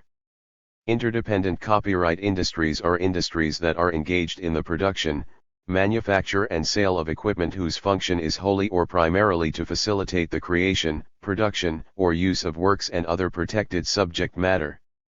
TV sets, radios, VCRs, CD players, DVD players, cassette players, electronic game equipment and other similar equipment, computers and equipment, and musical instruments belong to this group. Partial interdependent copyright industries are photographic and cinematographic instruments, photocopiers, blank recording material, and paper. The partial copyright industries are industries in which a portion of the activities is related to works and other protected subject matter and may involve creation, production and manufacturing, performance, broadcast, communication and exhibition or distribution and sales. Apparel, textiles and footwear, jewelry and coins, other crafts, furniture, household goods, china and glass, wall coverings and carpets, toys and games, architecture, engineering, surveying, interior design, and museums belong to this group. The non-dedicated support industries are industries in which a portion of the activities is related to facilitating the broadcast, communication, distribution, or sales of works and other protected subject matter, and whose activities have not been included in the core copyright industries. These are general wholesale and retailing, general transportation, and telephony and the Internet. Source: WIPO, 2003. 381. Their products have to be classy ed separately. If ARM makes both cat food and breakfast cereal, they are not both classy ed as pet food. In the case of the copyright-based industries, the WIPO guide requires that this classification process be carried out according to the extent of the copyright content in the product. A TV set is a partial copyright product because it is used entirely in connection with copyright content. Broadcasts, though it is not itself a copyright good, no broadcasts, no use for a TV set. It is not hard to see that this process is difficult to carry out even in countries with sophisticated national income accounts, and probably very difficult in countries where statistics are less developed or where the creative industries themselves are not itemized in the accounts. It is also not hard to see that, as the process of separating the inputs needed to produce one output of a multi-product RM involves some arbitrary judgment, it would be easy to exaggerate the contribution of the creative industries. This is not the chief objection, though, to an economist. The real problem is that it is very easy to slip between the use of copyright as a way of denying the creative industries and the idea that their contribution to the economy is caused by the presence of copyright. The term dependent on copyright can be misread as meaning that without copyright these industries would not exist, but economists are not able to make that causal connection.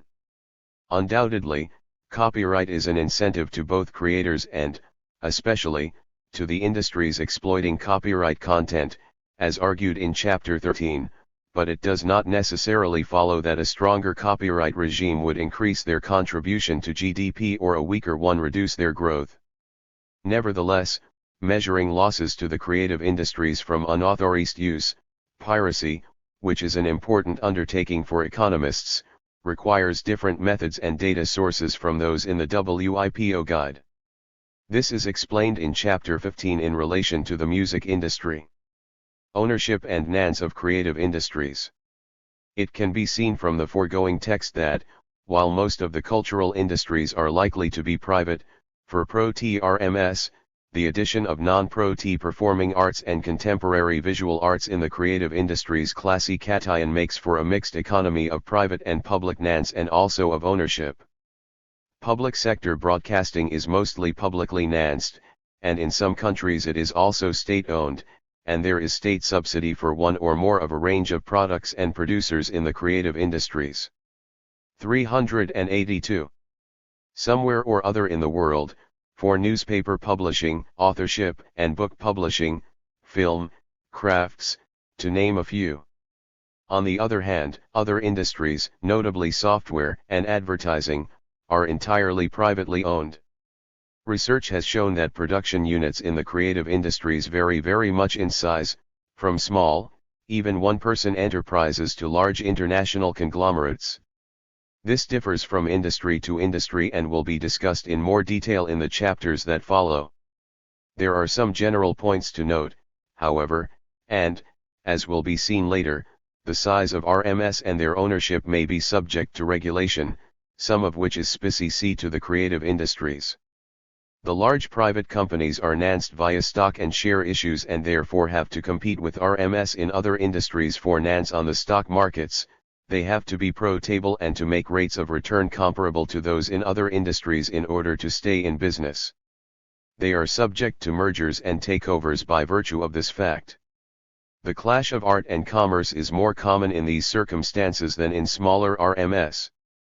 The smaller the size of the RM, the less likely it is to be financed through the stock market and the more likely it is to rely on its own pro-ts to stay in business. Very small enterprises, such as in crafts, visual arts, writers, and so on, may consist of just one person and, as we saw in Chapter 11 on artists' labor markets, may survive on a combination of fees and revenues from sales, royalties, grants, and family finance, at least until they are successful on the market. When they do succeed they may become large-scale concerns. A good example of that is successful pop groups, which may become very significant enterprises, conducting themselves like multinational corporations and moving their headquarters and residence to tax havens or countries with favorable taxation for artists, such as the Netherlands offers pop musicians and Ireland offers authors. Start-ups and large corporations. The UK research on the size of enterprises in the creative industries referred to earlier 9 has shown that many enterprises in the creative industries are so-called start-ups, meaning that they are new small RMS. A question that naturally arises is how long they survive. Research on entrepreneurship has shown that there is a high failure rate of start-ups in all industries and many, probably most, do not survive more than 3 years. The UK research suggests that start-ups are somewhat more successful in the creative industries. 383. Than in other sectors, it has to be said, however, that most of these are in the software industry. Firm survival may also be a matter of choice, though, and not the outcome of malign market forces. As research on artists' labor markets has shown, short-term contracts are common, particularly with groups of artists, musicians, dancers, filmmakers, and so on, getting together for specific undertakings that were never intended to be long-lasting. Such ventures may last just as long as the project grant or other finance and then disband. When that is so, the startup RM is not a failure, it has simply fulfilled its purpose. Such comings and goings are the stuff of capitalism and especially of capitalistic cultural industries. How free are markets in the creative industries? There is entry and exit of RMS, and that suggests that some markets are competitive or, at any rate, contestable, meaning that market power can be challenged. It is also the case, however, that there are large conglomerates with interests not only in one but also in several of the creative industries, and in other industries as well. For example, Sony Corporation not only owns film, sound recording, and music publishing interests but also produces the hardware to go with them, CD players and burners, radio and TV sets, and financial services, banking, and insurance as well. Such RMS dominate many of the markets in which they operate. Box 14.3 illustrates the size and scope of a large media corporation, News Corporation, founded in Australia by Rupert Murdoch. Box 14.3 Holdings of News Corporation. Chairman and Chief Executive of Sir Rupert Murdoch. News Corporation is a media empire consisting of film, television, cable, and satellite, magazine, newspaper and book publishing companies and other assets, including interactive media, MySpace being one, sports and games. The corporation straddles Australasia, the United Kingdom and the United States of America. A selection of its subsidiaries is, Film, 20th Century Fox, Fox Studios, TV, Fox Broadcasting, Cable, Fox Sports, Movie and News Channels, National Geographic, Satellite, B-Sky-B, DirecTV, Magazines, Specialist Magazines and the largest holding in Gemstar TV Guide, newspapers, besides 110 Australian newspapers, in the United Kingdom, The Times, The Sunday Times, The Sun and News of the World, and in the United States the New York Post, Book Publishing, HarperCollins.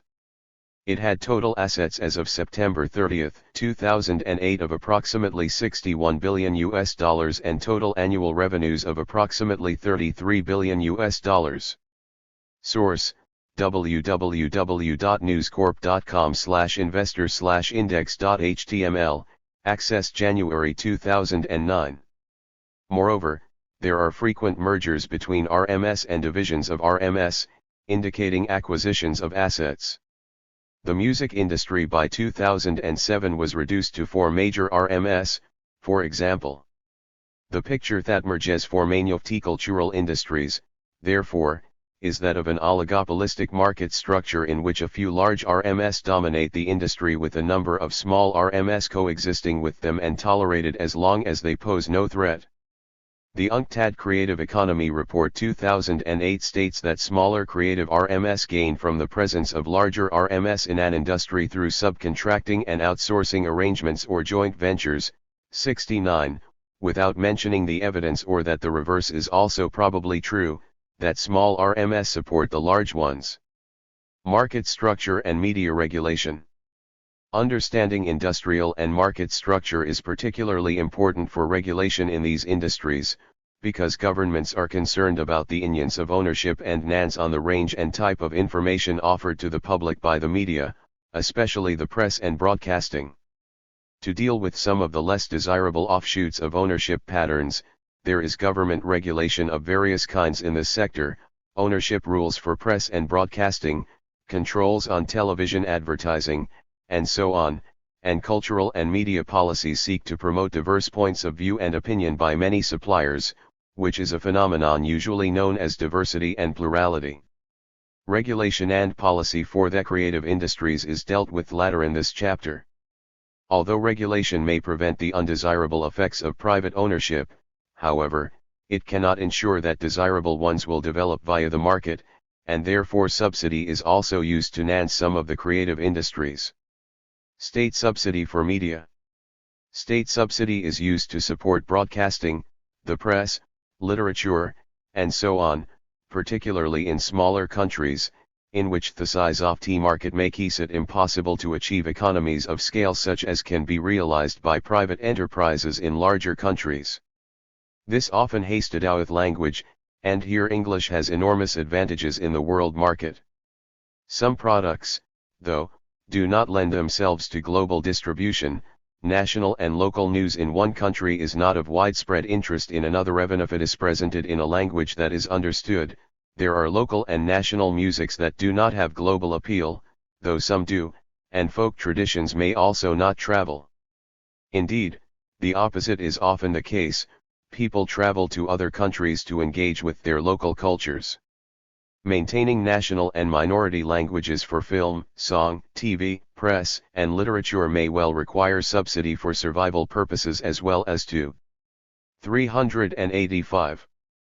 Compete with cheaper, imported globalist products. In subsequent chapters, the role of state subsidy is examined in the context of each of the industries, while international trade and globalization are discussed at the end of this chapter. Economic organization of creative industries. In this section, the market structure of the creative industry is analyzed, the size of the RM and competition in markets, and this is followed by a detailed discussion of Richard Cave's approach to the economic organization of the creative industries. Size of the RM. The economic forces that enhance the size of ARM were introduced in Chapter 5. In this chapter, the basic ideas presented there are expanded and developed in more detail. The structure of the market for a particular product, whether it is competitive or not, and the so-called make or buy decision are closely related, because, if the enterprise chooses to make all its components as a vertically integrated RM, it will typically be larger than a RM that specializes in one stage of the production process and buys in the other stages. Economists often refer to this as upstream and downstream activity, and it is an interesting question as to why some industries, including some of the creative industries, are vertically integrated whereas others are not. In general, the larger the enterprise, the greater its investment in physical and human capital assets, the more integrated its chain of production is, and the more difficult it would be for a competitor to enter the market, thus increasing the tendency to oligopoly or monopoly. Some of the stages of production in a vertically integrated RM may be vulnerable to competition, however, because specialized RMs may be more efficient at supplying those inputs, and, if that were the case, the RM may divest itself of those divisions or be forced to sell them off because they are uneconomic. Thus there is a dynamic process of competition through integration and disintegration, with integration often taking place through acquisitions of other RMS assets and mergers with other enterprises, and this seems to be a feature of the cultural industries, no doubt in part because they are subject to considerable technological change, as discussed below. Besides vertical integration, horizontal integration, whereby competing RMS producing the same or similar products merge, is also a threat to competition. In many countries, an excessive share of the market by one RM that threatens to damage consumers' interests is subject to competition law, antitrust legislation. Even so, in the media eld in particular, there is strong concentration in the hands of a few large conglomerates that are multinational corporations, due to horizontal integration across national borders. For example, see Box 14.3 on News Corporation. Excessive concentration is regulated because of concerns about plurality of news and other information sources. In the case of some recent mergers, both horizontal and vertical integration were the targets of the Competition Authority. In the case of the Sony/Bertelsmann merger, for instance, the European Competition Authority allowed the merger of the sound recording divisions but required the music publishing arms to remain in separate ownership. Stability of markets and copyright. Concerns with competition in economics focus on stability, the ability of market forces to overcome any tendency to monopoly. Markets are contestable if there are no barriers to entry, such as the need for very high outlays on sunk investment or legal impediments. In the creative industries, however, one of the most common barriers to entry is the ownership of copyrights, and the only way a competing RM can obtain existing copyrights is by buying them from the owner or acquiring a license to use them, which the copyright owner may not grant as the new entrant is a competitor. When there are mergers in the creative industries, the main assets that are transferred are copyrights. Moreover, this can be done without the consent of the creator or performer. One instance of that was the so-called George Michael case. He had signed a long-term contract with CBS that transferred the copyrights of all his songs to the record label, and then CBS and the copyrights to his works were bought out by Sony, which, he claimed, failed to market them. 10 Anyone can enter the music industry as a composer, performer, or even record label since barriers don't try are low and can create his or her own copyright works in competition with existing ones. In that sense, copyright does not confer a very strong monopoly or prevent market contestability. Existing copyrights can be used strategically to foil competitors until they fall into the public domain, however. Competition and creative destruction. Competition is regarded as being as vital to the creative economy as it is to the economy in general, because it provides greater consumer choice and more. 387. Opportunity for creators to access markets. It is, therefore, a source of cultural diversity. Competition is not just a question of how prices are affected in a static world, though that is also important. Dynamic competition as conceived of by Schumpeter, See box 14.4, is a process of suppliers jockeying with each other to get as big a share of the market as possible, only to be eventually pushed aside by a new entrant, a process he called creative destruction.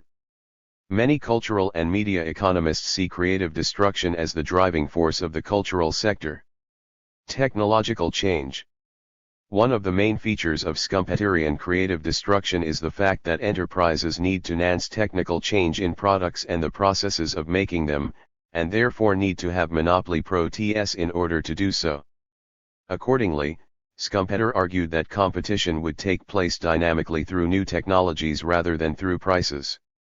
Changes in technology can catch out the incumbent RMS in an industry, as Schumpeter foresaw, making way for new entrants that understand and can manage the new technologies better. The recent history of the music industry. Box 14.4 Joseph Schumpeter on creative destruction.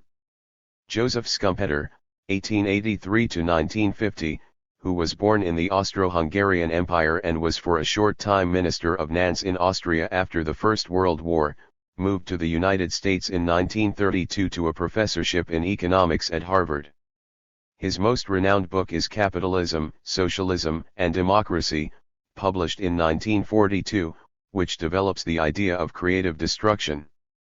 Nonetheless, his early book Theory of Economic Development, 1912, written when he was 28 years old, contains other ideas that are now evoked in the context of technological progress and dynamic competition, the distinction between innovation and invention and between process and product innovation. Schumpeter saw the innovating entrepreneur as the driving force of progress in the capitalist economy, but that progress was not smooth but subject to business cycles, economic upswings and downturns. He believed that what drives innovation and growth are big RMS with the resources and capital to invest in research and development. Their innovations provide them with a monopoly until imitators enter the market and compete away their advantage, and this process takes place in waves of innovativeness, hence, creative destruction.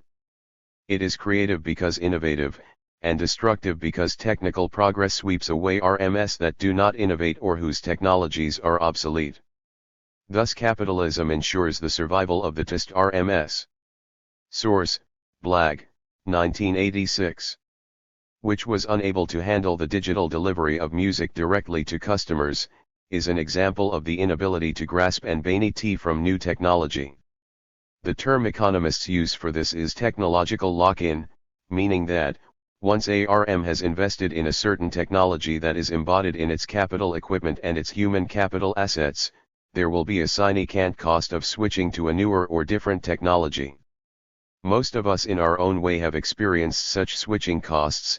LP playing gramophones were made redundant by CDs, and CD players were soon replaced by Walkmans and then iPods. The high outlay of investment in many information goods industries only exacerbates the switching costs to ARM and locks it into an older technology, which eventually makes its cost of production too high or its products too old-fashioned to compete successfully. Technology in the means of reproducing and copying words, sounds and moving images is basic to the publishing, sound recording, film and video industries, as without it they could not have developed in the RST place, and they are subject to ongoing technological progress.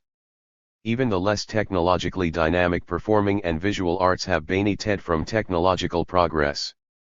Process and product innovation have been very important in the development of the creative industries.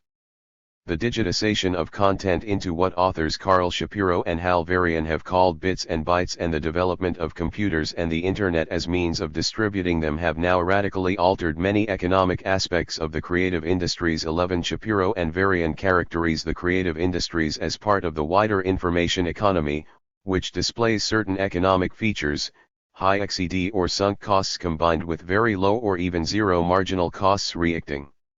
Economies of scale, economies of scope, as well illustrated in box 14.3 by the holdings of News Corporation, in the form of synergies between similar products, economies of scale in advertising and marketing them and the pooling of risks in similar undertakings, and besides economies of scale and scope, possible network economies that increase consumers' willingness to pay for a product.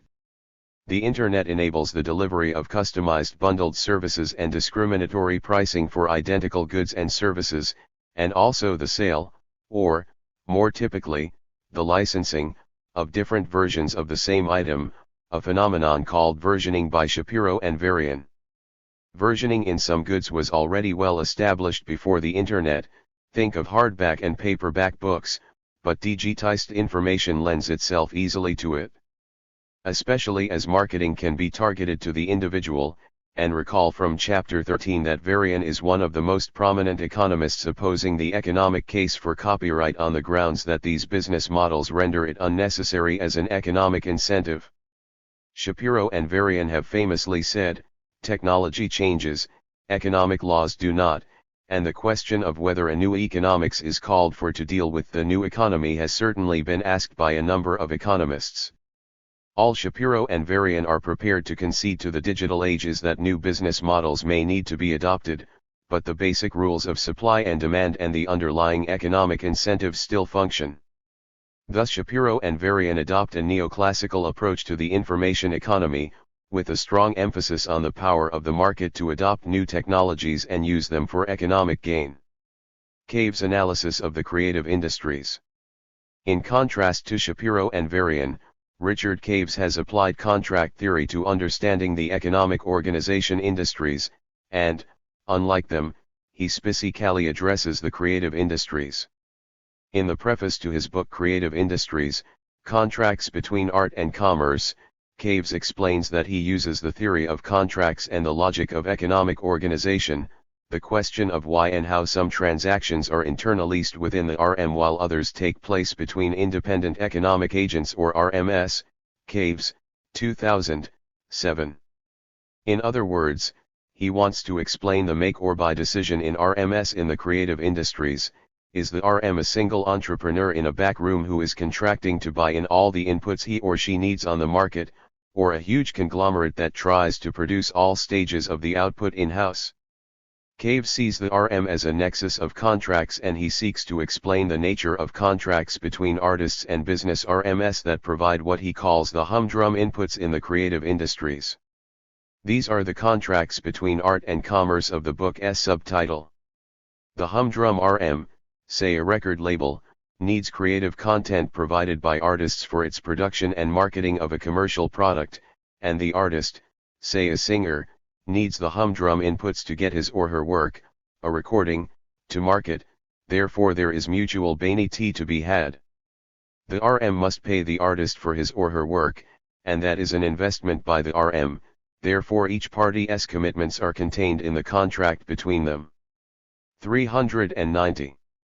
Contracts between art and commerce. In the book, Caves successively examines each of the creative industries ranked according to the complexity of the chain of production in that industry, and then he analyzes the contracts between the humdrum inputs, the commercial side of the RM, and the suppliers of the creative content, the artists. To give you an idea of how the analysis proceeds, the RST industry Caves examines is the contemporary art market, in which artists are producing worth it is sold via an art dealer or gallerist. The artist has a contract with the gallery, which may be no more than a loose arrangement sealed by a handshake. On that basis the artist hands over his or her work, to be put on display and sold at a price determined by the gallerist, from which the gallery will deduct, typically, 50 to 60% as a commission for displaying and marketing the work and arranging the sale. An alternative deal could be that the gallery buys the work from the artist outright and then sells it on, but that is likely to happen only when the gallery knows the artist's reputation and the value of his or her work on the market. Caves describes these arrangements and explains the economic organization of the industry in terms of the type of contract that is made between the artist and the commercial enterprise. He then proceeds to analyze more complex deals, such as book and music publishing, sound recording, film, and so on. In what follows, it can be seen that Caves uses the ideas of transaction cost economics, Box 5.4, principle, agent theory and the property rights approach outlined in Chapter 5 and in the appendix to Chapter 1. Contracts lay down the terms of the transaction, such as a description of the good or service that is to be supplied, the delivery date and the price, or fee, that is to be paid. The contract then stipulates the transfer of property rights. Contract theory has shown that contracts are never complete, however, because it is impossible to anticipate all future events and conditions. Incomplete therefore, the contractriestaget the best mutually agree deal while attempting to anticipate possible contingencies, but, because bargaining over and writing contracts have transaction costs theys a limit the bargaining process. It also has to be possible to maniter the contract for what Cavis calls contract fealty that is truly fulfilling the contract, and, in addition the contract has to be able to deal with can ICT resolution, which ultimately could be in a court of law. Incomplete contracts. Given that no contract can ever be complete, Caves argues that contract incompleteness is even greater in the creative industries than in the rest of the economy. There is too much uncertainty about the outcome of artistic 391 plans, and creative artists and performers cannot work to order. In addition, the reception by consumers of newly created works is unpredictable.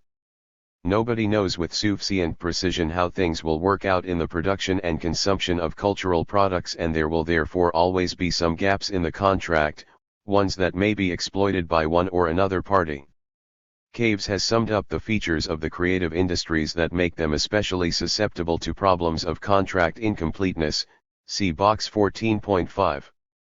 Features of the creative industries and contract incompleteness. The features listed in box 14.5 start with one of the most famous statements in the movie industry, attributed to Samuel Goldwyn: nobody knows anything about Hollywood. The typical problem in contract theory is asymmetric information. When one party to the contract knows more than the other, Caves adapts this for the creative industries to the pervasive problem of symmetric ignorance, because nobody knows creativity is an uncertain business. These problems are exacerbated, however, by the fact that artists are not doing routine jobs. They care about their work, art for art's sake, and may make that a priority over commercial, humdrum, concerns. Moreover, many creative undertakings need coordinated work by many different artists, especially in the performing arts, the motley crew, and these artists cannot be substituted one for another, at least not easily, the A-list/B-list property, because they have different levels of talent. The creative industries supply an infinite variety of products, and some of them may last a long time, ars longa, meaning that revenues from them can take many years to owe in. As most products of the creative industries are protected by copyright law. Box 14.5 Economic properties of the creative industries according to Richard Caves. Nobody knows. There is uncertainty surrounding the production and consumption of creative products. Art for art's sake, the utility that artists derive from their work. Motley crew, the diversity of skills required for producing the good or service. A-list/B-list, the vertically differentiated skills of creative workers. Infinite variety, the wealth of differentiated products. Ars longa, the durability of creative products. Time IES, the problem of coordinating the motley crew to deliver the good on time. Source, Caves, 2000. 392 The creative industries. Royalties on authored works can last as long as 70 years after the death of the author, and films and sound recordings are now protected in the United States for 90 VE years after they were produced. See Chapter 13. Finally, the problem of coordinating production is subject to the pressure of time IEs, especially in the live performing arts, in which opening nights and concert schedules are advertised long in advance, but also, for example, in film production, when shooting schedules require the motley crew to be in the same place at the same time. Types of contracts. Caves identifies several different types of contracts: implicit, incentive, relational and option contracts. Each has different features and is appropriate to different economic conditions. All are made use of in one or another of the creative industries. Implicit contract. The implicit contract is not a formal written contract but, rather, an understanding based on custom. It relies on trust and reputation rather than formal arrangements. Such deals are common in the art and antiques market but could be found in any small-scale community, even a worldwide one, in which individuals know, or know of, each other. The handshake contract between an artist and dealer or gallery discussed earlier is of this type. Pop groups are notorious for not making formal contracts when they start out, which can lead to serious problems later on, especially if they are very successful. Incentive contract. In an incentive contract, the payment, reward, is linked to the contribution each party brings to the deal, and is designed to encourage both parties to perform their best and to overcome principal, agent issues. An example is a royalty contract on a copyrighted work, such as a book. The publisher agrees to pay the royalty based on their tail price of the book to the author in exchange for the right to publish and sell the book. Both share the risk of its success or failure, and that ties them together in the undertaking, as explained in Chapter 13. The author can easily check on the price but needs to be able to verify salesto and if the publisher is paying him or her the right amount of royalty. Copyright royalties are not predictable, however, because nobody knows how successful the product will be. In many situations, though, the contribution of the individual artist to the economic success of the deal cannot biden the ed, especially in a motley crew. 393. Relational contract. A relational contract is used when there is complementarity between partners who produce transactions specifics, for instance a partnership between musicians in a pop band or string quartet, in which each member invests in a joint venture. If one member threatens to leave, to hold up the performance or a recording, the others experience switching costs, as they have to search for a replacement member. If all the members commit equivalent resources, such as their time and experience, it the group that produce an asset that has value to a member over and above that which each individual would be able to produce on his or her own. Option contract. Caves regards the option contract as being the most common type used in the creative industries. An option contract gives on a party the right to control decisions about sequential activities, when one decision has consequences for the next stage in the chain of production. So, for example, a record label nances a pop group for several months to create a sound recording. If it is not good, the investment is wasted, but nobody knows that in advance. In the event that it is good, though, the record label binds the pop group into a contract that gives the group the option to continue working on it. The record label that has sunk the investment wants the decision rights, the option to decide over what to do with the sound recording and the right to make another recording with the group if the RST is a success, and the label probably also wants to keep the option open to future collaboration. These decision rights and the way the record label rewards the pop group, usually with a royalty contract of a percentage of sales revenue, are all written into the contract. Thus the option contract gives the entrepreneur an opportunity to assess the qualities of a piece of work before laying out any further investment on the project. This is partly because the products of the creative industries are complex and require investment at various stages of the chain of production. Think of what goes into making a sound recording or film, and partly because of the incompleteness of contracts. Such a contract gives one party control over unanticipated payments, residual rents, or other things that the incomplete contract did not specify. Transfer of property rights. Whichever type of contract is used in any given situation, the outcome is the transfer of property rights of one sort or another between the parties to the contract. Contract incompleteness reinforces the need of the humdrum side of the RM, the suits the accountants, managers, and investors in charge of the finances of the enterprise, to control property rights.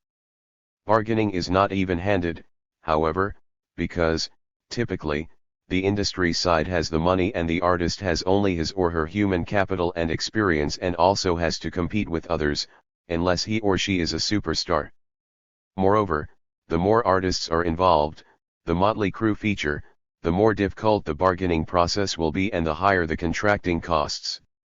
The main contribution of Cave's analysis is his proposition that the transfer of property rights typically follows the investment in sunk costs, which he recognizes as being particularly high in many of the creative industries.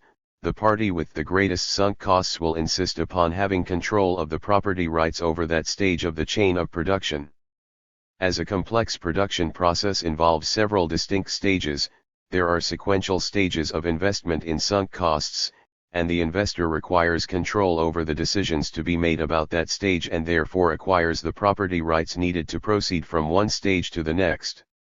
A well-known example of contracting that attempted to be complete by controlling all aspects of production is the Hollywood studio system, whereby a studio controlled every stage of film production and distribution.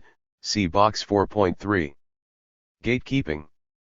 Caves has also noted in his analysis of the structure of the creative industries that they perform an important function in reducing search and information costs for both consumers and for producers by undertaking what sociologists call gatekeeping and media analysts call intermediation. Given the abundant, even excessive, supply of creative content by artists and other creators, not all of which can be produced and marketed by the creative industries, elements in those industries filter out the better material and people. This is typically done in the RST instance by people such as literary agents, managers, and talent scouts, who act as middlemen between the bigger RMS and the individual creators whose work they assess. Trusted middlemen, many are in fact women, act as intermediaries. Intermediation means more than that, however, it also means that what actually reaches the marketplace, and therefore the consumer, is the result of the selection made by the enterprises in the creative industries. Economists explain gatekeeping in terms of the costs that RMS would otherwise have to incur to search out and evaluate the quality of creative products. It seems that independent specialist reimseribitable to dothis and that the bigger media conglomerates therefore buy in their services rather than provide them. 395. In-house.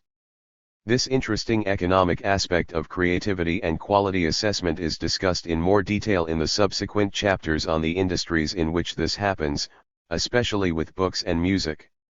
The Internet has opened the door for artists to avoid this gatekeeping process, however, and approach the consumer directly, a topic Caves does not explore.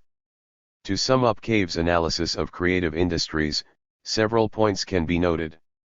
Although he emphasizes the property rights approach of contract theory, he also uses what might be called more traditional economic notions, such as returns to scale, that are essentially neoclassical concepts. He also adopts the view that there is excess supply in the creation of content and that this weakens the bargaining power of creators in these industries. He explains that weakness by arguing that decision rights and property rights will follow the economic logic of sunk investment. Given that some investment is sunk, the entrepreneur can try to avoid further sunk costs by acquiring the decision rights to the next stage in the inevitably complex and uncertain environment that is faced by these industries. These are powerful ideas that go a long way to explaining the structure of RMS and of markets throughout the creative industries, and they are explored in the subsequent chapters of this part of the book. International trade, globalization and cultural diversity. One of the claims of the United Kingdom SDCM is that cultural goods and services are an important source of export earnings and this is part of contribution of the creative industries to economic growth. In other countries, a concern of cultural policy is the domination of markets for cultural products via international trade by a few large-scale producers and the resulting loss of cultural diversity. Inevitably, this often means rejection of U.S. hegemony and of the English language because cultural products in English are most easily and cheaply traded internationally to global markets due to economies of scale. International trade is market-driven and is the vehicle for the globalization of all goods, services, and technologies, including culture. Although economists speak of trade taking place between countries, those who transact it are typically private enterprises. Concerns over globalization through international trade in cultural goods have given rise to exceptions in international trade treaties and to special regulations for the creative industries. In this section, statistics on international trade in cultural products are presented RST and the scene set for discussing the question of globalization and cultural diversity. In the next section, regulation in international trade is examined. International trade towse. As with statistics measuring the contribution of the output of the creative industries to national GDP, so the appropriate way of collecting international trade statistics is also subject to much debate, and the matter is made themere complexithium for universality in the data on the products traded by the 192 member countries of the United Nations. Trade is a basis for economic development, and UN agencies report trade statistics according to development categories: developed countries, developing countries, economies in transition, and so on. The established basis for collecting trade data for goods is by product type, but services present problems, not least due to the fact that many countries do not collect such data. According to the Creative Economy Report 2008, only FTY7 UN member states report trade in services. Furthermore, there is no standardized way of collecting the data, and the goods that are collected include items, such as royalty payments for patents, that do not relate to the creative industries, thus in aiding those goods, but they do not include items such as box of CE revenue from cultural tourism, thus understating the value of international trade in creative services. These problems pertain to the data presented in tables 14.1, 14.2, and 14.3. The classification of both goods and services for international trade purposes differs from that used in domestic production, and it is a specialized topic. 12. In Chapter 2, the point was made that trade is unevenly distributed throughout the world and, in fact, most trade takes place between a relatively small number of countries. This is also the case with international trade in creative. Table 14.1 Percentage of world trade in creative goods by product group, 2005. Arts and crafts 7. Audiovisuals 0.2. Design 65. Music 4. New media 4. Publishing 13. Visual arts 7. Source, UNCTAD, 2008. Table 14.2 Topic Exporters of creative goods, a 2005. Rank in 2005 Market share EB, %. Growth 2000 to 5%. China 1818. Italy 86. Hong Kong, China, 81. United States 84. Germany 714. United Kingdom 610. France 59. Canada 32. A. All creative industries. B. Share of world total, rounded. Source, UNCTAD, 2008, 260. Table 14.3 Imports and exports of audiovisual services and royalties and license fees for leading countries, 2005, million US dollars. Imports exports. Audiovisual and related services. World total 16,392 17,518. Canada 1,773 444. China 154 134. Japan 903 82. Germany 2,809 705. United Kingdom 1,092 499. United States 915 7,060. Royalties and license fees. World total 134,548 123,842. Canada 6,649 3,471. China 5,321 157. Japan 14,654 17,655. Germany 6,589 6,828. United Kingdom 9,069 13,303. United States 24,501 57,410. Source, UNCTAD, 2008, 303 to 4, 313 to 15. Goods and in creative services. 13. In addition to this pattern, the type of product traded internationally is also very uneven, as Table 14.1 shows. Table 14.2 shows the top exporting countries of creative goods, such as TV, SETs and CDs, in 2005. China is the leading exporter and also has the highest rate of growth of exports, so it can be expected to pull even further ahead in the future. The issue for the income from foreign trade, however, is the balance of payments and the value of net exports, the excess of the value of exports over imports. By 2005, the European Union, treated as a single entity in some recent trade statistics, and Canada were importing and exporting the same value of creative goods, that is, they had an almost zero balance of payments for goods, but the United States and Japan were net importers. When the data on international trade in services are analyzed, however, there is a very different story. Then it can be seen that the United States is a huge net exporter of audiovisual services, film, broadcasting, and so on, and of royalties and license fees, and the only other net exporter in this category is the United Kingdom, Table 14.3. The picture underlying these international trade curves was one of a marked concentration of RMS producing the exported cultural products.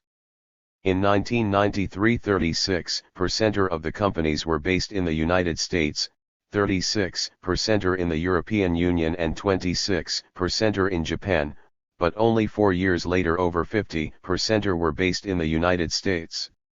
Now around 85% of worldwide screen films are made in Hollywood, and Hollywood earns a half of its revenues from overseas markets, compared to 30% in 1980. Even though more films were actually made in India and in Europe each year than in Hollywood, and Asia produces as many films as it imports, see Chapter 16.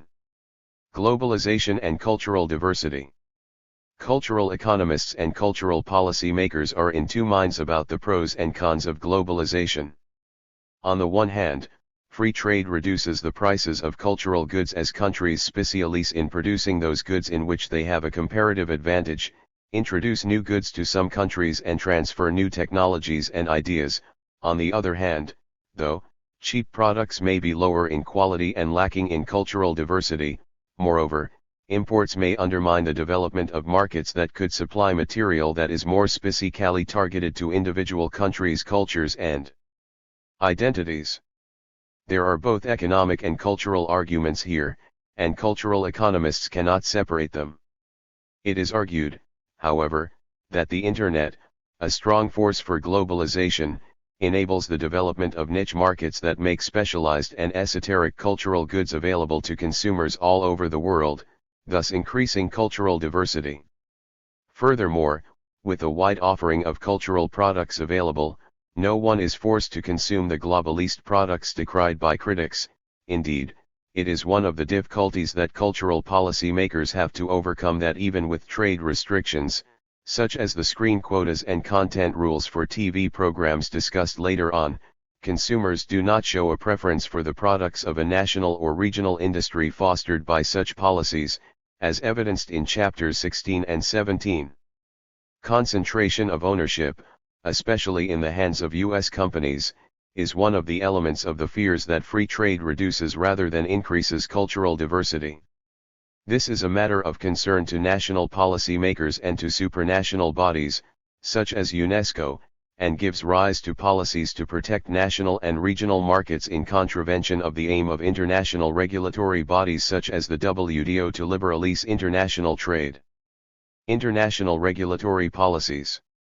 The main body that regulates, or, rather, seeks to deregulate, international trade is the World Trade Organization. It aims to promote free international trade by removing barriers such as tariffs, the preferential treatment of national products, quotas, and import restrictions.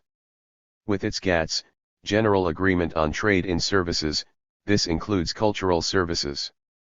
The WTO is also responsible for the TRIPS Agreement, which is concerned with copyright and other intellectual property in world trade and therefore has important implications for international trade in cultural goods and services.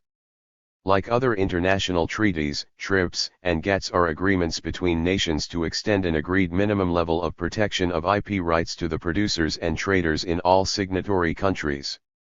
Some countries offer protection above the minimum requirement, for example, the international treaties on copyright, the Berne Convention and TRIPS require protection of authors' rights for FTY years after the author's death, whereas the law in many countries now gives protection for 70 years after death.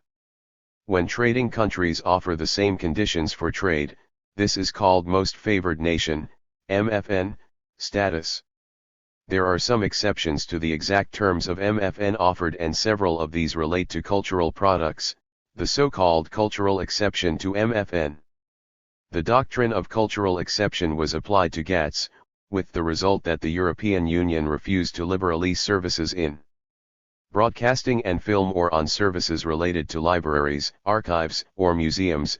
Other countries in the negotiations did so too, with the outcome that only a minority of countries agreed to free trade in all cultural goods and services. Trade in some sectors of the creative industries is free, however, for example in publishing and architectural services. 14. The doctrine of cultural exception allows the EU countries, and those other countries that applied it, such as Canada, to adopt a protectionist audiovisual policy, while its member states enjoy MFN status for other goods and services. It recognizes the symbolic significance of cultural products in the life of a nation and region, in the case of the European Union, and the desire to protect and promote cultural diversity, and sets limits to the globalization of culture through international trade. It remains to be seen how these trade agreements and rules withstand the so far unregulated and transnational nature of the Internet. Audiovisual policies that concern film and television are dealt with in chapters 16 and 17. There are several points of significance in this.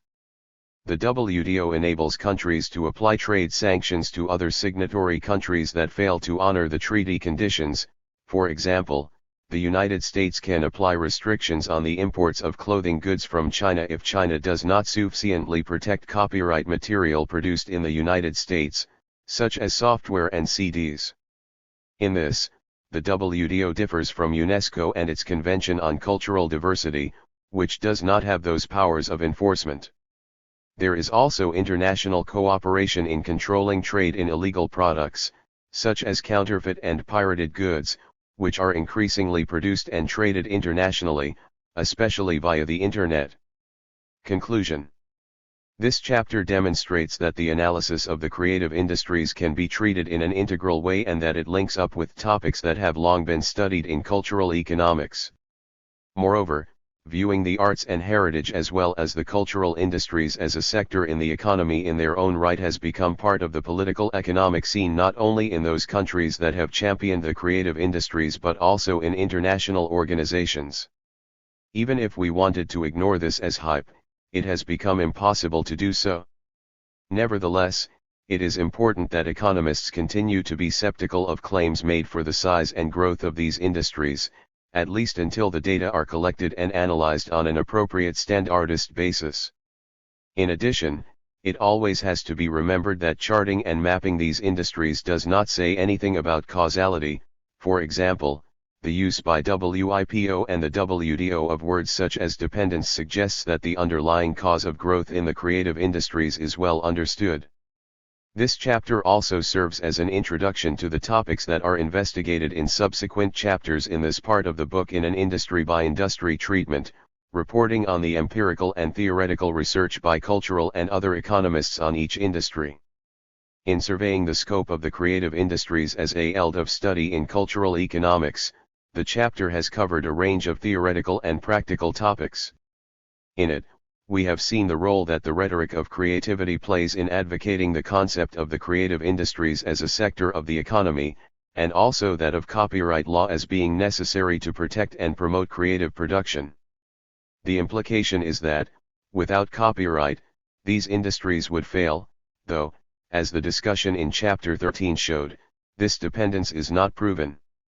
Nevertheless, it can be accepted that the cultural products of the creative industries are mostly protected by copyright law, or have come out of copyright and passed into the public domain, and that this can be a legitimate way of denying the creative industries, given that any denition is arbitrary and the greatest need is for consistency in classifying and reporting data. In addition to the general problems of properly measuring the value added by the creative industries to GDP and the balance of payments, which are an indication of the economic role of these industries, there is also the problem of measuring their qualitative aspects in the context of policy on cultural diversity and global international trade. Many nations worry that their distinctive cultures and cultural products could be wiped out by the cheaper products of large international corporations that are freely traded around the world.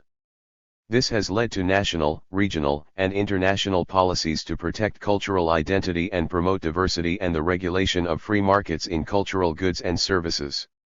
The pros and cons of these policies are an important topic in cultural economics and are an extension of the discussion on the role of government in the cultural sector that was the subject of chapters 7 and 10 in this book.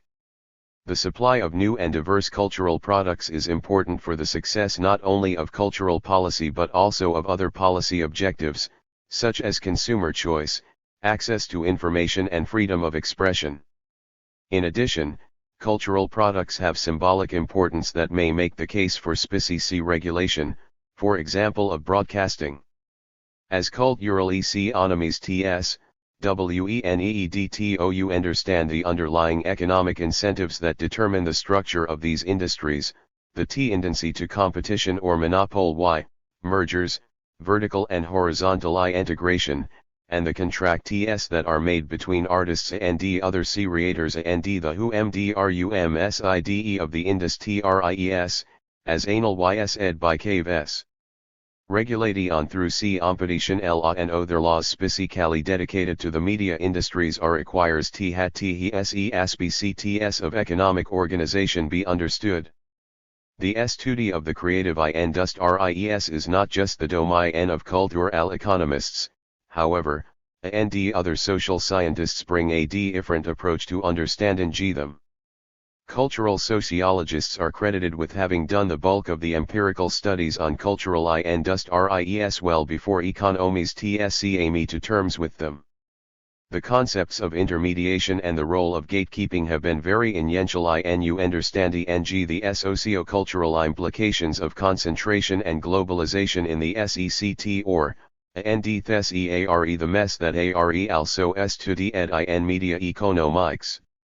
There is much to be gained from a multidisciplinary approach to the study of the creative industries and of public directed hem. Further reading. There is no shortage of reading on the topics covered in THISCH chapter. All students of cultural economics should read Richard Cave's 2000 book Creative Industries, Shapiro and Varian, 1999, is still pertinent and gives a good idea of how business economists approach the information economy, particularly in respect of digitalization. Chapter 7 of David Throsby's book Economics and Culture, 2001, is on cultural industries. There are several chapters in the towse, 2003a, Handbook of Cultural Economics that provide introductory overviews of topics discussed here. Towse on Cultural Industries, Chapter 20, Keith Atkinson on Globalization, Chapter 31, Michael Hutter on Information Goods, Chapter 33, and Gunther Schultz on International Trade, Chapter 34. Gillian Doyle's 2002 book Media Ownership covers the regulation of media in Europe well, while the 1999 book by Keith Atkinson and Christopher Mall, Much Ado About Culture, has a particular emphasis on Canadian protectionist policy.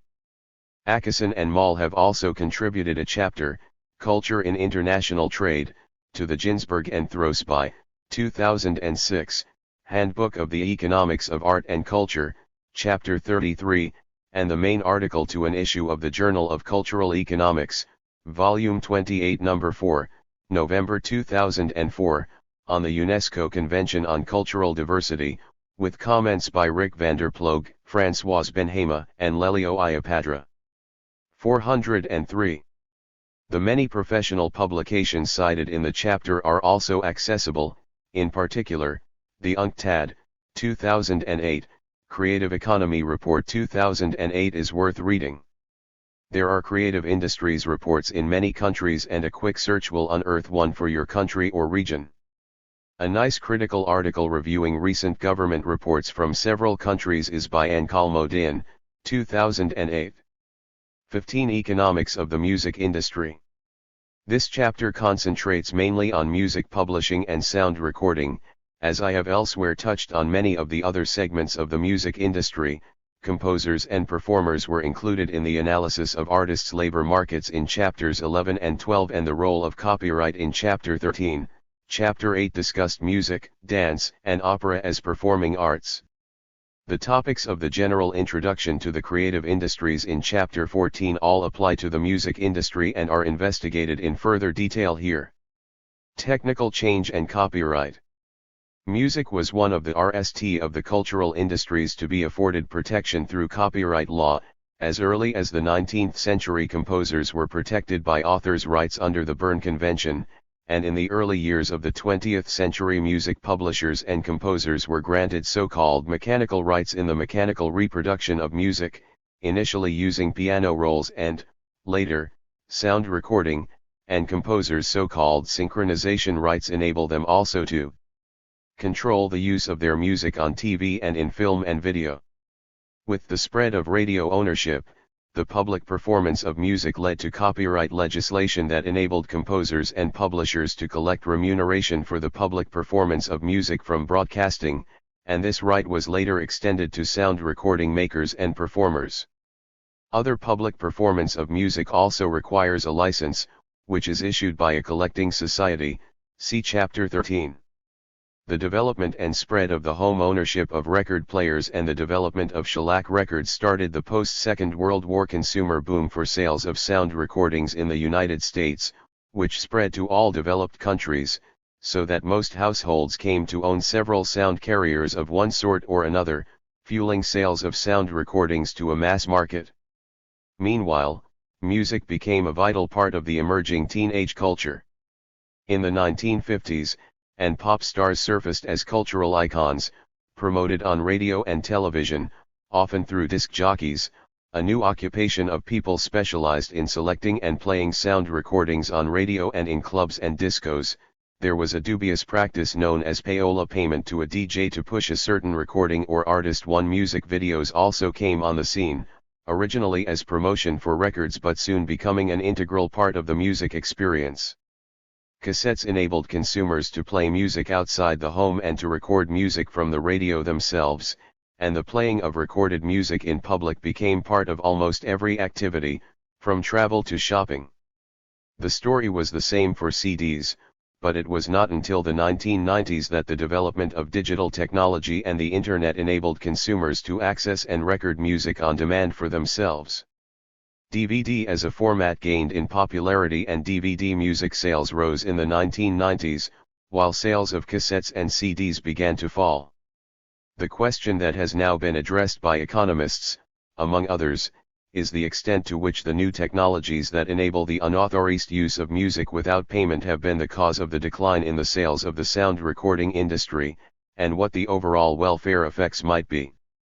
After all, historically all technological progress has harmed some established industries and their workers but brought increasing wealth and well-being to society at large. Sound recording itself displaced thousands of live musicians, who even in the 1970s were waging a live music campaign in the United Kingdom with broadcasters to limit needle time, the use of recorded instead of live music. It is a well-attested fact in the economics of innovation that the adoption of new inventions is rarely achieved by incumbents in the industry, and it is newcomers who demonstrate their wider uses. The recent history of the sound recording industry has demonstrated this par excellence, and the Schumpeterian creative destruction model appears to apply to it. As a result, the music industry, especially in the 2000s, has attracted the attention of cultural economists and others interested in the economic effects of technical change wrought by the Internet. Primary and secondary markets. In the sound recording industry, two markets operate side by side: the primary market, for sales of sound recordings and printed music, and the secondary market, for these products to reach the consumer in conjunction with another service, such as broadcasting or as background music in discos and so on. Both markets are important sources of revenue for composers and performers, though the secondary market is less important for sound recording makers. In almost all European countries, with the exceptions of Ireland and the United Kingdom, music rights holders also receive income from a levy on blank recording media, cassettes, CDs, computers, that is, remuneration for the loss of sales that are displaced by home recording. These streams of income arise from the array of rights accorded to composers, performers, and sound recording makers under copyright law. As explained in Chapter 13, royalties on sales of recorded music are paid to contracted artists by the record label, while license fees from the secondary market are mostly collected and distributed by collecting societies. In this chapter, these various aspects of the music industry are analyzed, starting with the overall picture of consumption and production. Consumption and production in the music industry. The varied nature of the music industry makes it difficult to give an overall picture of consumption and production for the whole industry. It is necessary to consider the different sectors in turn, using several sources of information to build up a picture of the different markets for music. Consumption and participation. Consumption implies that a good is purchased on a market, real or virtual, but this is not always the case, as many people make music for their own pleasure. Even amateur activity usually involves payment for some items, however, such as sheet music or musical scores, musical instruments and, in the case of amateur bands, orchestras, and choirs, the services of professional musicians as accompanists and conductors. Tickets are often sold for performances by unpaid amateurs, choirs, orchestras, bands, just to cover costs. Consumption in the form of attendances at live performances of all kinds, concerts, musicals and opera, clubs, festivals, and so on, can be measured by ticket sales, and sales revenue and license fees for the use of published music and of recorded music provide information on their consumption. I return to these later. There are also data on participation that are indicative of the popularity of music as a cultural activity. In addition to attendances at classical concerts. Reported in Chapter 8, some countries provide data on broader participation in music. A 2006 survey of participation in Ireland showed that 28% of the population participated in rock or popular music and 19% in traditional Irish Oregon folk music, and that 8% played a musical instrument for pleasure. In Sweden in 2003, 58% attended concerts, type unspecified, 17% played instruments and 4% sang in choirs. Canada collected information in 2005 on listening to recorded music on CD or other format, 84%, and listening to downloaded music on a computer, MP3 player, 29%. 2 In the United States, the average American spent 40 VE minutes a day listening to music and almost 3 hours listening to the radio in 2000. The data do not, however, distinguish the music content of radio listening. Figures on CD sales per capita show the variation in consumption patterns between countries. In 2006 per capita sales were 2.7 in the United Kingdom, 2.1 in the United States, 1.9 in Australia, 1.5 in Canada and Japan, and 1.4 in Germany, IFPI, 2007. Demand for CDs is discussed in the section on piracy below. Production. There are several stages in the production of music, starting with its creation and proceeding through to its marketing and reception by consumers, and many different individuals and organizations are involved at each stage. At the initial stage of content creation are the creative artists, composers, songwriters, and performers, singers, instrumentalists, conductors. As described in Chapter 11, they are assisted by agents, managers, promoters, and the like, who act on their behalf. Music publishers handle musical compositions. They both publish the music and manage its copyrights, dealing with the array of public performance, mechanical and synchronization rights with record, film, and broadcasting companies. Sound recording, phonogram, makers make and distribute records in various formats: cassettes, CDs, music videos, DVDs, generically called sound carriers, and supply them to retail outlets for sale to the NAL consumer and to the many other organizations in the secondary market that use music as part of their own production, restaurants, sports halls, and the rest. See Chapter 13.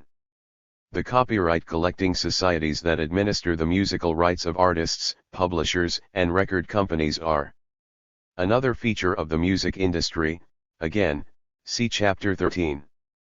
Then there are the various businesses providing a range of services, such as musical instrument makers and music providers, venue operators, and ticket agents, who depend upon the various branches of the music industry. Table 15.1 provides a breakdown of the value added of all the sectors in the chain of production in the music industry in the United Kingdom. Although its source is somewhat out of date now, it is unique in having data on artists' earnings. We may suppose that, even with the advent of P2P in 1999, these proportions will have remained more or less the same. In the DCMS typology explained in Chapter 14, these activities can be thought of in layers in descending order of creativity, with composition and the creation of performances in layer 1. Another typology is that of WIPO, see box 14.2, in which the composition and performance as well as the creation of sound recordings are core copyright activities. Either way, an important feature of the music industry, in common with other information goods industries, is that at its core is the intangible, copyrightable content that is packaged in the different media for communication to the consumer. A CD is just a piece of plastic and, without the bits and bytes that are embodied in it, it has little value. The value is in the content, not the medium. It is precisely the intangible nature of music that makes it so vulnerable to misappropriation. Table 15.1 Estimated value added of UK music industry, 1995, £1,000,000. Live performance, rock, pop, etc. 300.0. Live performance, classical, etc. 146.0. Other artists' earnings of 525.0. Opera and music theatre 120.0. Recording 415.4. Music publishing 85.5. Collection societies 23.3.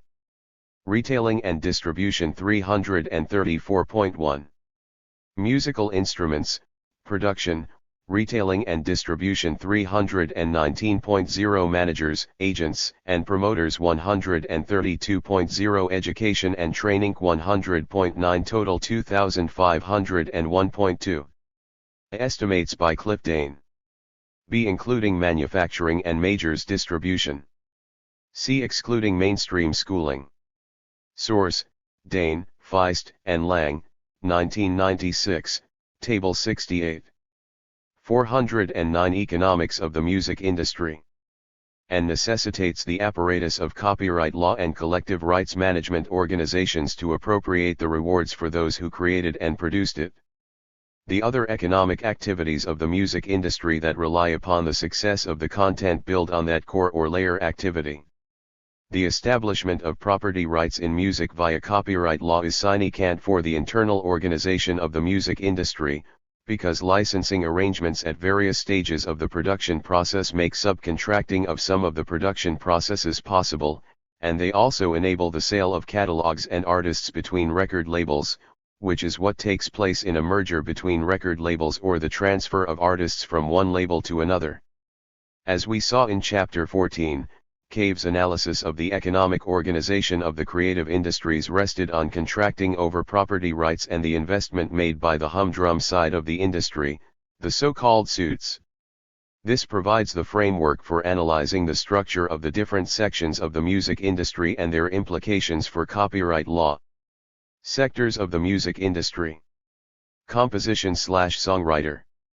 The starting point for the production of music is the musical composition, and, as with many artistic activities, there is an excess supply of musical composition, leading to what has been called a Malthusian nightmare for composers of contemporary classical music, the creation of compositions proceeds at a rate that vastly exceeds opportunities for getting them performed and therefore paid for. In some countries there is state subsidy for composition, and, to ensure that subsidized compositions are performed, grants are often made to the performing organization, such as the orchestra or band, for them to commission a work on the condition that it is performed, and that more than once.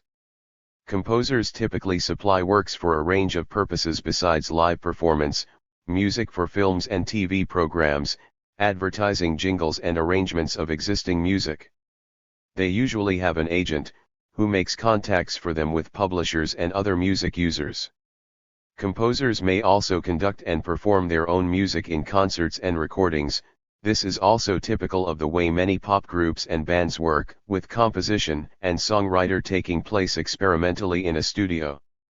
Formally composed music can easily be created on a computer using standard software and printed off by the composer in a performing version.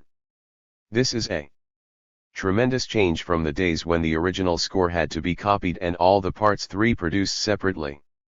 It also removes from the music publisher the function of printing music, although, like literary publishers, they assist with editing. Music cannot simply exist in the composer's computer or on paper, however, it needs to be performed, and, in order to get the composition to market, composers and songwriters seek the services of a music publisher. Music publishing. Music publishing, besides the selling and renting of printed music, is concerned with managing rights for composers and making deals for them with users of music. Publishers may require the assignment of rights from the composer in order to exploit the market for the composition, as predicted by Cave's contract theory. The composer or songwriter has a contract with the music publisher, who traditionally receives the so-called publisher's share 50% of the royalty income from mechanical and synchronization royalties. Royalties from public performance are typically collected by a rights management organization, collecting society, and the music publisher usually receives 25% of that income. Bearing in mind that copyright on a musical work, song title or other composition, lasts 70 years from the death of the composer, the nearly $7 billion worldwide in revenues from music publishing are not so surprising. See Table 15.2. The table provides data for 2000 for revenues from music publishing in the main world music markets, the United States, Japan, Germany, France, and the United Kingdom, as well as the world total. It can be seen that mechanical royalties are the biggest single source for the 4 countries that have a sizable sound recording industry, and synchronization royalties re-ect the dominant position of film music in the United States and the United Kingdom. In terms of the market structure of the music publishing industry, the major publishers are arms of the major record companies, though there are several notable smaller RMS in the industry.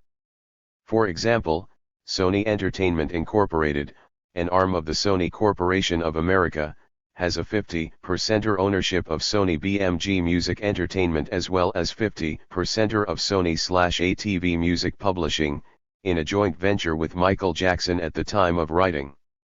Sony/ATV Music Publishing owns or administers copyrights and catalogs of the Beatles, Bob Dylan, Jimi Hendrix, Joni Mitchell, and Hank Williams, to name a few.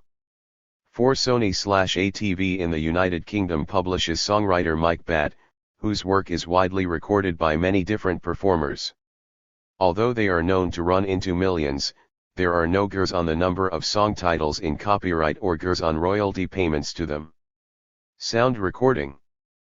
By 2007, production in the record industry worldwide was dominated by 4 major companies: EMI, Sony BMG, SBMG, Universal Music Group, UMG, and Warner Music Group, WMG. That year the share of each by volume in the U.S. domestic market was UMG 32%, SBMG 25%, WMG 20%, and EMI 9%. Independent labels had 14% of the market. Unit sales in the United States, including online paid downloads and physical sales, but excluding mobile, totaled 1.37 billion, an increase of 15% over the previous year. The pattern differed by type of sound carrier. The main source of information on world sales of sound recordings is the International Federation of Phonographic Industries, IFPI, the industry lead body. According to IFPI data, the retail value of sales of recorded music, physical, digital and performance rights revenues, in 2007 was just under $30 billion. The United States and Japan accounted for half of the total, the United Kingdom, Germany, and France a further quarter. 6. As is well known, sales of sound recordings fell during the RST years of the 20th century, attributed by the industry to piracy, unauthorized use, brought on by the development of P2P and MP3 LE sharing technologies available on the Internet and made accessible by various LE sharing services, starting with Napster. The development of legal downloading services, mainly by new RMS unconnected to the sound recording industry, such as iTunes and the accompanying iPod hardware, has led to an increase in downloads. The topic of piracy is discussed in more detail below. Legal downloads and sales of digital music were rising in 2008, according to the IFPI, see box 15.1. International trade. In 2005, according to the UNCTAD Creative Economy Report 2008, music exports, which were 99% CDs, that is, physical goods, not services, were valued at nearly $15 billion, of which 75% were from Europe and 10% from the United States. The top exporter was Germany, with 23% of total world exports, followed by the United Kingdom and the United States, both with 10%. Nevertheless, 84% of all imports of CDs were also by developed countries. Germany was the biggest importer, with 15% of the world total, followed by the United Kingdom with 10%, the United States with 8% and France with 6%, attesting both to the imbalance in international trade in the music industry and to the fact that major exporters are also major importers.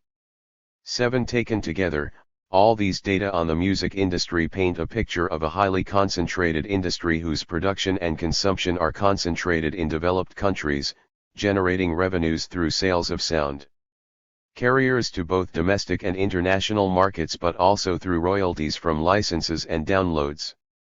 Music is being promoted by various international organizations as a creative industry that could foster economic growth in less developed countries.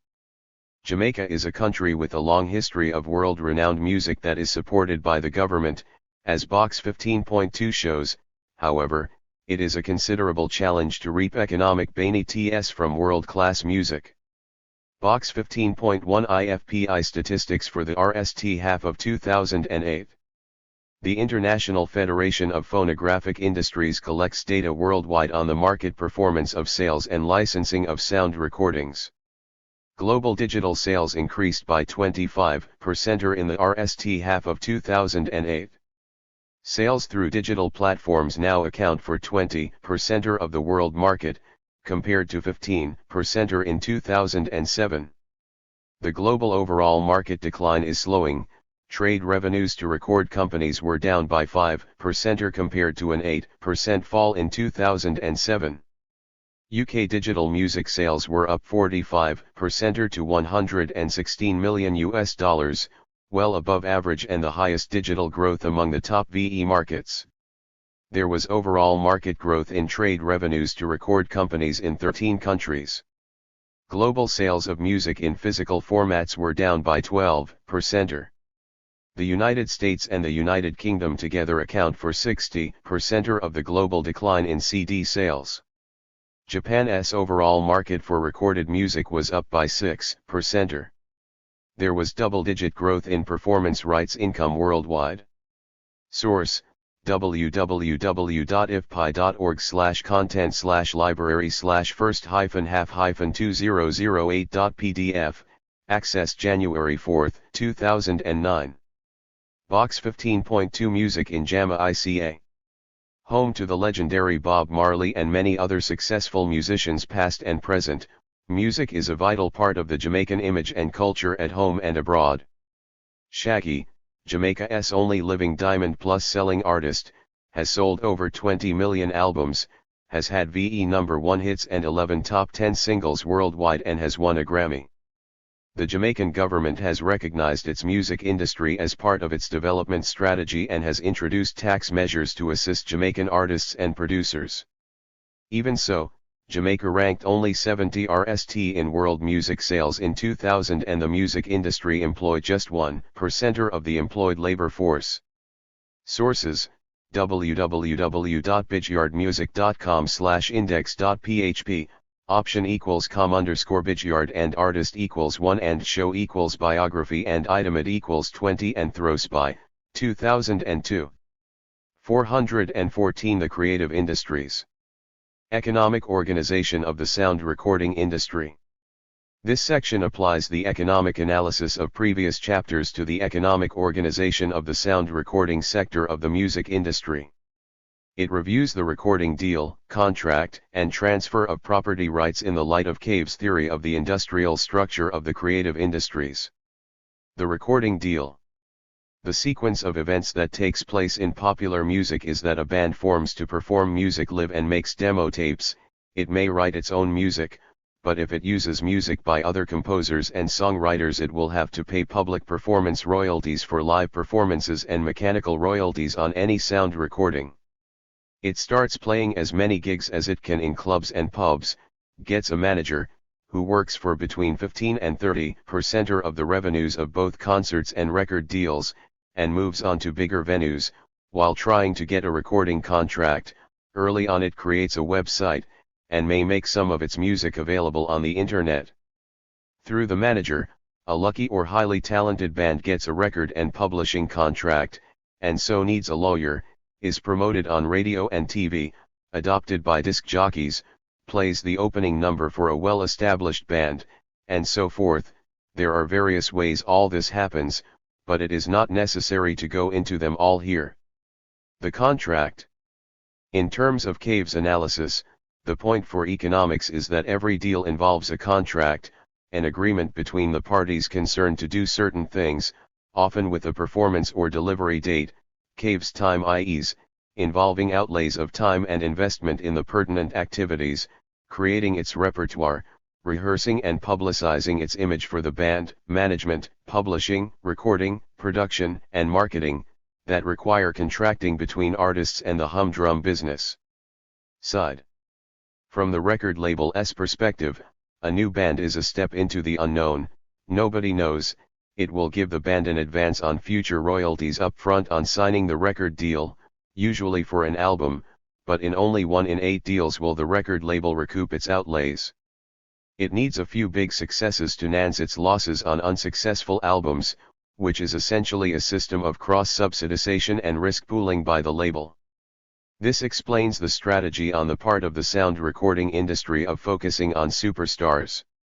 415 Economics of the music industry. The contract aims to stipulate the terms of agreement and may run into many pages, but, however detailed it may be, it will inevitably be incomplete and cannot foresee all contingencies. For example, the band may not be able to create sufficient music for an album, or it may not meet deadlines. Cave's property rights approach tells us that the record company will therefore defend its investment, which has been sunk, perhaps literally too, in the band in several ways. First, it will want a risk-sharing deal with the band receiving a royalty rate, which is usually between 10 and 15% in sales. Superstars get more. The Beatles eventually got 25% or 8%. This gives the band the incentive to engage in publicity events, concert tours, and the like to promote the album. Second, the record company pockets all the sales revenue until the and royalty has been paid back. Third, the contract is likely to be an option contract giving the record label the option on the band's next album, as an insurance for the record company should the RST album be successful or sufficiently promising to suggest future success. If the sales on the RST album still have not been sufficient to pay off the advance, the outstanding amount is passed on to the next album as a form of collateral to increase the incentive. It has been calculated that an album needs sales of 1 million to clear all liabilities fully, and only the superstars achieve that. This may act as a deterrent to the band to spend an excessive amount on the recording of the album and DVD. The typical recording contract gives the record label a deal over a period of VE or more years and specie the number of albums tob made over which it is an option. In the 1980s and 1990s that was an 8-album deal, but this seems to have been reduced. The option also allows the record label not to publish an album if it does not think it will sell. Transfers of property rights. If the band is signed with a smaller independent label and has a big success, it may choose to move on to one of the majors, or the indie label might sell it on. When there is a merger of sound recording companies, and there were 2 between major companies in the RST few years of the 20th RST century, artists are transferred via their contracts to the new company. The other side of the coin is that, if the band breaks up, property rights have to be reassigned within the band, and this can lead to bitter GHTS over ownership, made all the worse if the band has failed, as many do at the outset, to allocate property rights between the members. Then the record label is unlikely to be able to enforce its contract, although it will still have earnings from sales and copyright on existing recordings, which it has to share with the manager under the usual terms of the deal. Microeconomic analysis of RMS in the music industry. Besides applying contract theory to understanding the economic organization of the sound recording industry, the theory of the RM can be applied to other branches of the music industry. It can safely be said that the humdrum side of the industry is motivated by pro-T maximization, but is that true of the creative side, the composers, songwriters, and performers?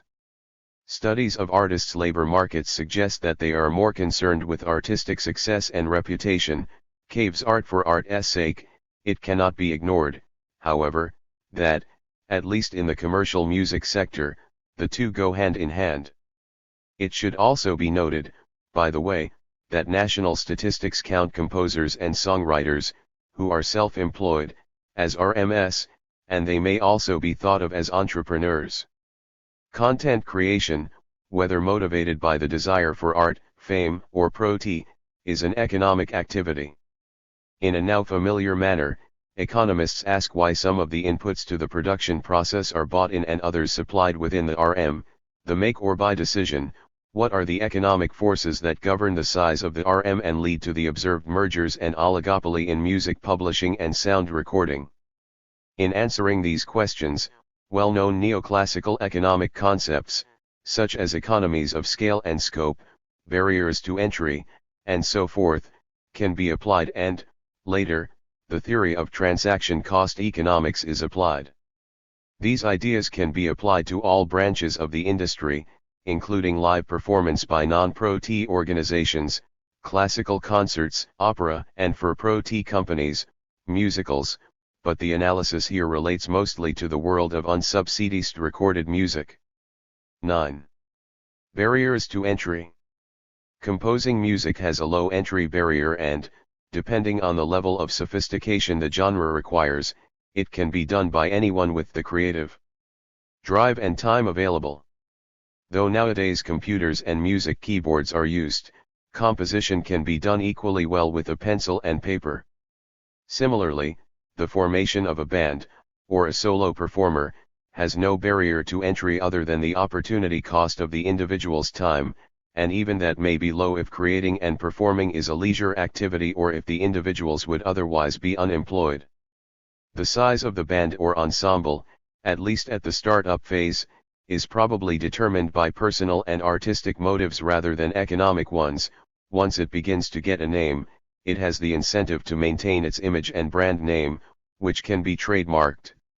Recording music at one time required a considerable investment in capital and human capital assets, but technological developments in capital equipment have made it possible for almost anyone to make a reasonable demo tape at home using equipment available to every consumer, hence the term garage music. The barrier to entry into sound recording is therefore also low. The same technological progress in sound recording has similarly made entry to supplying professional sound recording services relatively easy, and the emphasis has switched to skilled use of the equipment by expert sound engineers and producers from the ownership of the capital equipment, a good example of human capital assets. Bands, orchestras, and other performers can therefore shop around in a competitive market for these services and for the equivalent professional services of making the music video.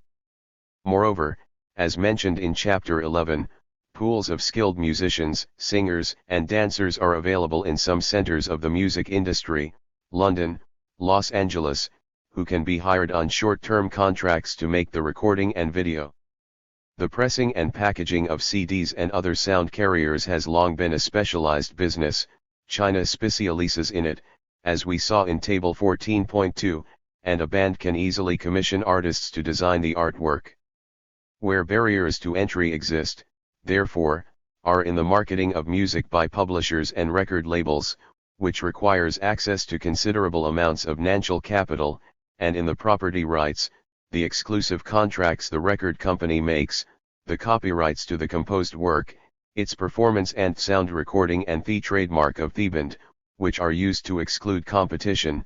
These barriers can be overcome only by the acquisition of the rights by license or by takeover until the copyrights enter the public domain. Economies of scale and of scope.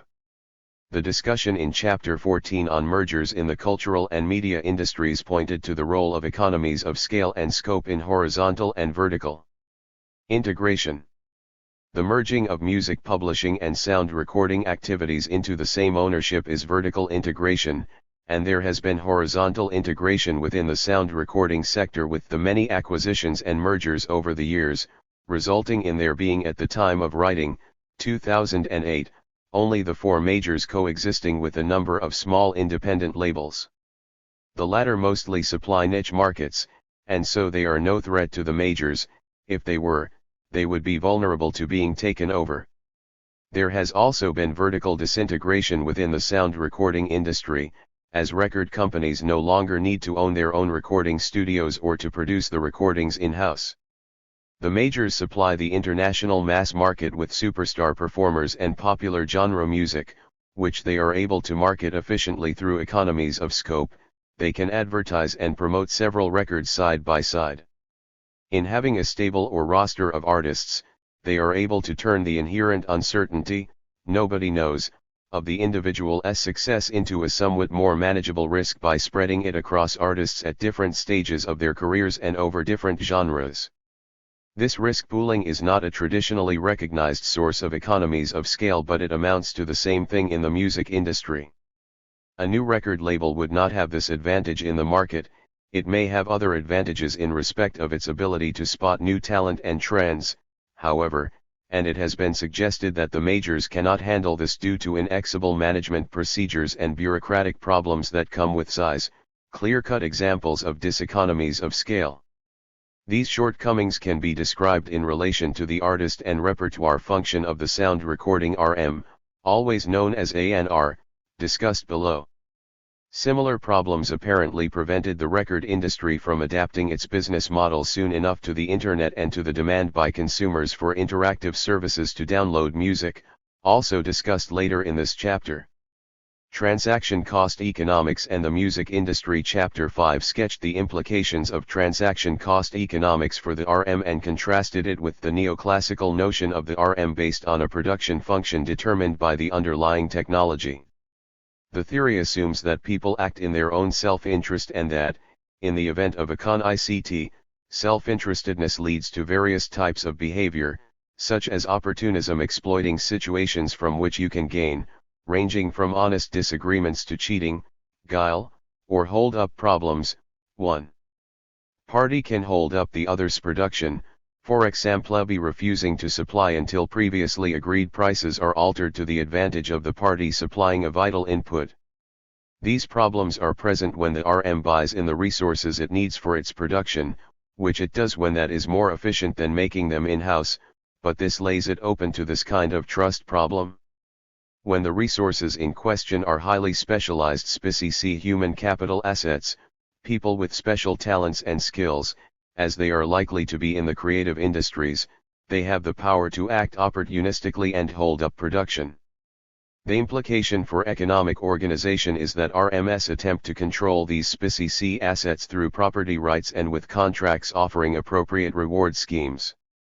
This theory explains the governance of the RM, how I disorganizetto control property rights through partnerships, joint stock companies, or holding companies. Transaction cost economics has been applied to the music industry, highlighting the role of one specific resource, namely the A&R function. 10. Artist and repertoire. A&R is the equivalent of the research and development, R&D, arm of a manufacturing company and is concerned with product development. In the case of the record industry, the product is a catalog of sound recordings by a diverse roster of artists in various musical genres: pop, rock, punk, reggae, country, and western, jazz, classical, and all the rest. The A&R department is concerned with the creative side of the record industry and therefore performs the gatekeeping role. The function of A&R staff is to develop and use their knowledge of the market, trends in music genres and tastes to search for new talent and sign up the artists. The team of A&R personnel consists of individuals with highly specific assets, networks of relationships with artists, managers, club owners, and so on, that cannot be transferred at all easily between members of the A&R team. One of the important decisions a record label has to make, therefore, concerns the size and composition of the A&R department and whether to do all the work in-house or to use outside agents, which might be independent record labels, to spot talent. Either way, it may be considerably dependent on a few individuals with a track record of success. How to monitor their performance, however, is very difficult in a situation in which nobody knows. As with other creative industries, one of the most serious problems of insufficient information, called bounded rationality in transaction cost theory, in the music industry is predicting the success of a sound recording, another topic that has been researched by cultural economists. Predicting success. The success of an album or single can be gauged in two ways: entering the charts, top 30, Billboard, or its equivalent, and, secondly, how long it stays in the charts. Both mean artistic and financial success for the artists and record label, and the longer the record stays in the charts, the greater the success. The question is, though, can any factors that predict success be identified? Demand studies have found that the main predictors of sales are the size of the population of young people and seasonality, particularly Christmas. These factors do not get at the role of taste in the face of frequent product differentiation in experience goods about which consumers have little prior information. However, moreover, there is also a snowballing effect on demand by buyers who are highly influenced by the tastes of their peer group. What studies by economists of success in the charts have shown is that the distribution of success in terms of staying in the charts is highly skewed and is experienced by a few top artists in line with superstar theory, discussed in Chapter 11. This is, perhaps, not particularly surprising. One study of the UK charts in the 1990s, however, was able to identify that film soundtracks and greatest hits albums were a recipe for success. 11 Chapter 16 discusses the problem of predicting success in film, which has attracted more interest in cultural economics than it has in the music industry. Commercial success is, of course, crucial to any enterprise. The point about the success of specific albums in the record industry, as we saw earlier, is that they cross-subsidize the less successful albums, and the longer they remain popular, the greater their ability to generate NANs for future artists and recordings. Copyright on sound recordings lasts for FTY years in many countries, and 90 VE years in the United States, see Chapter 13, and highly successful artists and recordings continue to generate royalties and remuneration for the artists, publisher, and record label long after the initial chart success, caves ars longa. Secondary markets. So far, this analysis has concentrated on sales, the primary market for musical goods and services. Secondary markets are also important in the music industry, however, and royalties and remuneration are collected on behalf of copyright holders by collecting societies, rights management organizations. The basis of this was explained in detail in Chapter 13. Table 15.3 shows the distribution of incomes to the composer and lyricist, writer, members of the UK Performing Rights Society, PRS, although the data are for 1994, the pattern of skewness in the distribution is likely to remain very similar in the present. It shows that over 40% of the writers received £49 or less, with 31% earning below the minimum amount distributed of £25, while 10 writers received more than £100,000. Table 15.4 shows a very similar pattern of distribution of copyright incomes to performers in Japan by Gaidankyo, the performers' professional association that is also a collecting society for remuneration from rental. Renting CDs was widespread in Japan, and secondary use, radio and TV and the rest. Both. There is no doubt that the combination of cheaper computers, laptops, and other electronic devices, the spread of broadband and the internet has had a major influence on the economics of the music industry. Commentators have pointed out, however, that it is only another in a series of major technological developments, sound recording, radio, digitization, that in turn have fundamentally altered the patterns of the consumption of music and its production, each with consequences for artists and the commercial side of the business. Some economists have made an analogy between the impact of radio and the impact of the internet on the music industry. In any event, it is important to remember that the existence of new technologies goes for nothing unless they are adopted, and, in this case, adoption by consumers far outstripped adoption and adaptation by producers. The internet is essentially a means of delivery and communication, although it is growing as a source of content and much of its content is available in other formats. Digitization enables electronic delivery, and it has probably had more impact than the internet itself, although trying to separate out their individual effects is very difficult. 12. It is also worth noting that previous means of copying music had developed in the 1970s and 1980s using tape recorders and cassettes, and, in many European countries and elsewhere, concern about their effect on the music industry led to the introduction of the levy on recording media, whose proceeds were used to compensate artists and record labels. A similar solution for the present day in the form of a copyright levy was discussed in Chapter 13. On this, see more below. Much of the analysis presented earlier in this chapter preceded the incursion into the music market in the developed world of mass computer ownership and the internet, with their facilitation of burning CDs and downloading music legally or illegally. It took the record industry several years to make available with the copyright clearance of royalties to all parties, so, in the RST few years, most downloading was illegal and dubbed as piracy.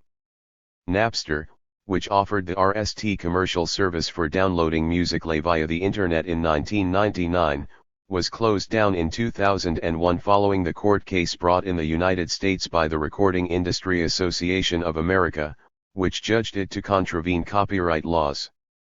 Burning illegally purchased CD onto computer equipment for one's own private use was not illegal in many countries, however, although it still was in the United Kingdom at the time of writing, as it was regarded as falling into the category of exceptions and limitations to copyright law. Indeed, the levy on blank media is deemed to remunerate rights holders for some of these uses. The development of online music services has reduced illegal downloading somewhat, and they are growing rapidly, as shown in box 15.1, but they are far from eliminating it. Besides illegal downloading, piracy also takes the form of counterfeit and bootlegged copies that are sold in sound carrier form. Counterfeit copies mimic the whole bundle of sound recording, sleeve, and notes and therefore cheat all the artists and the record label of incomes. Bootlegging is the illegal recording of performances. The international sound recording industry wages a GHT against this type of piracy. The IFPI reports that it is estimated that some 37% of all CDs purchased, legally or otherwise, in 2005 were counterfeit, 1.2 billion pirate CDs in total. Pirate CD sales outnumbered legitimate sales in 2005 in a total of 30 markets. 13. This has nothing to do with the internet per se, however, though sales may be advertised online. What has been most researched by economists, mostly ones specializing in the economics of copyright rather than cultural economics, is illegal digital downloading. Internet and piracy of music. The question that has exercised economists is whether illegal downloading was the sole cause of the reported fall in record, mostly CD, sales. Record sales had already begun to fall in the late 1990s, so the RST reaction was that there was another cause. Another early reaction was that downloads were a complement to sales, not a substitute for them, and there still is some credence in this hypothesis. People sample a CD online then go out and buy it. Indeed, this was formalised using the theory of network effects to suggest that record companies could stimulate sales by allowing downloads even if they were illegal, because they would start the snowball of demand, and that strategy is certainly adopted by some of the artists trying to market their work themselves online. Empirical investigation revealed that so-called unit sales figures put out by the IFPI were in fact deliveries to retail outlets of CD albums, and they did not fully re-ECT consumption patterns, especially given the downturn in consumers' incomes and expenditures in the late 1990s. Moreover, it was subsequently shown by Stanley Leibovitz, see box 15.3, that the much-touted 10% downturn in unit sales of CDs caused only a 2% drop in revenues, an example of how data are used for advocacy and of the importance of checking exactly which data are being used. Another line of argument in relation to demand was that the value of so-called piracy was being overestimated, because there was the implied assumption that every lost sale could be valued at the retail price, whereas many consumers of pirated tracks would not have paid for them anyway. In other words, their demand would not have been effective at those prices. It was argued that piracy reacted the fact that CDs were overpriced. This argument may still apply to markets in less developed countries, and, in any event, consumers did not want all the tracks bundled together but just a few favorite tracks. Although there were good series of data on sales, and soon also on downloads, it took some time before these hypotheses could be tested rigorously. Now, however, it is possible to say that there have been repeated empirical tests showing that the case has been made that illegal downloads have damaged and do damage sales of music carriers. It should be pointed out, however, that many of these studies look solely at the United States. The IFPI's Digital Music Report 2008 discloses that tens of billions of illegal lei were swapped in 2007, with the ratio of unlicensed tracks downloaded to legal tracks sold being about 20-1. The IFPI concludes that even the 40% growth in digital sales will not offset the fall in CD sales. A copyright levy. Given the acknowledged damage to royalties and revenues for artists and the sound recording industry and the difficulties of enforcing copyright with digital rights management, see Chapter 13, it has been proposed that a copyright levy be adopted along the lines of a blank tape levy, that is, a form of indirect remuneration for rights holders that is raised to compensate them for unauthorized use.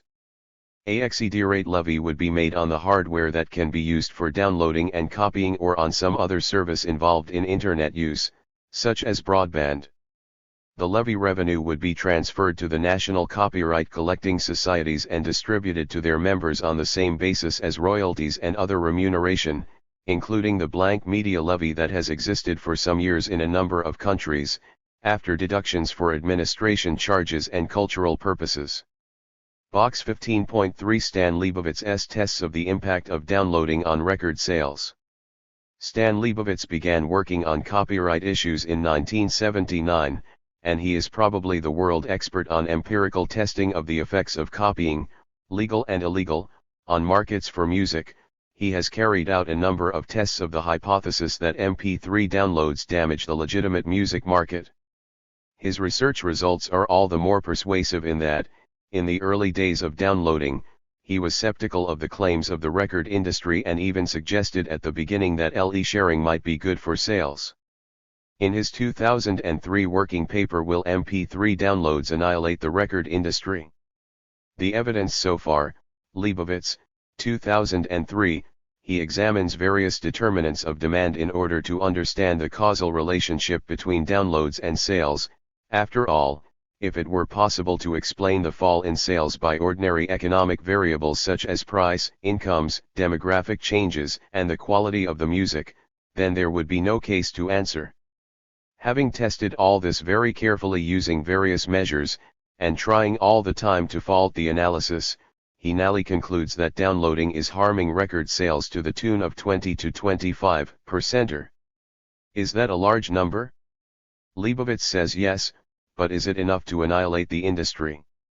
Who knows? Read for yourself on www.utdallas.edu/Leibowitz, where you can download his articles, for free. The cultural levy is what economists call a second best solution. The RST best is to pay artists what they are due for the use of their works through fees and royalties. It is very difficult to end any sound economic rule for setting the rate of the levy, although this is also the case with several of the copyright remuneration schemes currently in use, and how much a levy would add to musicians' earnings can only be guessed at. It was calculated in 2005 that a €5 per month charge on broadband connection would fully compensate all stakeholders in the record industry in Finland. 14 Despite the economic shortcomings, a levy offers a solution, with low transaction costs, to the problem of remunerating copyright holders, and, as there are already blank media levies in place in many European countries, it seems likely to be adopted throughout the European Union. Internet and digital music services. Music can be accessed in a variety of ways via the Internet, by online sales and through digital services such as streaming and downloading to computers and mobile phones and other electronic devices. Online sales.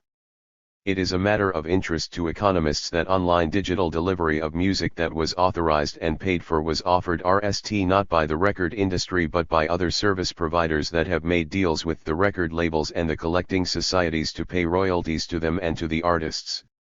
This conforms to Schumpeter's ideas about innovation and entrepreneurship, that new entrants see and seize opportunities for adopting new technologies that sclerotic incumbent RMS are unable to adapt to.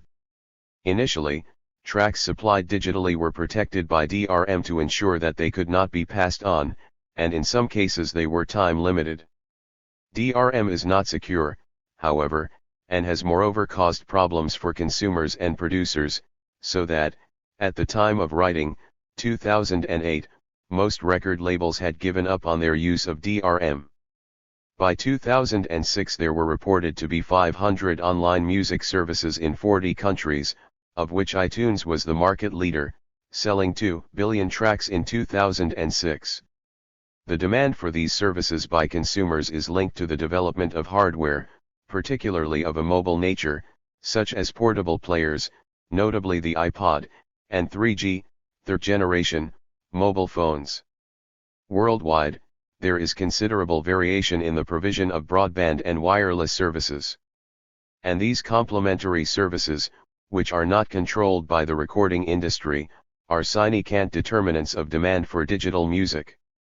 Some countries are far ahead with 3G mobile phones, particularly Japan and South Korea.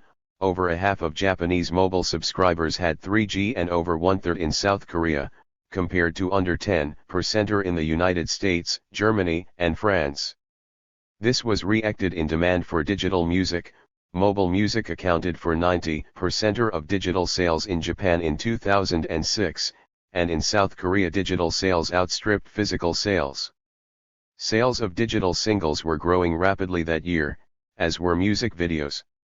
In an individual innovative move, the UK Act Keen and the Island record label released a limited edition single for sale on a USB stick along with the track's video. 15 The worldwide picture is presented in Table 15.5, which shows the considerable rates of growth of music available online and the platforms consumers choose for accessing it. Streaming. Music streaming services are also developing, with Sony BMG's Musicbox reportedly being the RST. Streamed music is also increasingly available from public and private broadcasters. Companies such as AOL, Napster, and Yahoo offer the free streaming of music of various kinds to a PC or to other devices, such as the iPod. The BBC has been active in this field.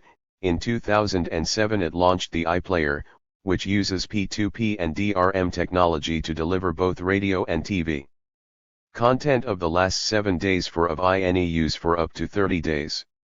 As part of the iPlayer music offerings, BBC Radio 3 offered a cycle of all the Beethoven symphonies, which were downloaded 1.4 million times. This was a free service, meaning that there was no charge for it, as it is covered by the BBC license fee. In an even bolder move, the Berlin Philharmonic Orchestra, Berliner Philharmoniker, now streams its concerts live with its digital concert hall. This is a service that charges for the online concert. 16. Business models and digital music. One of the aspects of the Internet that has intrigued economists is the change in the type of business models it has both facilitated and made necessary. Analysis of business models has been one of the contributions of Shapiro and Varian, 1999, outlined in Chapter 14. The term business model is not often dened, but to economists it essentially means how a product is marketed and the revenues from it captured. The Internet may be used in various ways for accessing goods and services, as Table 15.5 demonstrates, and different business models are appropriate to each. It is also clear that these may change quickly as new technologies offer consumers new choices. The Internet may be used like a shop for buying cultural goods and services. You order your books and records and get your concert and cinema tickets through it, and then you pay a price for the item and it is yours. You can also obtain digital content directly when you access music through one of the digital music sites, and business models vary on these services. You pay either a price per unit or a subscription fee for a period of time that may or may not limit the quantity you can download, or you can pay a rental that time limits access to the music. On some services, access is free, being enhanced by advertising, or even, as with some public service broadcasting, by subsidies. The IFPI now sees the future for online music delivery as being paid for by subscriptions. Product bundling and presentation combined with price discrimination are also an aspect of business models, and there has been innovation in that in the record industry. For instance, Madonna's 2007 album was released digitally in 3 bundles with 3 different prices, an example of Shapiro and Varian's notion of versioning. There are many different ways of accessing digital music, and whatever is written here is bound to be outdated by the time you read it, and different conditions for the license. Either you can sample or play the whole track before ordering it, a way of overcoming the experience good problem, or the music is given away with something else you buy. Either way, these are business models, ways that commerce accesses your money. At the time of writing, one noteworthy aspect of digital music services was that the price per track in iTunes had been set at a standard 0.99 in several currencies, dollars, euros, pounds sterling. Even though these currencies had very different nominal and real values, the pound was worth more than twice the dollar. This had attracted the attention of the EC competition authorities, and changed in 2008. Even in the United States and Eurozone countries, however, the download price of a single track, which was set by the record industry, exceeded the equivalent on a full-price CD, although the record companies did not have the same production, delivery, and marketing costs. Nor did there seem to be price competition. Nevertheless, the artists did not seem to receive a bigger royalty payment, and many appear to have become dissatisfied with their record label, to the extent that they now market their own recordings, enabled by the Internet to control their own distribution. Before moving on to that topic, though, one other aspect of business models in the music business can be noted: the switch to concerts as a source of revenue, effectively to compensate for the lost royalties on sales sound recordings due to illegal downloads and other piracy. Live concerts. By 2007 a number of old bands had reformed and made extensive concert tours, and new and well-established bands were also doing the rounds. Concert tours are hard work, however, and require a great deal of organization, so the expected returns must also be great. A recent study has calculated the revenues accruing to various bands and acts that had a concert tour in the United States in 2002. Top of the list was Paul McCartney, who grossed $72 million, followed by the Rolling Stones, $44 million, and Dave Matthews Band and Celine Dion, both $31 million. 17. The RST3 made 90% of their estimated income for that year from concerts. The Rolling Stones' A Bigger Bang tour took $437 million and Madonna's Confessions tour grossed almost $200 million, $3 million per concert. These were world tours, not just in the United States. 18. Concert prices have been rising in the United States, and hearsay evidence confirms this for Europe too. Moreover, depending upon contracts with concert organizers, managers, and publishers, bands seem to get a greater proportion of concert revenues and they keep the revenues from merchandising. In recognition of that, Madonna left her record label and joined Live Nation in 2007, the organization that had arranged her 3 previous worldwide tours. See box 15.4. Own promotion. Madonna is not the only artist to leave her record label, others have done so, in popular and classical music alike. In classical music, a number of well-known orchestras and individual artists now produce their own recordings and market them via the internet. These are mostly artists who have already made their reputation, however. At the other end of the market, new entrants also hope to attract publicity and market their music through their own websites and through social network sites, such as MySpace, which the record industry is now using for A&R purposes. Singer-songwriters Kate Nash, Lily Allen, and Amy Winehouse are examples of stars who have been hurtled to fame via MySpace and YouTube. 19. Inevitably, though, as is the way with all. Box 15.4. Madonna's New Deal, 2007. Los Angeles, October 16, 2007, Live Nation's president and chief executive of SARE, Michael Rapino, of Chaeli confirmed today that Madonna has entered into an unprecedented global partnership with Live Nation and will become the founding artist in its Artist Nation division. The paradigm in the music business has shifted and, as an artist and a businesswoman, I have to move with that shift, commented Madonna. For the rest time in my career, the way that my music can reach my fans is unlimited. I've never wanted to think in a limited way and, with this new partnership, the possibilities are endless. Who knows how my albums will be distributed in the future? That's what's exciting about this deal. Everything is possible. Live Nation has offered me a true partnership and, after 20 years in the business, I feel that I deserve that.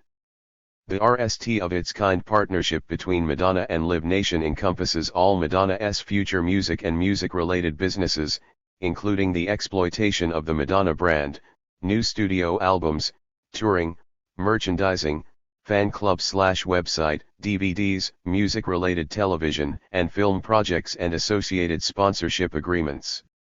This unique new business model will address all Madonna's music ventures as a total entity for the rest time in her career. Artist Nation was created to partner with artists to manage their diverse rights, grow their fan bases and provide a direct connection to fans through the global distribution platform and marketing processes that have made Live Nation the world's largest live music company. Artist Nation has significant infrastructure in place to execute additional revenue streams, including recorded music, merchandise, studios, media rights, digital rights, fan club/website and sponsorship divisions. Source: www.madonna.com, access January 15, 2008. Performers: we get to know only about the huge successes, not the millions of failures nor of the thousands of artists who enjoy no more than modest success throughout their careers. One of the economic explanations for own promotion of recordings and other aspects of an artistic career is the principle, Agent 1.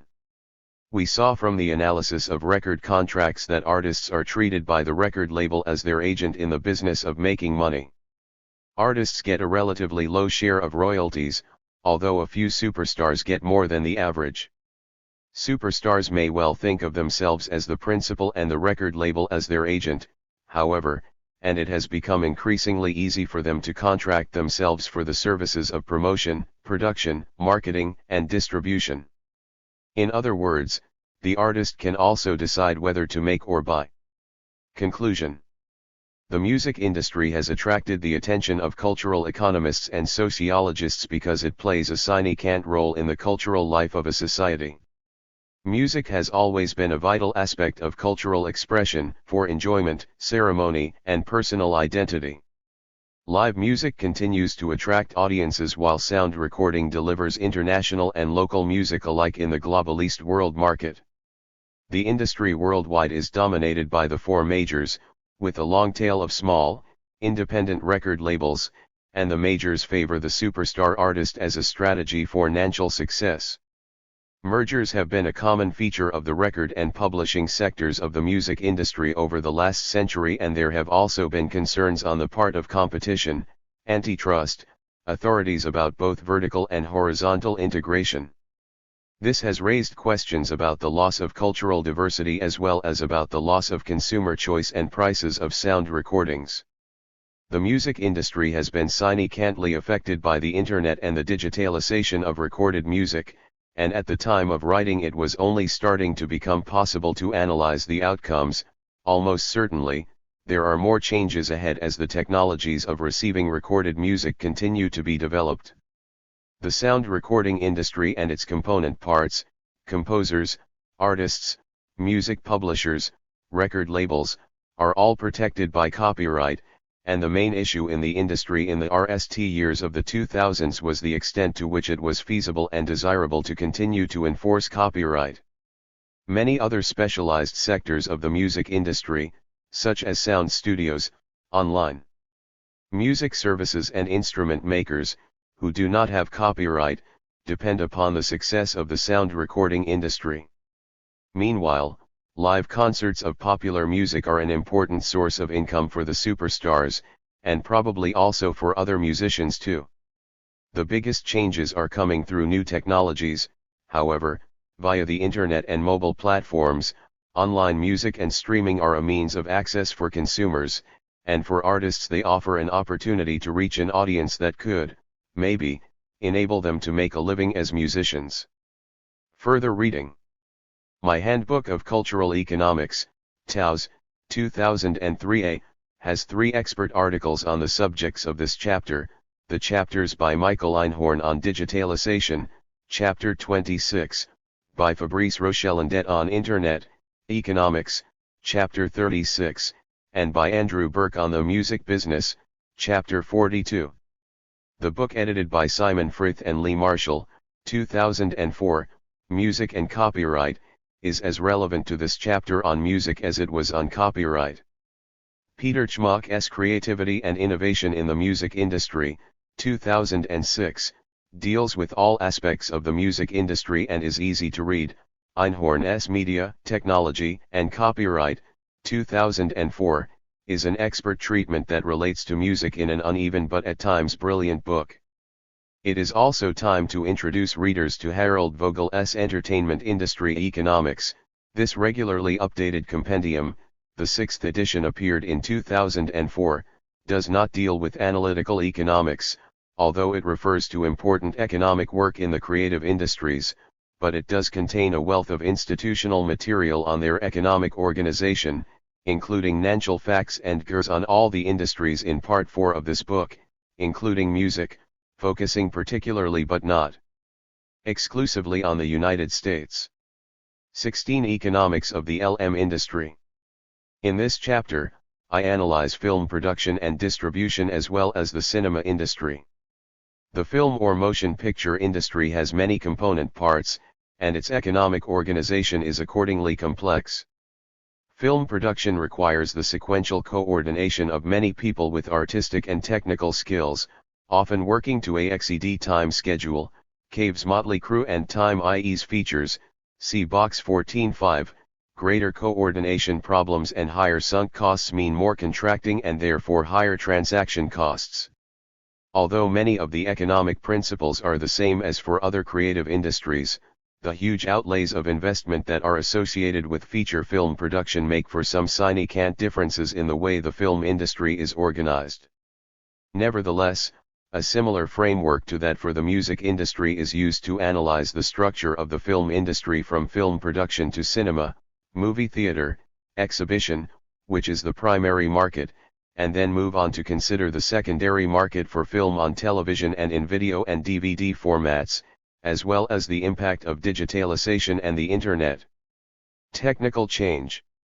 The film industry is more or less 100 years old and was international from the start, with the development of and competition between technologies and ideas owing between Australia, France, England, and the United States. Like other new industries, it took some time before the content and delivery technologies of moving pictures settled into a standard pattern, and at RST films were exhibited in temporary spaces. Soon special theaters, Nickelodeons, they charged 5 cents for a ticket, were built, and many of the music halls and variety theaters that film competed with were turned into cinemas, RST showing silent films that were accompanied by live music, then the talkies. Eventually, purpose-built theaters were built in lavish style in every city, and these theaters had to be adapted to accommodate subsequent technological innovations in sound and cinematographic developments. In the interwar and early post-war years, before television spread to every home, cinema-going was extremely popular. It was a whole night out with a B-movie followed by the path news, trailers for coming programs, and probably also a cartoon, then the A-movie. In the intervals an organ appeared from the pit, complete with organist, who entertained the audience while they bought ice creams and popcorn. Some cinemas specialized in relaying only cartoons, and it was usual in all cinemas for the program to be shown continuously so that audiences could come in when they wished to and leave when the film came round again. Cinemas were owned by the film studios in the heyday of what was called the Hollywood studio system from the 1920s until 1948, when the U.S. antitrust authorities broke up the vertical integration of the two in the famous Paramount case, see Box 4.3 and later in this chapter. Audiences in the West declined in the 1970s and 1980s, and the huge cinemas were turned into other uses or carved up into multiplexes. Now films are made digitally and can be beamed by satellite to specially equipped theaters anywhere in the world. National film culture. Films can have international appeal or strictly local interest, and language plays a role in this. Language can be changed by dubbing or with the use of subtitles, which overcome some of the barriers to international trade in film. Preferences for particular styles and genre may mean that some films have only national or regional appeal, however. Diaspora communities have enhanced the exports of films made in India and China, for instance, and some have achieved world distribution. Bollywood, the term often erroneously used to suggest that the films are made in Mumbai, is in fact shorthand for the huge Indian film industry producing films in Hindi, other Indian languages and English as well. The typical film has stock characters and a large cast of singing and dancing actors. Over 1,000 films were made in 2002, with ticket sales of 3.6 billion, making Bollywood the biggest producer of films in the world and India the biggest domestic market. Japan has the third largest output of feature films and a significant home market. China is home to the fourth biggest film industry. Films using the Cantonese dialect have long been made in Hong Kong, and China is now also producing film. The content mirrors that of Chinese opera and song, and, with pop stars an important ingredient, it is strongly linked to the music industry. Nigeria became a major film producer of home video movies in the 1990s, though its output is not yet 435. Included in international statistics, see Box 16.1. France is the leading European producer of feature films. This is a world industry, therefore, with strong regional markets. Hollywood nevertheless continues to hold sway, and much of the economic analysis of the film industry is concerned with the hegemony of Hollywood. Audiences and consumption of LM. A distinction can be made between cinema attendance and viewing films on television and via DVD. Table 16.1 shows cinema attendance, the number of visits, per capita based on 2003 UNESCO data and ranked by frequency. The Motion Picture Association of America, MPAA, the industry lead body, provides detailed information on audiences for film released in theaters, home videos, and on television in the United States. 1 for theaters, moviegoers, and admissions are distinguished, the latter reacting frequency of attendance. In 2006 the average U.S. moviegoer saw 7.6 movies in the theater, one-third of moviegoers were in the 12 to 24 age group, but older people were increasingly attending, with 12% being 60 or again over. The balance between male and female moviegoers was more or less equal. In total, 1.45 billion tickets were sold in 2005/6, at an average price of $6.55, with prices rising somewhat. Box of CE receipts grossed $9,487.8 million in 2006. Besides going to a movie theater, cinema, Americans also viewed films in several other ways, as shown in Table 16.2, of which the predominant platform was television. Box 16.1 Nollywood. Nollywood, the name given to Nigeria's film industry, is now regarded as the world's third largest producer of feature films, with around 300 producers making some 1,000 films a year, estimates vary, using video and digital cameras and selling them on disc. Editing, music and other post-production work is done with ordinary computer-based systems. It is estimated that the average production takes just 10 days and costs approximately $15,000. Starting from the mid-1990s, Nollywood has grown into an industry with revenues of $250 million a year. 30 new titles are delivered to shops and market stalls every week, not only in Nigeria but in other English-speaking African countries, where an average film sells 50,000 copies at a price of $2 each. Source: www.thisisnollywood.com/nollywood.htm, access January 22, 2008. 436 The creative industries. Consumer spending on TV, video, and box of CE in the United States ran to around $450 per person in 2006, according to MPAA data. In terms of film industry revenues, 38% came from video viewed in the home, 30% from theatrical distribution, of which a half was from foreign distribution, 16% was from TV, of which 7% was foreign TV, and 12% came from films made for TV. The US data therefore show that home consumption of films far outweighed cinema visits. Participation in film and cinema. Going to the cinema and watching film are among the most popular cultural activities in many countries.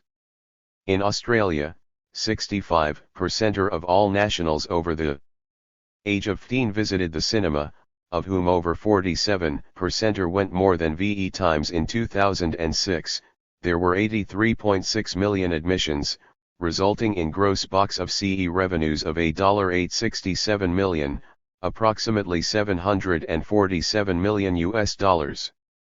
Canadians spent 61 hours a year going to a movie theater and drive-in theater, which between them sold 120.3 million tickets in 2005, and, in addition, they spent 79 hours viewing a movie, bought or rented, VHS or DVD format, in all, 2.7 hours a week. In Europe, data are collected on cinema.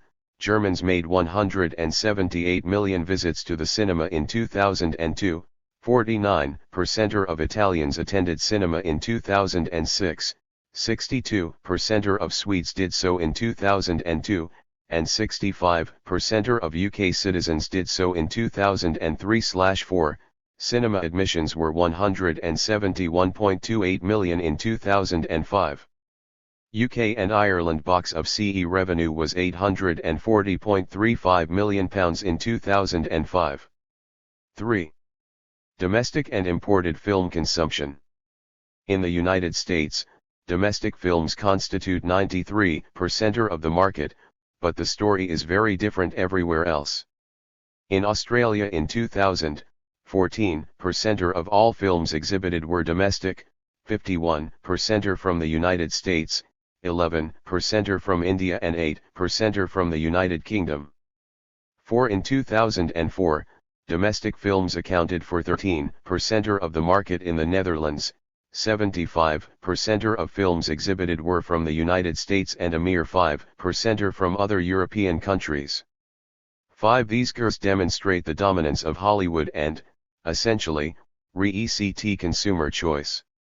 One of the key themes in audiovisual policy, especially in the European Union and in Canada, is the proportion of domestic films in the national market, and concern over diversity of supply, often measured in terms of the country of origin of a film, has become a dominant policy issue. Hollywood films dominate world markets and are the butt of protectionism in Europe and Canada and elsewhere. Film production and costs. It is customary to identify the country of origin of a film according to where the production company is based. This is not always an accurate guide for audiovisual policy purposes, however, since film production is a global industry and a film may be set in one country, filmed in another with an international cast and direction, enhanced elsewhere, and so on. In addition, there are co-productions that cross national borders. Nevertheless, data on output and costs are collected on a country basis and details of numbers and types of films and costs of production are published by industry bodies and governmental organizations in countries where film production is encouraged by cultural policy measures, subsidy, tax breaks, and so on. As with other cultural products, it is necessary to clarify a suitable measure of output. In the case of films, a distinction is made between feature films and other films, such as documentaries, animated films, and cartoons, and such like, made for television. Films are produced and then rated in terms of their suitability for audiences. The PG, parental guidance, rating indicates that there may be some scenes that are unsuitable for young children, before being released for distribution, and there may be a time lag between these procedures. Rating is done on a national basis by different national bodies, some by the industry regulating itself and some by a government board of censors, and rating may also be subject to local adjustment. In addition to new productions, some films are reissued. Table 16.3 lists film production in the leading countries in 2006 for the previous 10 years. It can be seen from the table that the United States is not the greatest producer of feature films. Nevertheless, Hollywood dominates international film markets, with an 85% share of all films exhibited. 6. Production costs by country. With Hollywood dominating world markets, one of the questions that cultural economists have asked is, what economic advantages does Hollywood have over filmmakers in other countries? The most common explanations are the size of the domestic market in the United States as a major source of revenue and the advantage of English as a world language that enable economies of scale. In addition, flexible organizational and managerial techniques of production and access to finance have also been offered as explanations, as has the global mix of people working in Hollywood, producing a globally attractive product. 7. It is interesting therefore to contrast information on film production and costs in different producing countries. Hollywood. Information on Hollywood is provided by the MPAA, whose members are the major studios, the Walt Disney Company, Sony Pictures, Paramount. 439. Viacom/DreamWorks, 20th Century Fox, Universal Studios, and Warner Brothers, and subsidiary and affiliates, such as Fox Searchlight, Miramax, New Line, and Sony Pictures Classics, identi-ed as Studio Classic and Specialty divisions. Besides representing the interests of its members, the MPAA also provides a voluntary rating of films in conjunction with the National Association of Theater Owners. In 2006, MPAA members produced 480 new feature films, rated 853, released 599 new features and reissued 8, a total of 607. The MPAA also reports the average cost of making a theatrical film in two categories: its member companies, that is, the main Hollywood studios, and its subsidiaries and affiliates. The average cost for the majors in 2006 was $100.3 million and for the others $48.5 million. 8. These costs were broken down into marketing costs, approximately 1/3, and negative costs, 2/3. Negative costs are the costs of producing the negative and include production costs, studio overheads, and capitalized interest on NANS. The chain of production costs in turn consist of story acquisition and development into the screenplay, pre-production, script development, location choice, cast and crew selection, set and costume design, principal photography costs, divided into above the line, actors, directors, producers, writers, and below the line, set construction, soundstage, wardrobe, and post-production, editing, scoring, and soundtrack, titles and credits, dubbing, and special effects. 9 marketing costs consist essentially of production/creative. Table 16.3 Number of films produced, ranked by 2006 output, top 10 countries, 1996 to 2006. Number of feature films produced.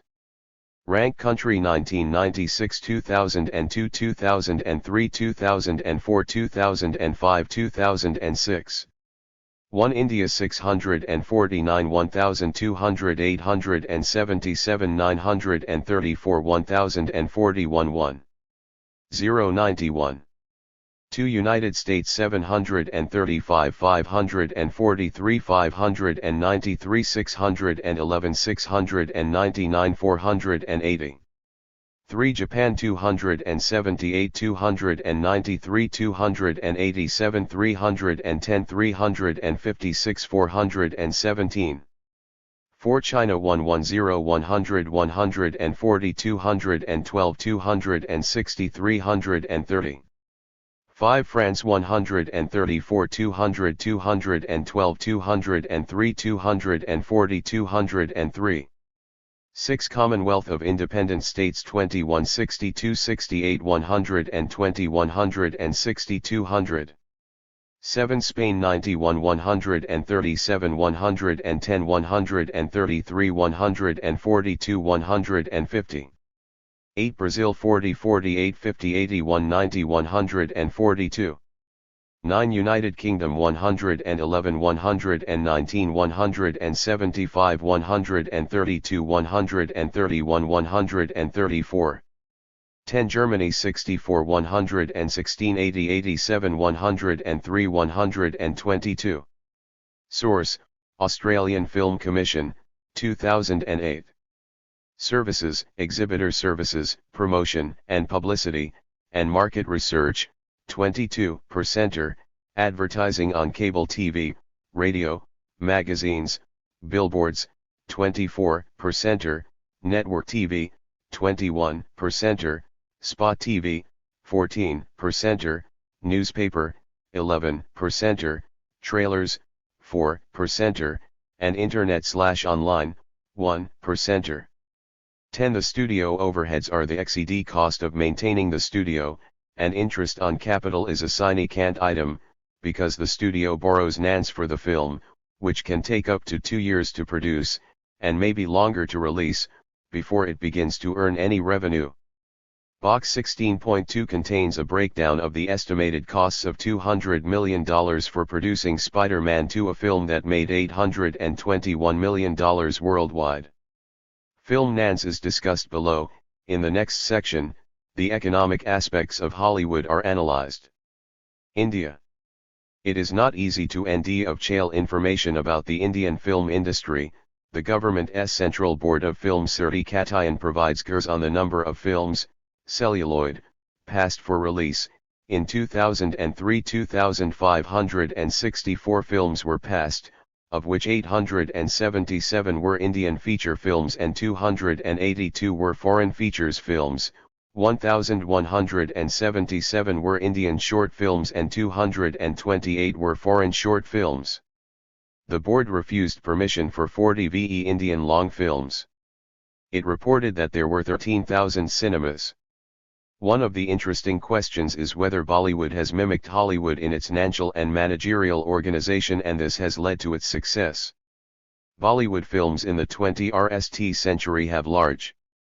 Box 16.2 Anatomy of film costs, US dollars. Spider-Man 2. Story rights, $20 million. Screenplay, $10 million. Producers, $15 million. Director, Sam Raimi, $10 million. Cast, $30 million, Tobey Maguire, $17 million, Kirsten Dunst, $7 million, Alfred Molina, $3 million, rest of cast, $3 million. Production costs, $45 million. Visual effects, $65 million. Music, $5 million, composer, Danny Elfman, $2 million. Total, $200 million. Source, Guardian, June 11, 2004, http://arts.guardian.co.uk/Friday Review /story 0,12102,1235533,00.html, access January 8, 2009. 10 MPAA, 2006. 441. Budgets and typically call for large casts of singing and dancing stars and a chorus. Finance seems to come from private distributors and studios. The domestic Indian film market is vast, with cinema attendance of some 2,860,000,000, in terms of attendance per capita. However, India, with 2.6, did not enter the top 10 in Table 16.1. 11. Japan. Japan ranked third in world production in 2006. It produced 417 feature films and showed 821 films that year, so over half the films exhibited were domestically produced. There were 3,062 screens and 164.3 million admissions. Japanese films grossed 107,752 million yen, approximately $950 million. 12. Australia. Australia produced 29 Australian feature films and VE co-productions in 2007/8. Foreign sources accounted for 47% of the total funding available, 28% came from government, 17% from Australian private investors and 8% from the Australian film/TV industry. 13 in 2007. 58% of the 388 films screened in Australian cinemas were from the United States, 10% were from the United Kingdom and 8% were Australian. Australian films earned 4% of total box office in 2007. 14. Canada. Canada produced 76 feature films in 2006, 122 in 2005, and was among the top 10 world producers in some years of the previous decade. Statistics Canada provides data on sources of revenue from Canadian and foreign film for 2002/3. Total revenue from Canadian content was 356 million quartibus, approximately $231 million.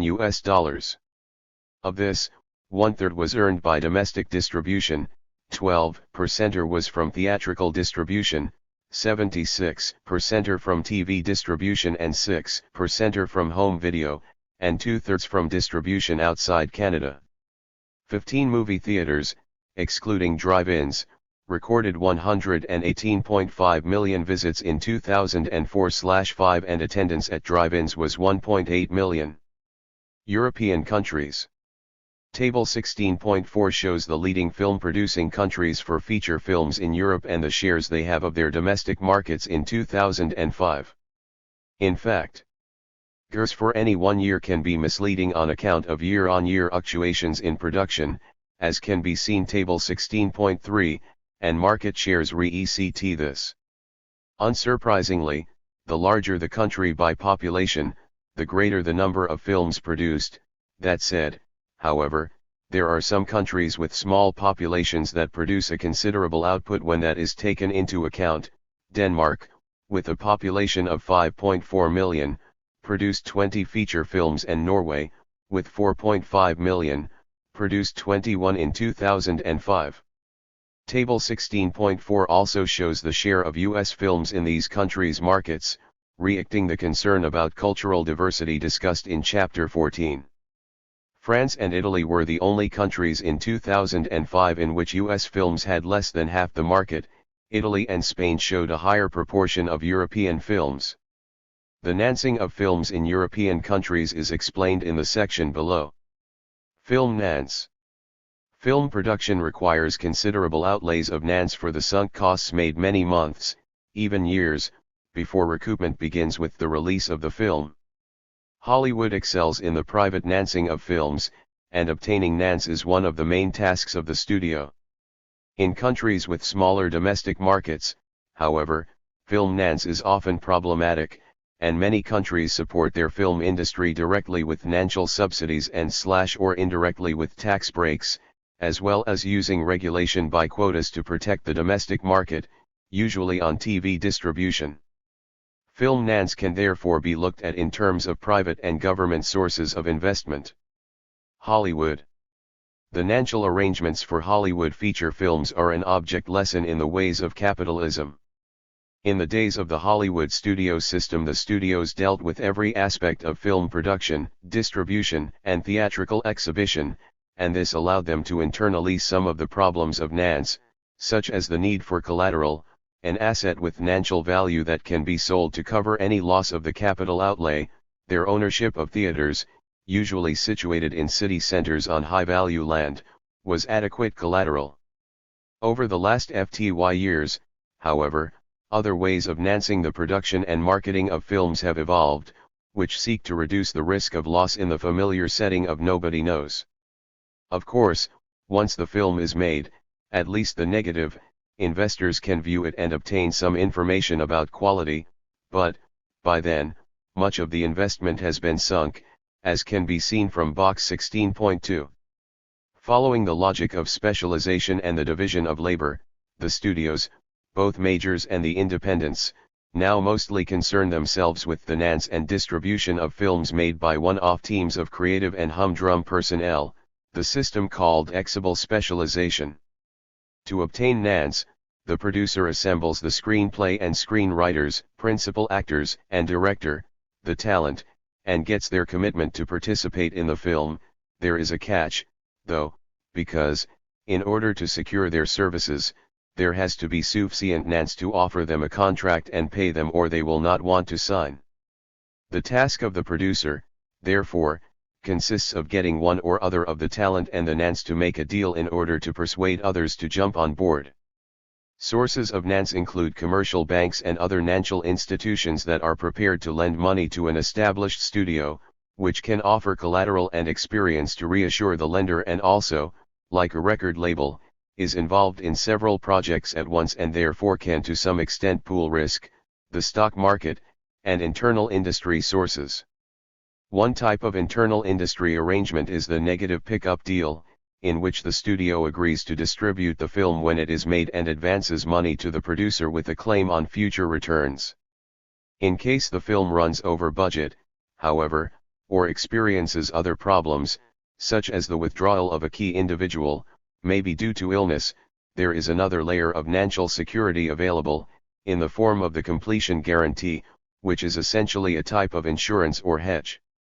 The complexity of these financial arrangements and the scale on which they are conducted, the thickness of the market, is what makes Hollywood the center of filmmaking it is.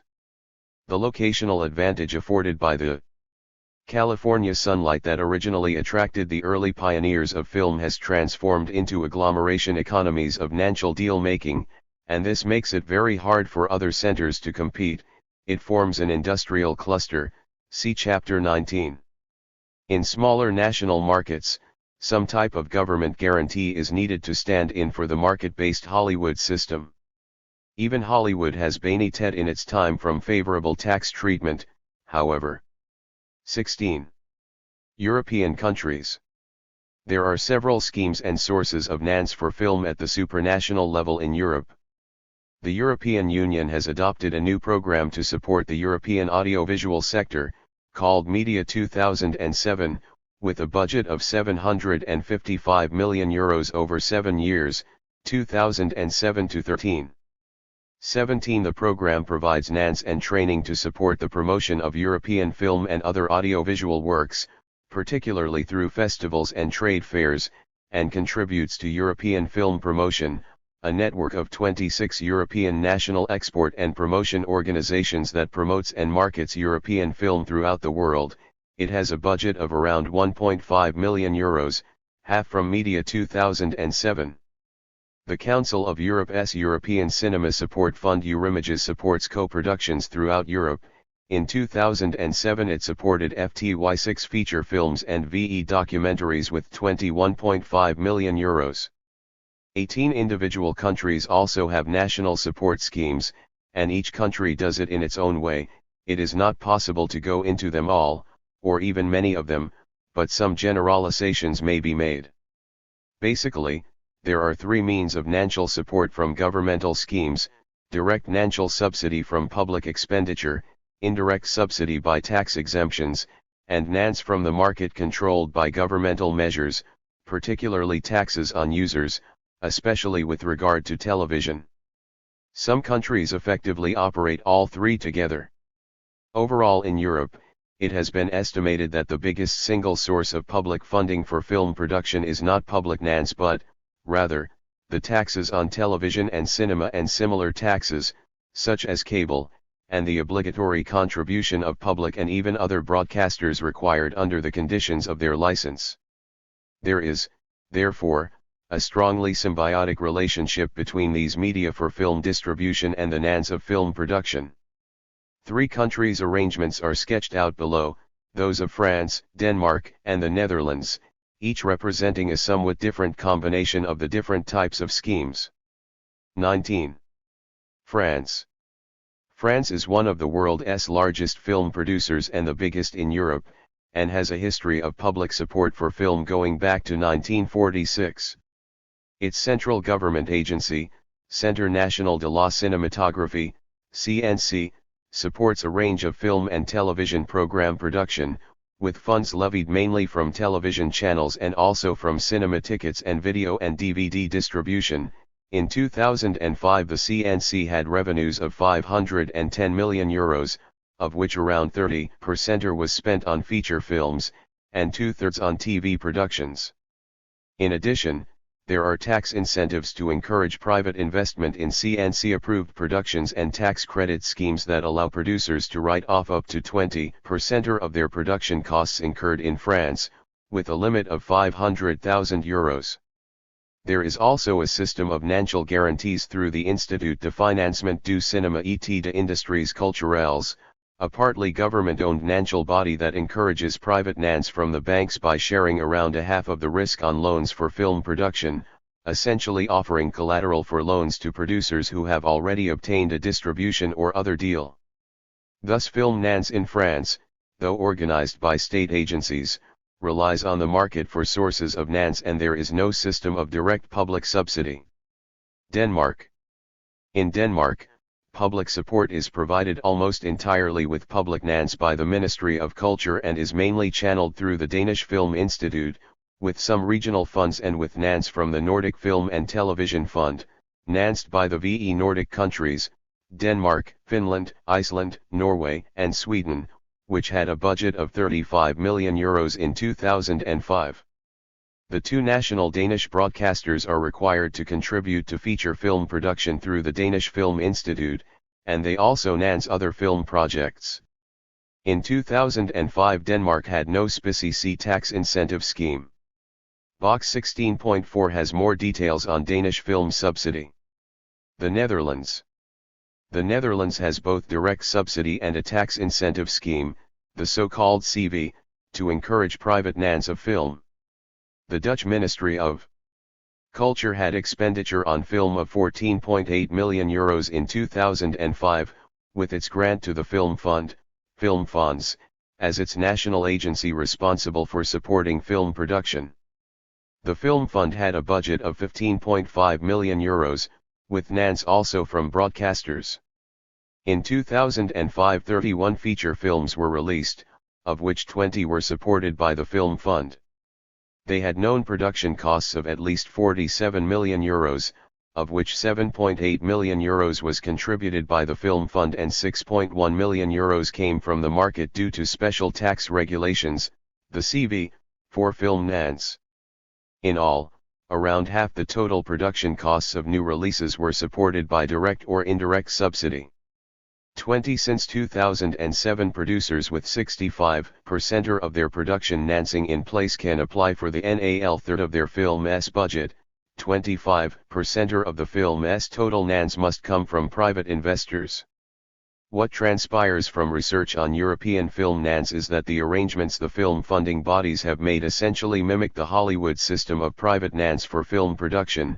Instead of free market production financing distribution Hollywood-style deals, the distribution companies, TV, cinemas, and the rest, are required by taxation or regulation to put the NANs up front into the hands of state-run organizations, which then pass the funds on to the film producers. We need to ask ourselves, therefore, what implications these financial arrangements, which are to be found not only in Europe but also in Canada, Australia, and elsewhere, have for the economic organization of the film industry. One of the major differences between Hollywood and European film production, though, is that film subsidy in the latter has cultural rather than financial goals, and therefore the financial profitability of European films is not regarded as the only measure of success, as it is in Hollywood. Box office success also means that audiences respond to the film, however, and if they do not, there is the question of how to measure success. As with other subsidized arts, the questions we want to answer are, what difference did subsidy make and did it achieve its aims? Without subsidy, would European cinemas and TV screens just be showing Hollywood films? And, if that is what audiences want, why should governments try to change their taste? I return to these questions later. Economic analysis of film production. The description of film production and NANs in the preceding sections of this chapter call for an analysis of the underlying economic logic of the structure of the industry. Like the music industry, the U.S. film industry, depicted as Hollywood, is highly concentrated, with a few dominant studios surrounded by a host of smaller producers. There is obviously a distinction to be made between the film industry in countries where the market rules, Hollywood and Bollywood, and the European, Australian, and Canadian industries, where there is state support. Throughout the film industry, though, work for artists and craftspeople follows the exible specialization model, whereby individuals are contracted for the duration of making the movie and then move on to the next one. Research by cultural economists on the film industry has tended to focus on Hollywood, but it is also important to ask if and to what extent the different institutional arrangements alter these conclusions. What also interests us in cultural economics is whether cultural outcomes are determined by economic forces and, when those outcomes are not consistent with the aims of cultural policy, what measures can be taken to alter them. Film is regarded as an important influence on cultural identity and social cohesion as well as providing entertainment. Moreover, it is an industry that generates income and employment for thousands of people, where that money is earned and the resources are employed has an influence on GDP and on the balance of payments. Industrial organization. As with other industries, the economic organization of an industry is studied by looking at the structure of RMS and how much of the chain of production of the NAL product they produce, what is made in the RM and what do they buy on the market. The answer has significant effect on the size of the RM and on the degree of concentration in the industry. In Chapter 15, the effects of the major record companies on diversity and national interests in the music industry were discussed. Here the same line of analysis is followed, especially as expounded by Richard Caves, 2000. Caves' treatment of the film industry is presented as a general analysis and therefore should apply regardless of the institutional arrangements in one country or another, but, as he relates it only to Hollywood, it is interesting to inquire whether different incentives are at work in the state-supported film industries.